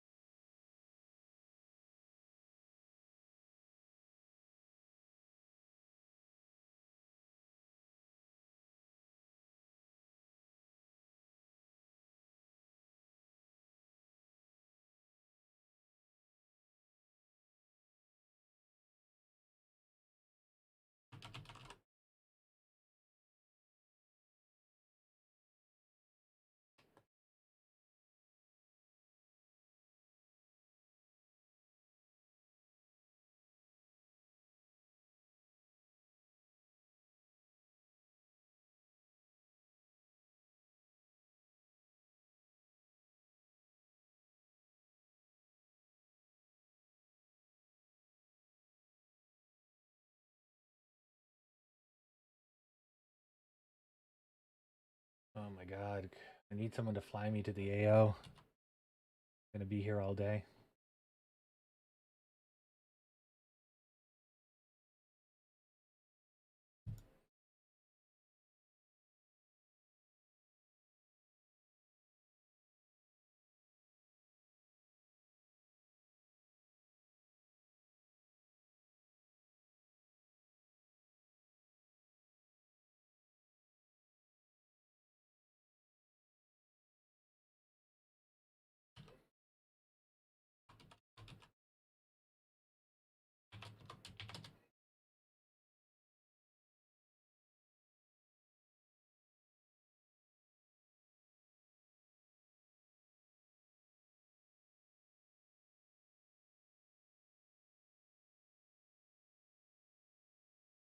You're not gonna do too much Overwatch when you have AA and your helicopter gets blown up.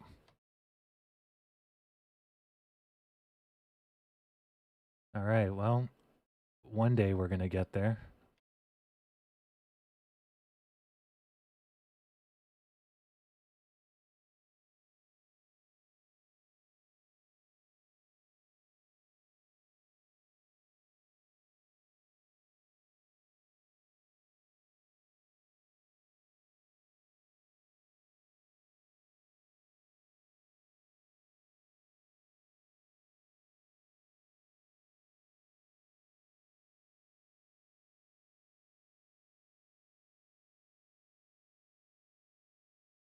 Sounds good.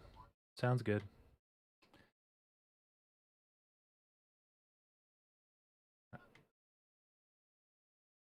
Just want to get to the AO.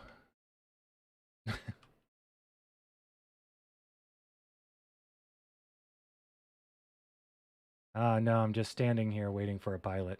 That's all. I'm gonna die of old age.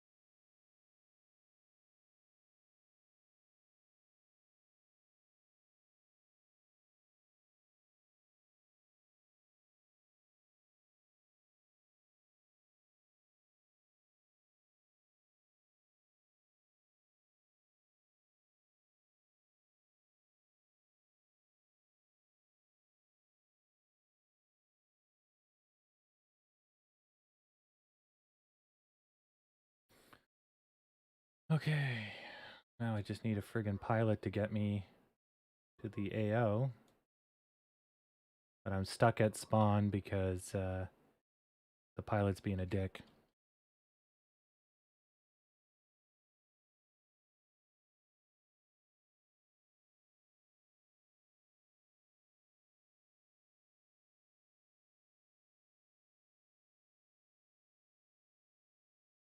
Oh, they're escorting a truck. That's what they're trying to do.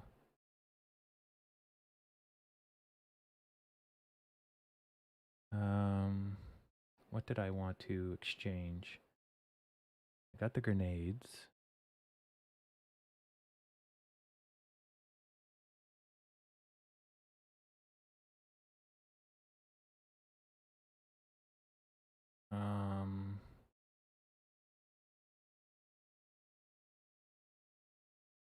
What did I want to exchange?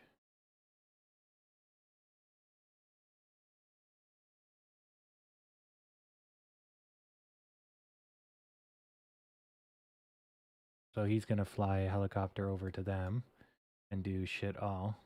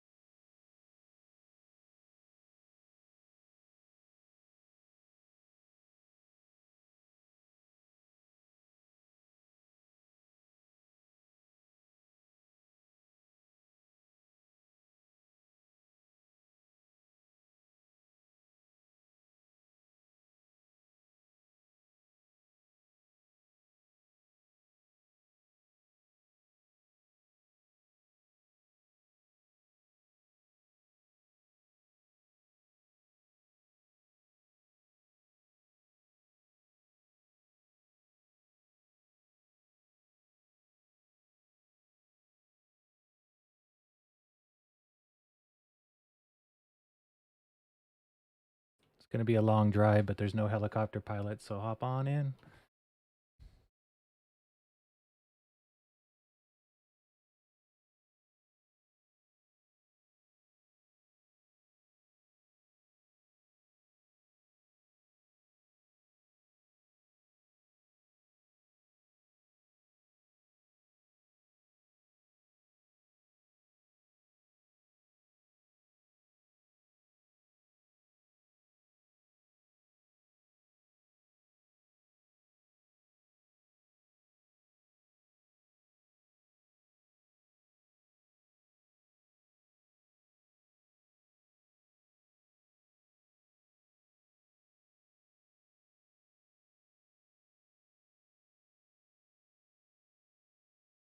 Yeah, there's a whole bunch of us here at spawn.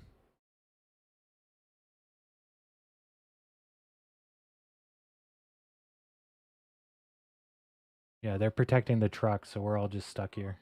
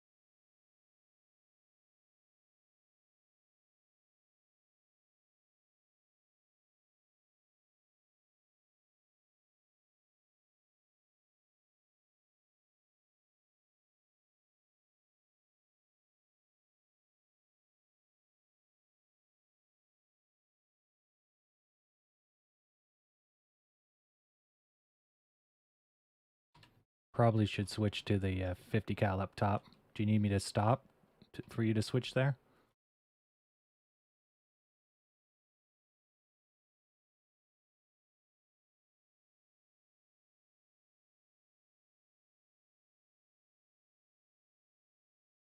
No, you should be able to switch. Switch the gunner seat.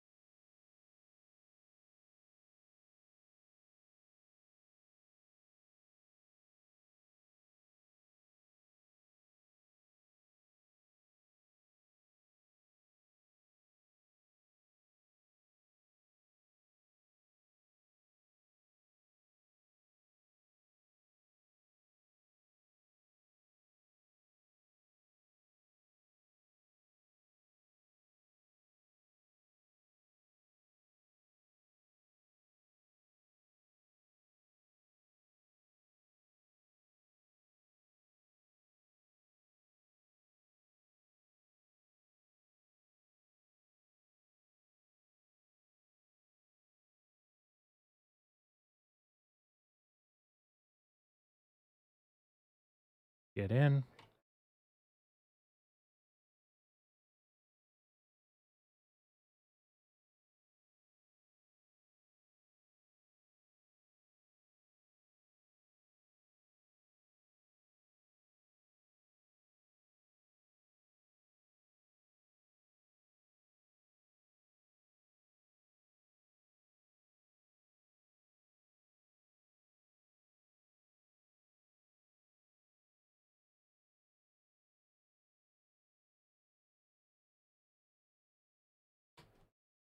Just got hit by a rocket.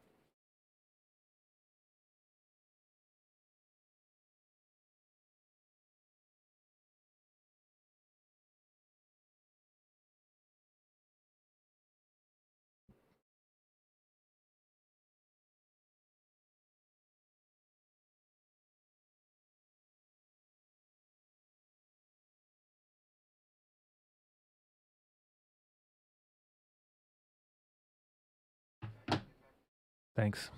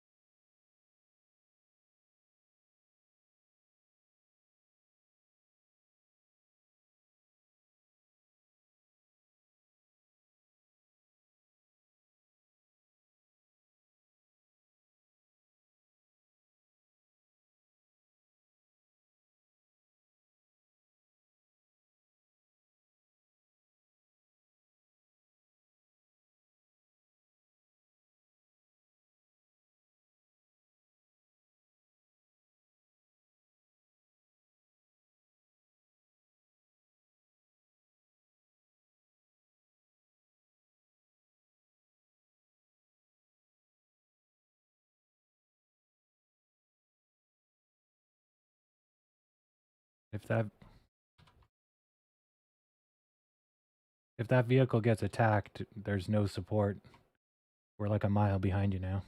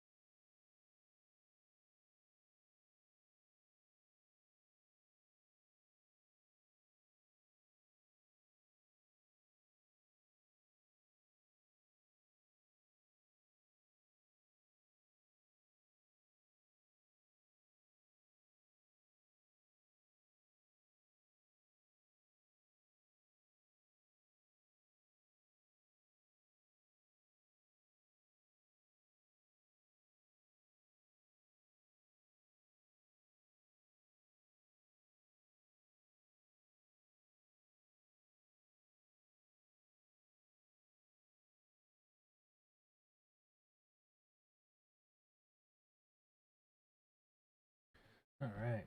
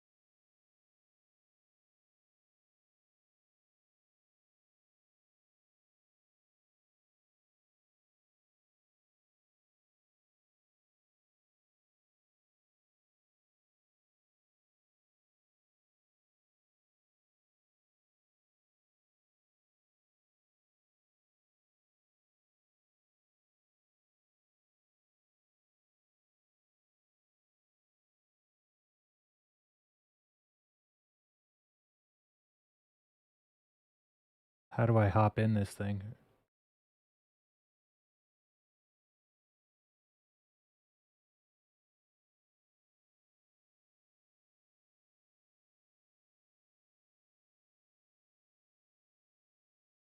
Oh, I see. Load vehicle. That's cool.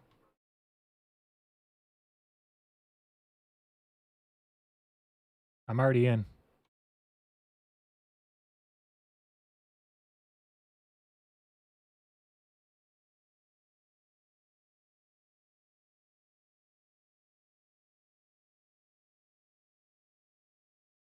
All right, give me a second to get the last person here.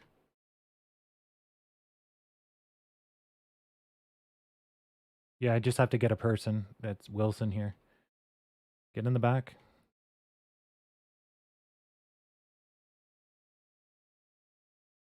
All right, we're good to go. Now you have to literally get in the back on the Marshall or the Lav.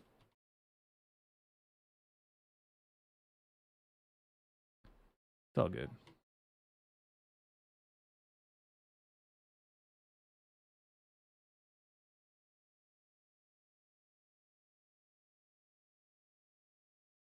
There's the Osprey. Heavy lifter.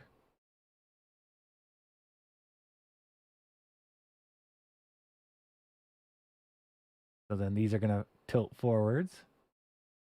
And then it's going to turn into a fast-ass airplane. There you go.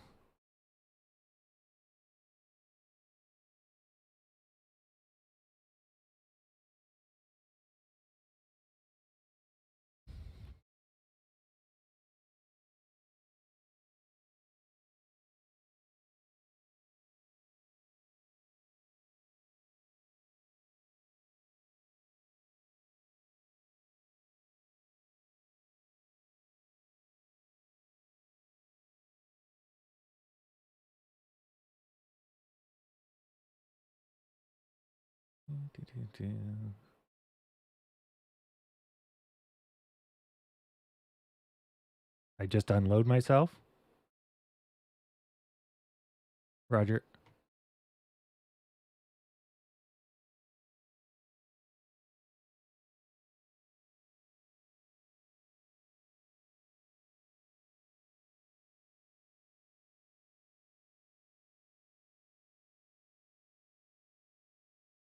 Not bad.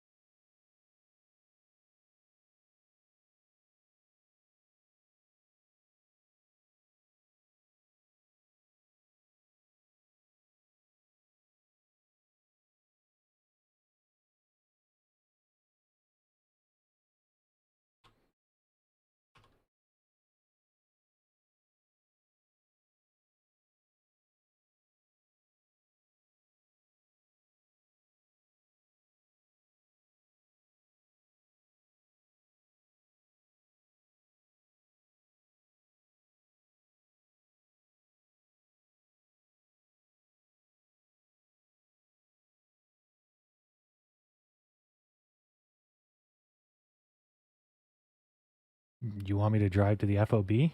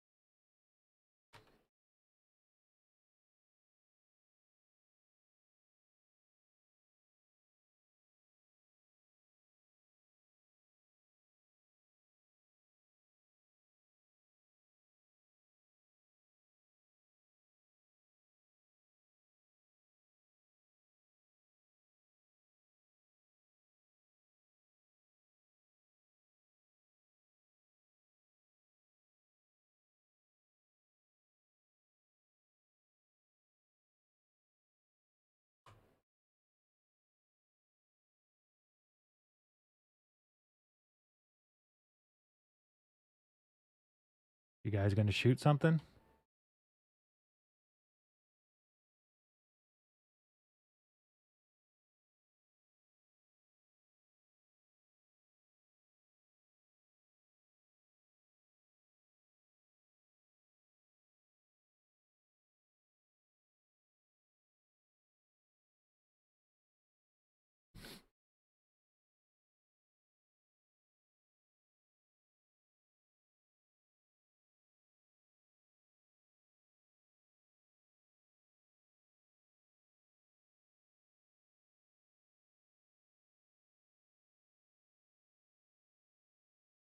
Hit the bird right above us. Got him. Oh, Jesus. Oh, Jesus. Oh, man. That was close.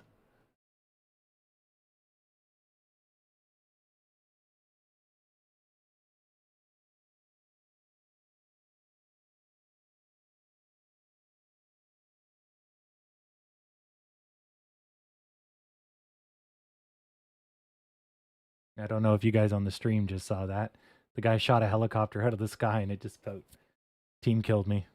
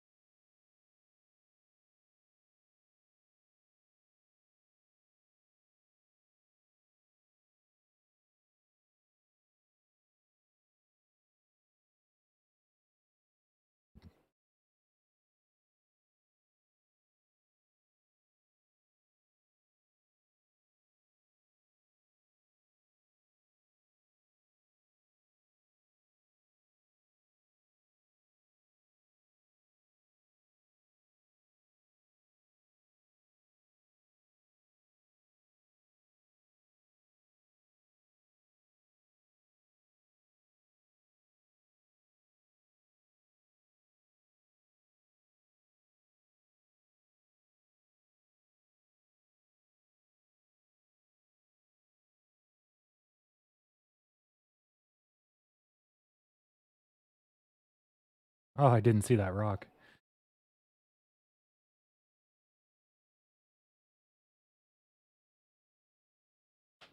Is that infantry 12 o'clock or is that rock? Rock. Never mind.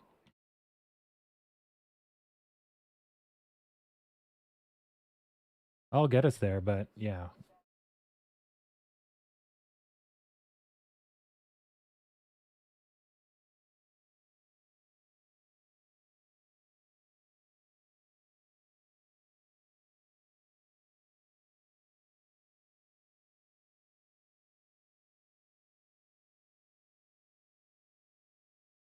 Okay, check the top of that hill, gunner. Got to be loaded with baddies.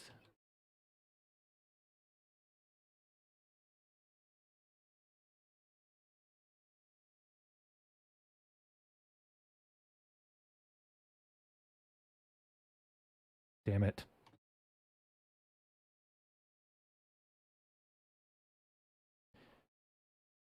I thought they couldn't make a lock with the stuff.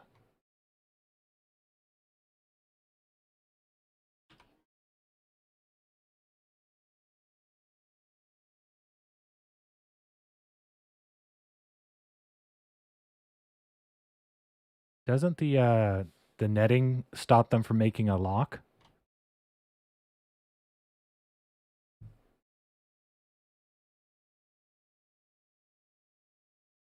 Okay.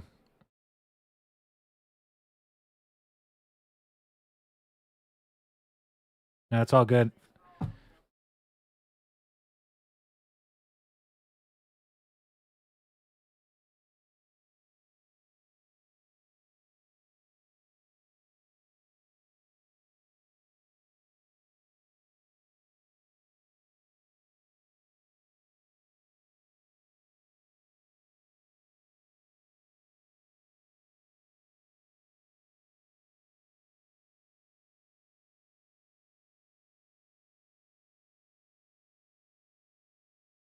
Oh, so that's what happened to our gunner. His computer crashed.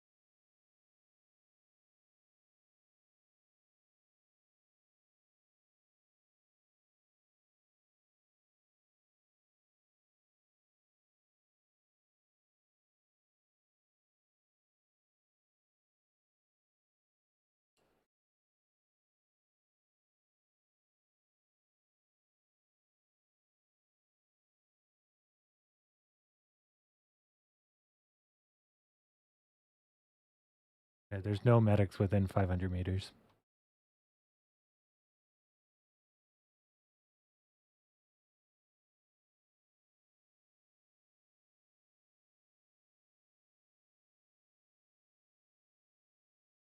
Try not to talk on top of each other, and especially if you have speakers.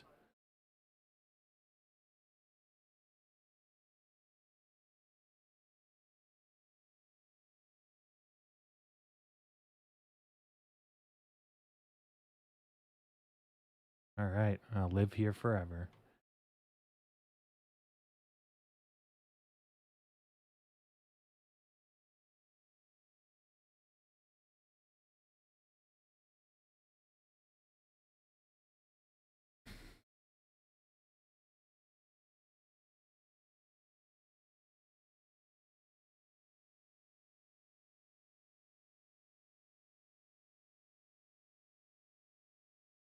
It happens, but we don't need to hear about your learning of Arma experiences.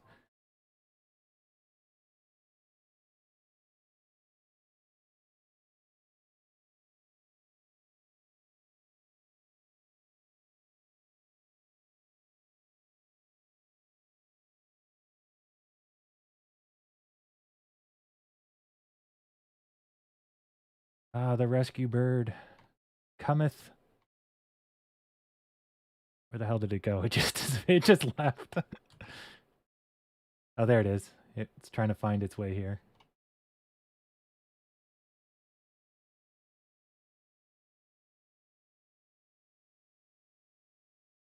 I don't blame you.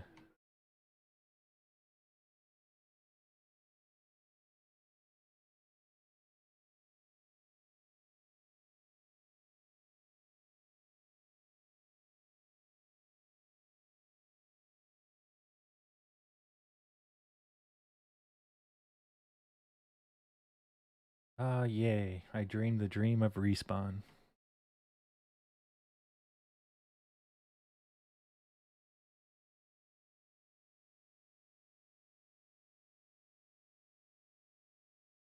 Lol. He drops it off but forgets to disconnect it.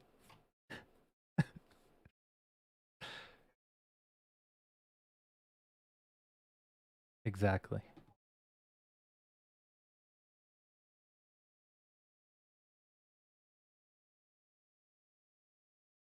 What the glitchiness?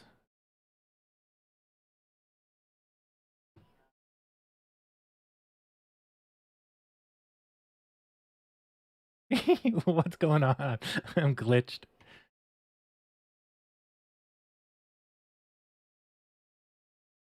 Oh, I think that worked. Sweet.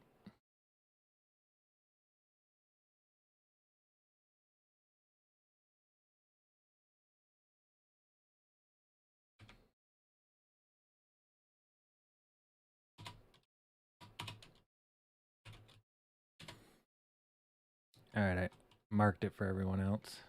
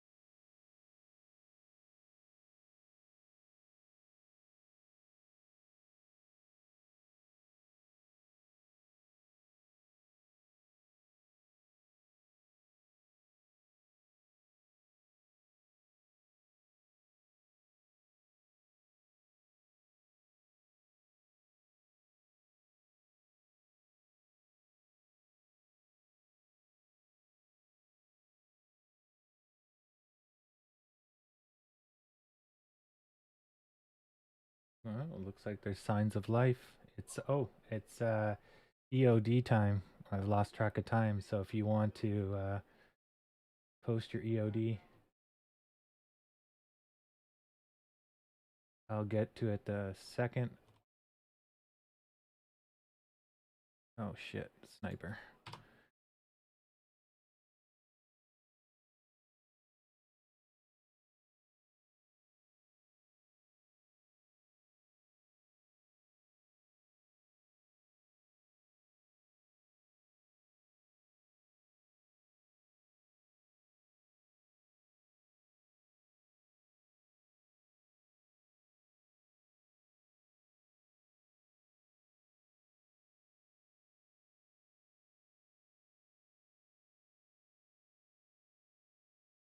Oh, hostiles on the ridge. Yep.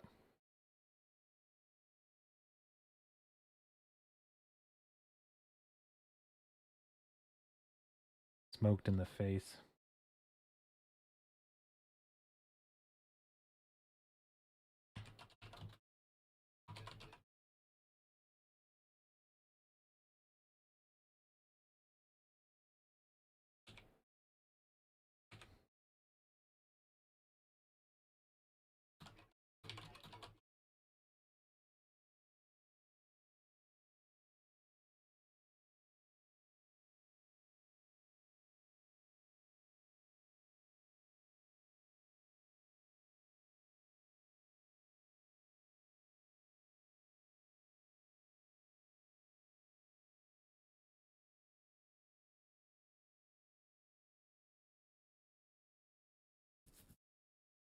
Okay. Well, why wait for the medic? I'll do the EODs. Remove drawings. Okay.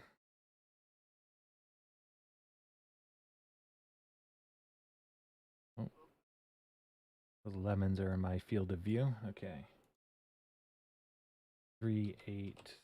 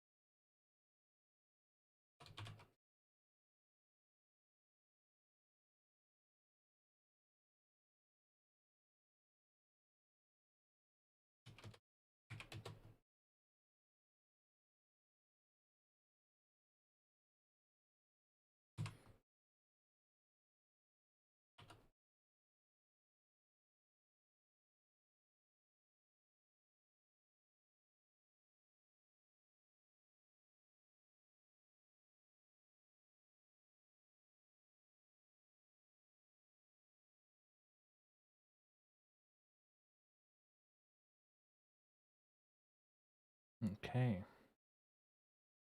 This back. So I can see. Perfect. Okay.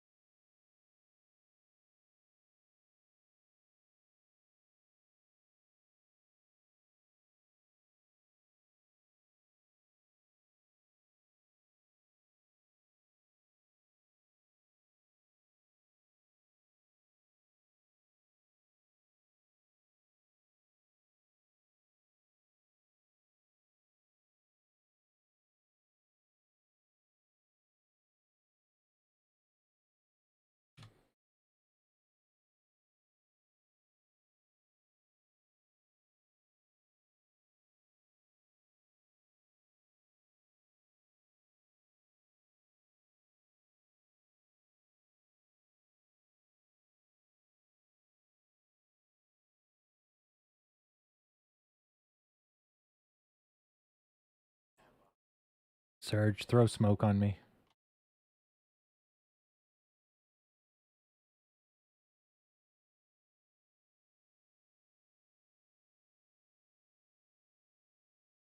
Oh shit, enemy vehicle.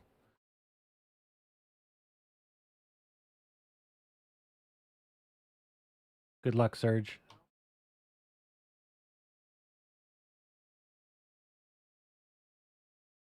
Damn it, Surge got hit. Friggin' vehicle came out of nowhere. There's a vehicle right by taking fire. Marked.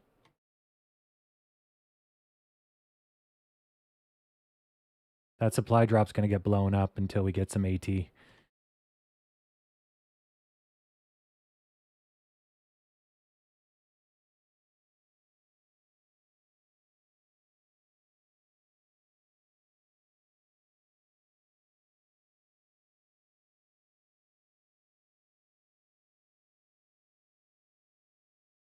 Yeah, if you don't have AT, don't try to res us.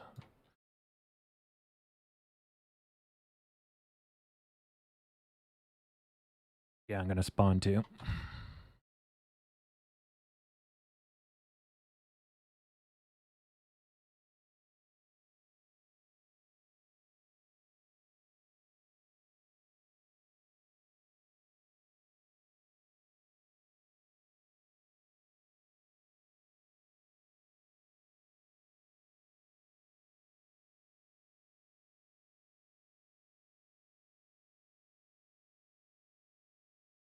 Right. Yeah, I'll give you those EODs. I got murdered again.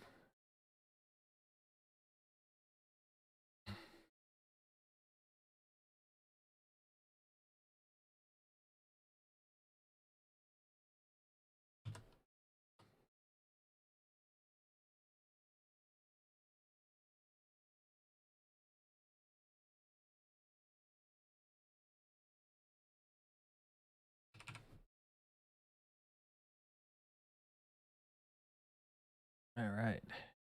Got everyone in. Move the chat back over.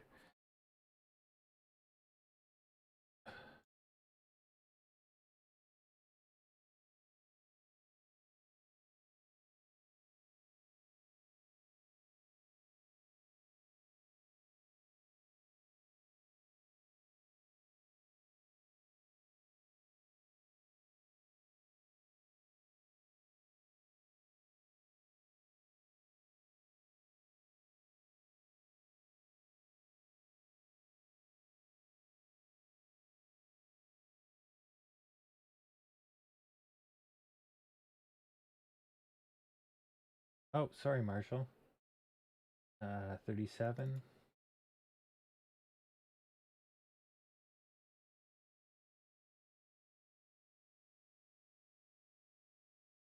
Okay, perfect.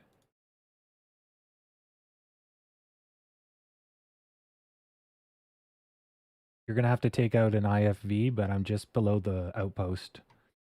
No infantry here, just an IFV roaming.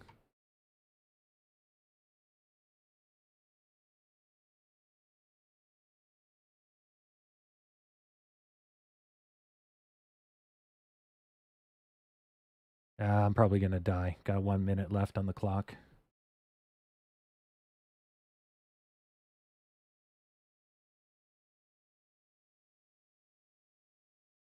No, I'll just spawn. I was writing some code while waiting for a medic.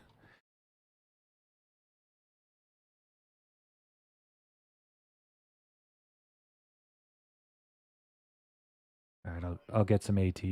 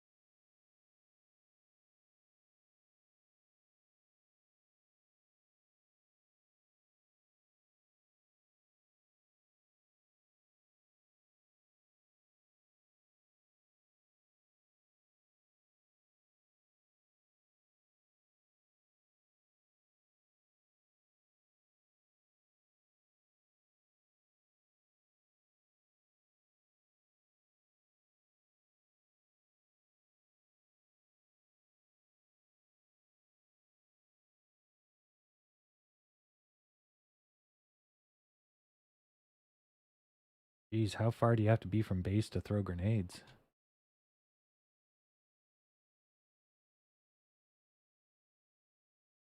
I'm like halfway down the street.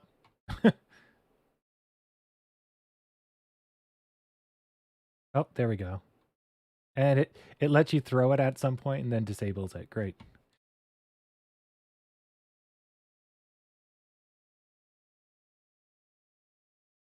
What? No, I'm just testing weapons. It's all good.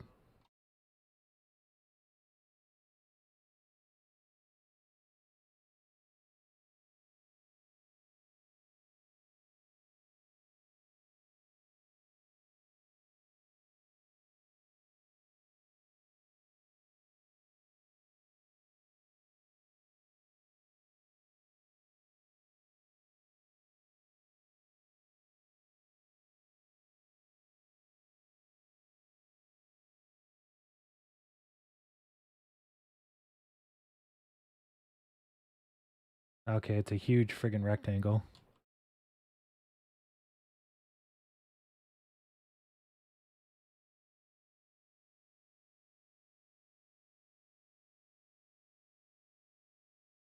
Okay, so that's a VOG 25.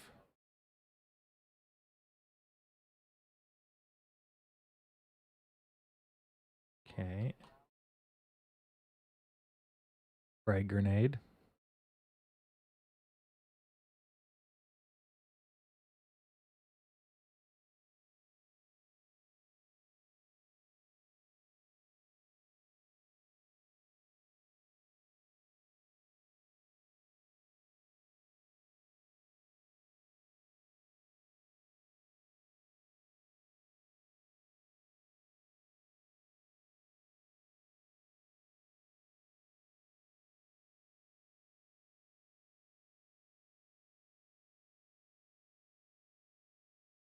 Oh, I'll get you in a second, Smith. I'm just burning through my grenades here.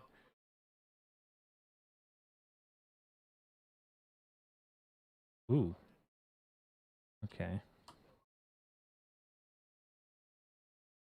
So that thing doesn't really have a lot of range.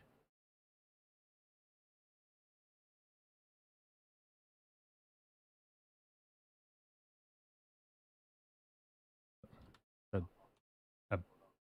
beefy grenade, though.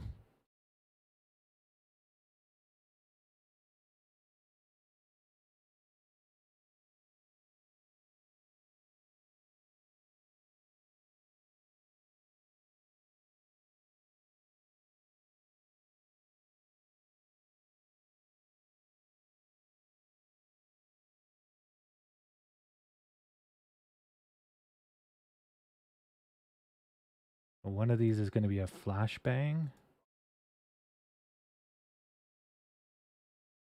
I'm just trying out the different grenades here.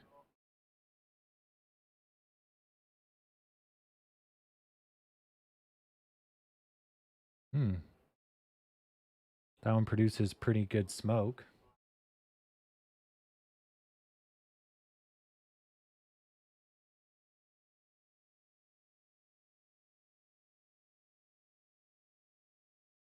Ooh, that's a nice grenade. So that's... Okay. So both of these are frag grenades.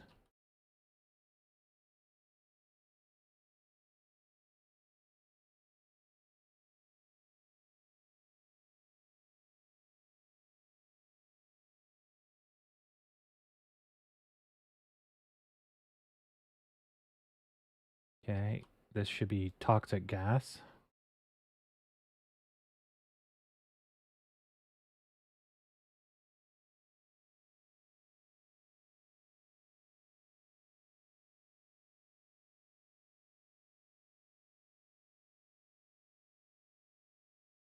Wow, it pretty much has no view.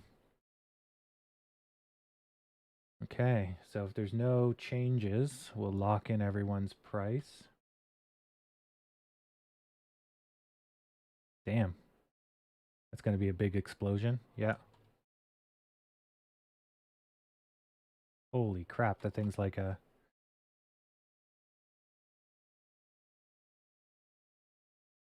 All right, I'm gonna use that more often. That's the 7 bundle. Like a satchel charge. Nice. Okay, let me put Smith in.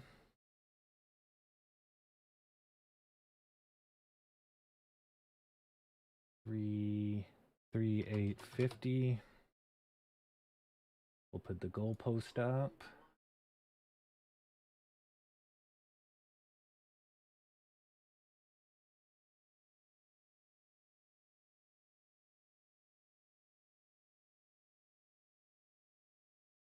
Okay.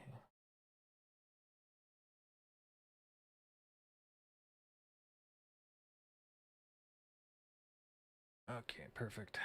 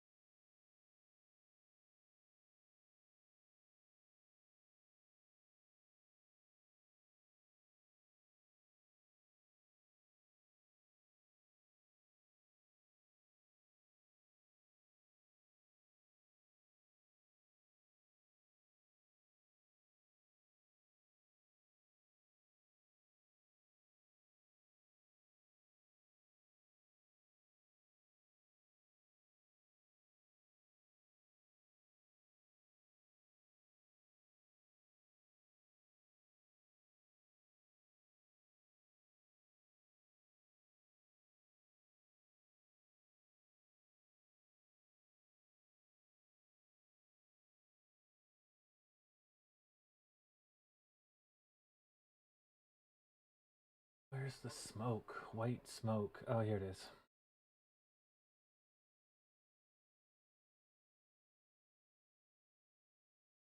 Okay. Backpack is empty.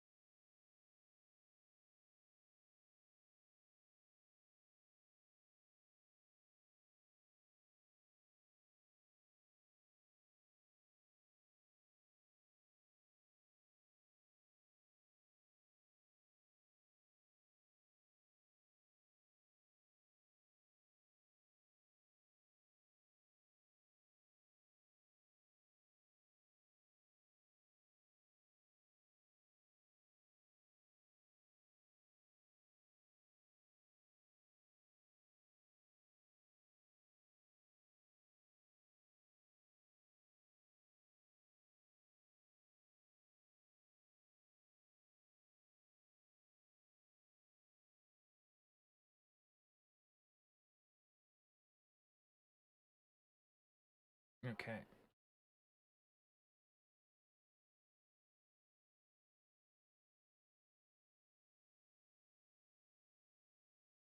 Mr. Snake.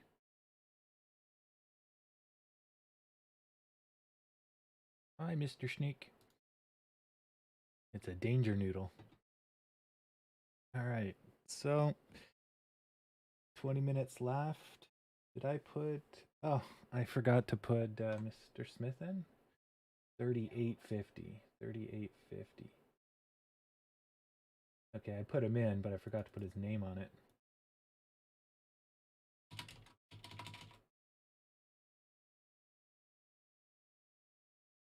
There we go. Perfect. Now I'm just waiting for a ride.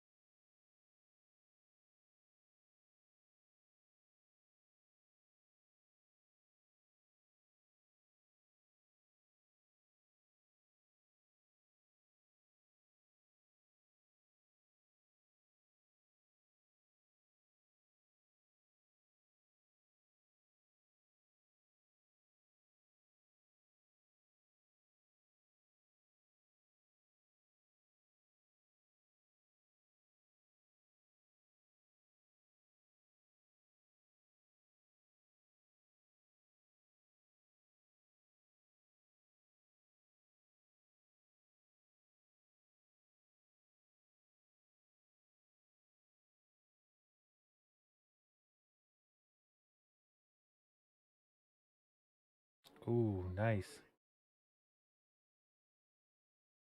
This thing has a nice zoom on it.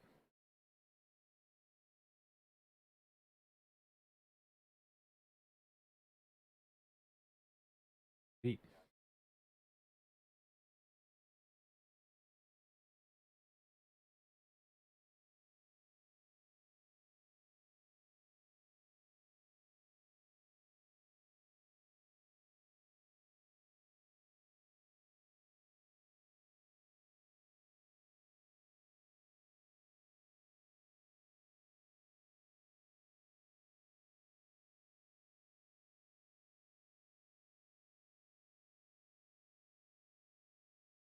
So that's 200 meters, that vehicle.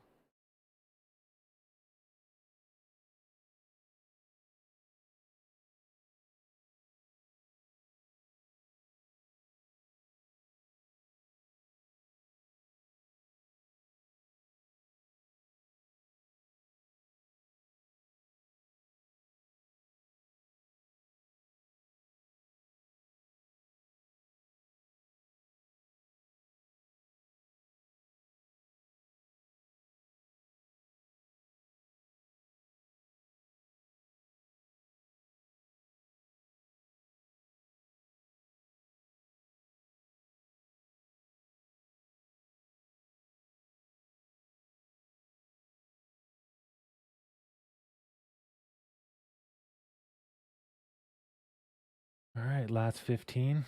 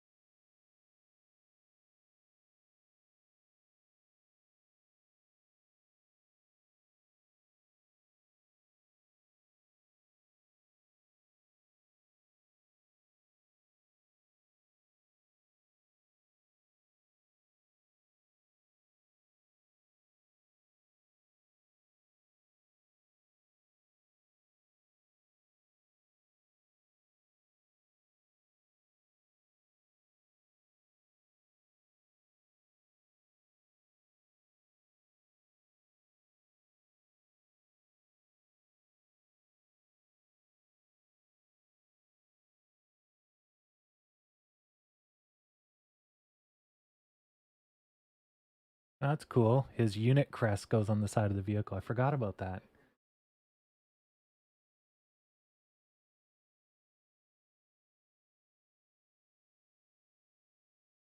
All right.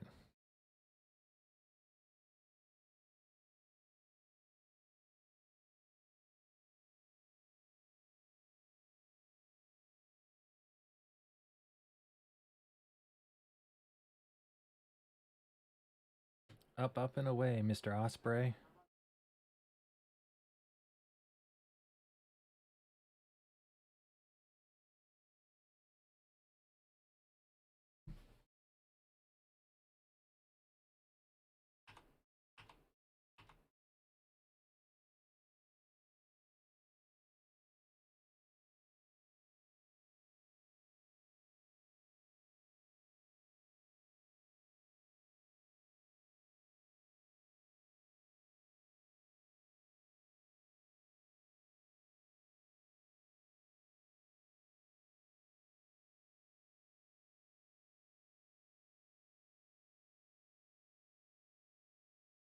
Rather than showing off your helicopter skills, why don't you transport some people to the AO?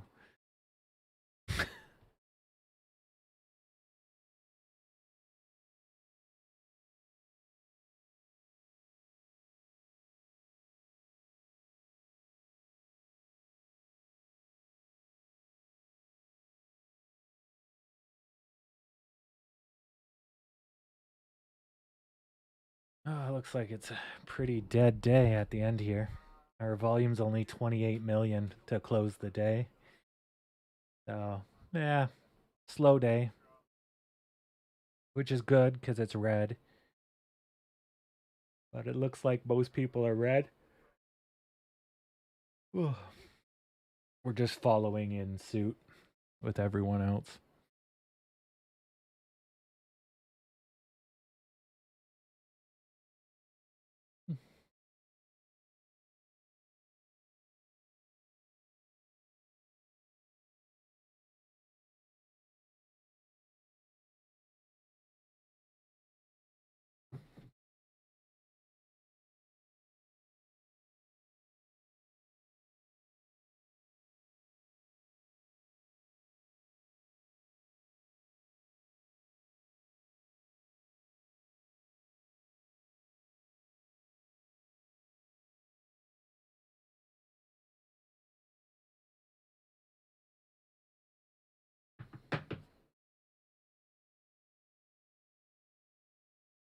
Yeah, it's not excessively high.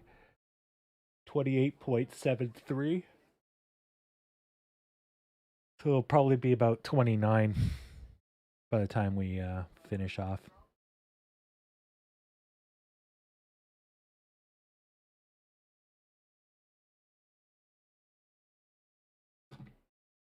Not bad.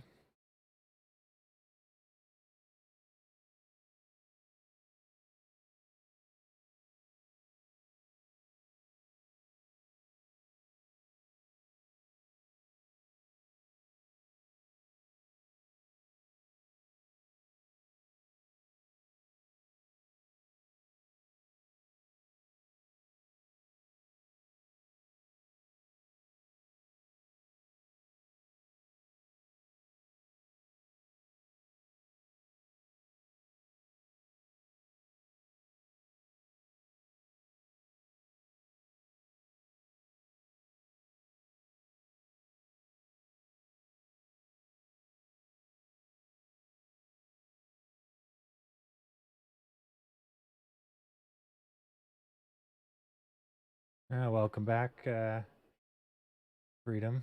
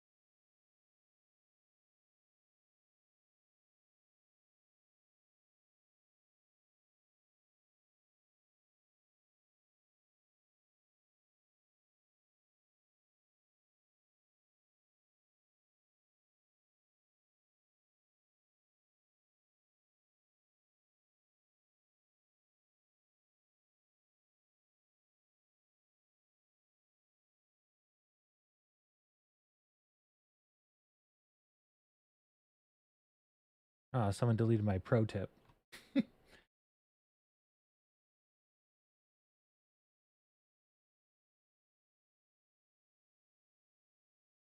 Tesla's just in the news, so it's a fan favorite right now.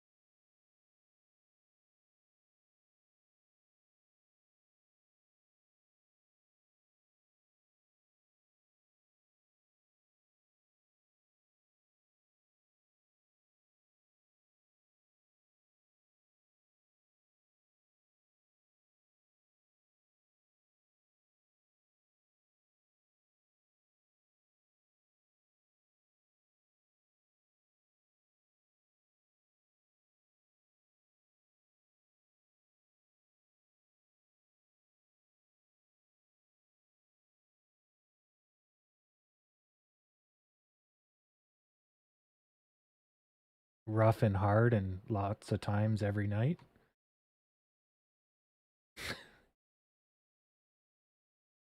Yeah, exactly.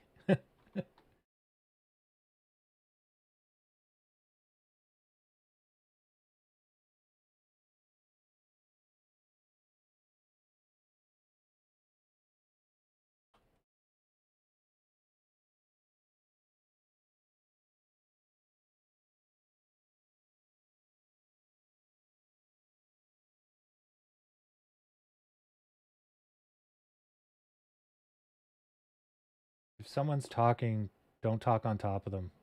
Not useful at all. Well, it goes for everyone, you know. If someone's talking, just give it a second, let them talk, and then your turn.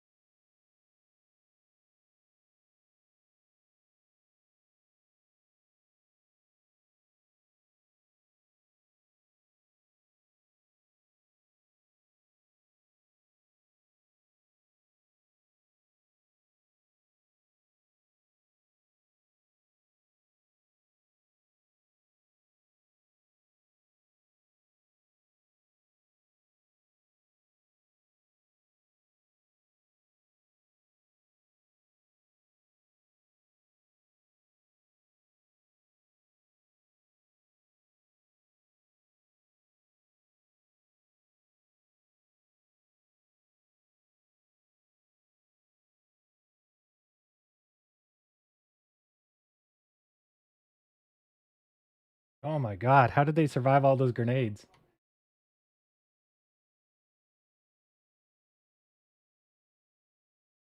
Left, left, left, right there. And one behind the barrier. Clear? Clear. Man, how the hell? I threw a grenade in, that guy just took it. He just ate the grenade. Thank you. All that's left of this guy is his arms.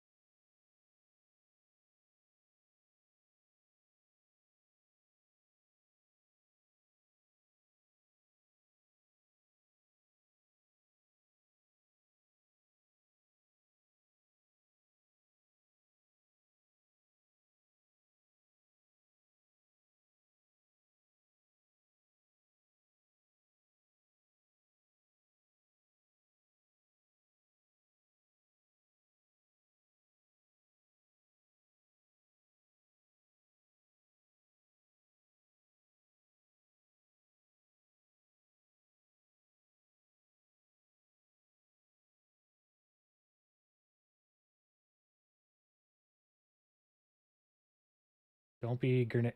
Oh. It's not clear. I just got sniped by somebody. Oh, it's the vehicle. The vehicle's coming in. It's not clear. The vehicle's coming into the headquarters.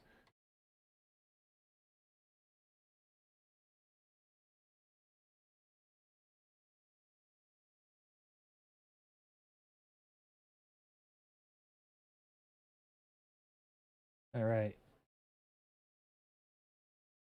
So, end of day, 5 minutes left.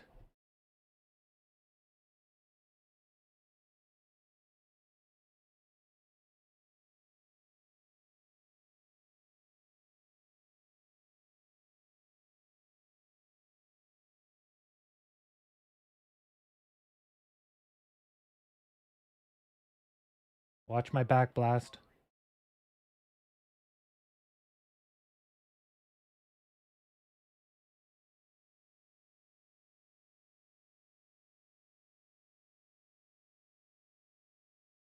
Vehicle's down.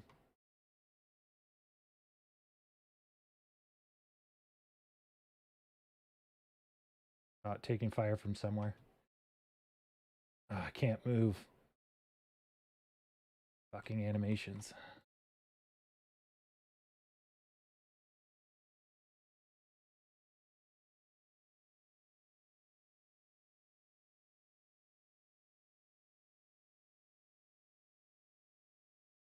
All right. I'm going to find some cover so I can focus on the stalks. The stanks. All right, perfect. Okay. Last 3 minutes, and it looks like TARDIS is going to nab it with a possible of FOC. I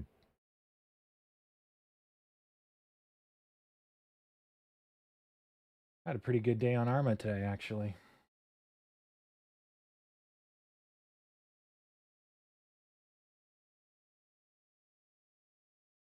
A good game. You know, it's just a simple military simulator, and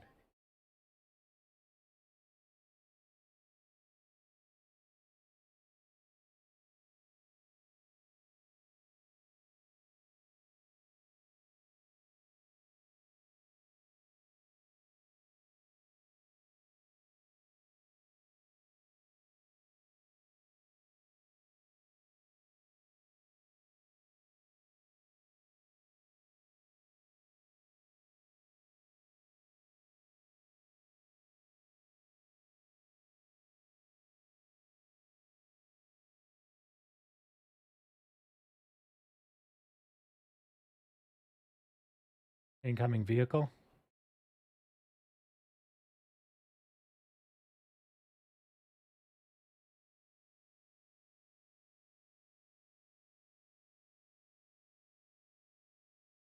Watch my back blast.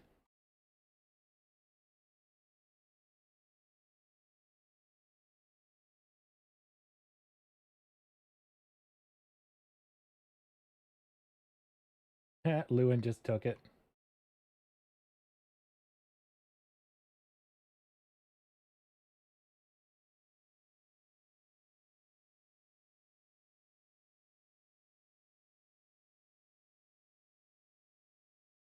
Watch your back blast.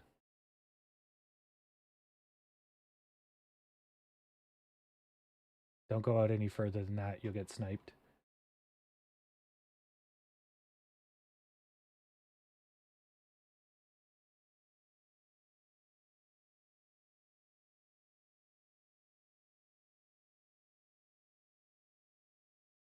Okay, that's game. So that's TARDIS. Close. But nothing really too exciting. All right. So, decent finish. I'm going to just take a quick look at the big picture. Just because I want to see where we are. Yeah, we're okay. Not great, but we're still good. We're not too low, and we're not breaking the channel yet. So we're still good. All right, everything's good. I mean, could be better, but not horrible. All right. Okay, well, I'll see you guys all tomorrow. Thank you guys for coming out. All 11 of you.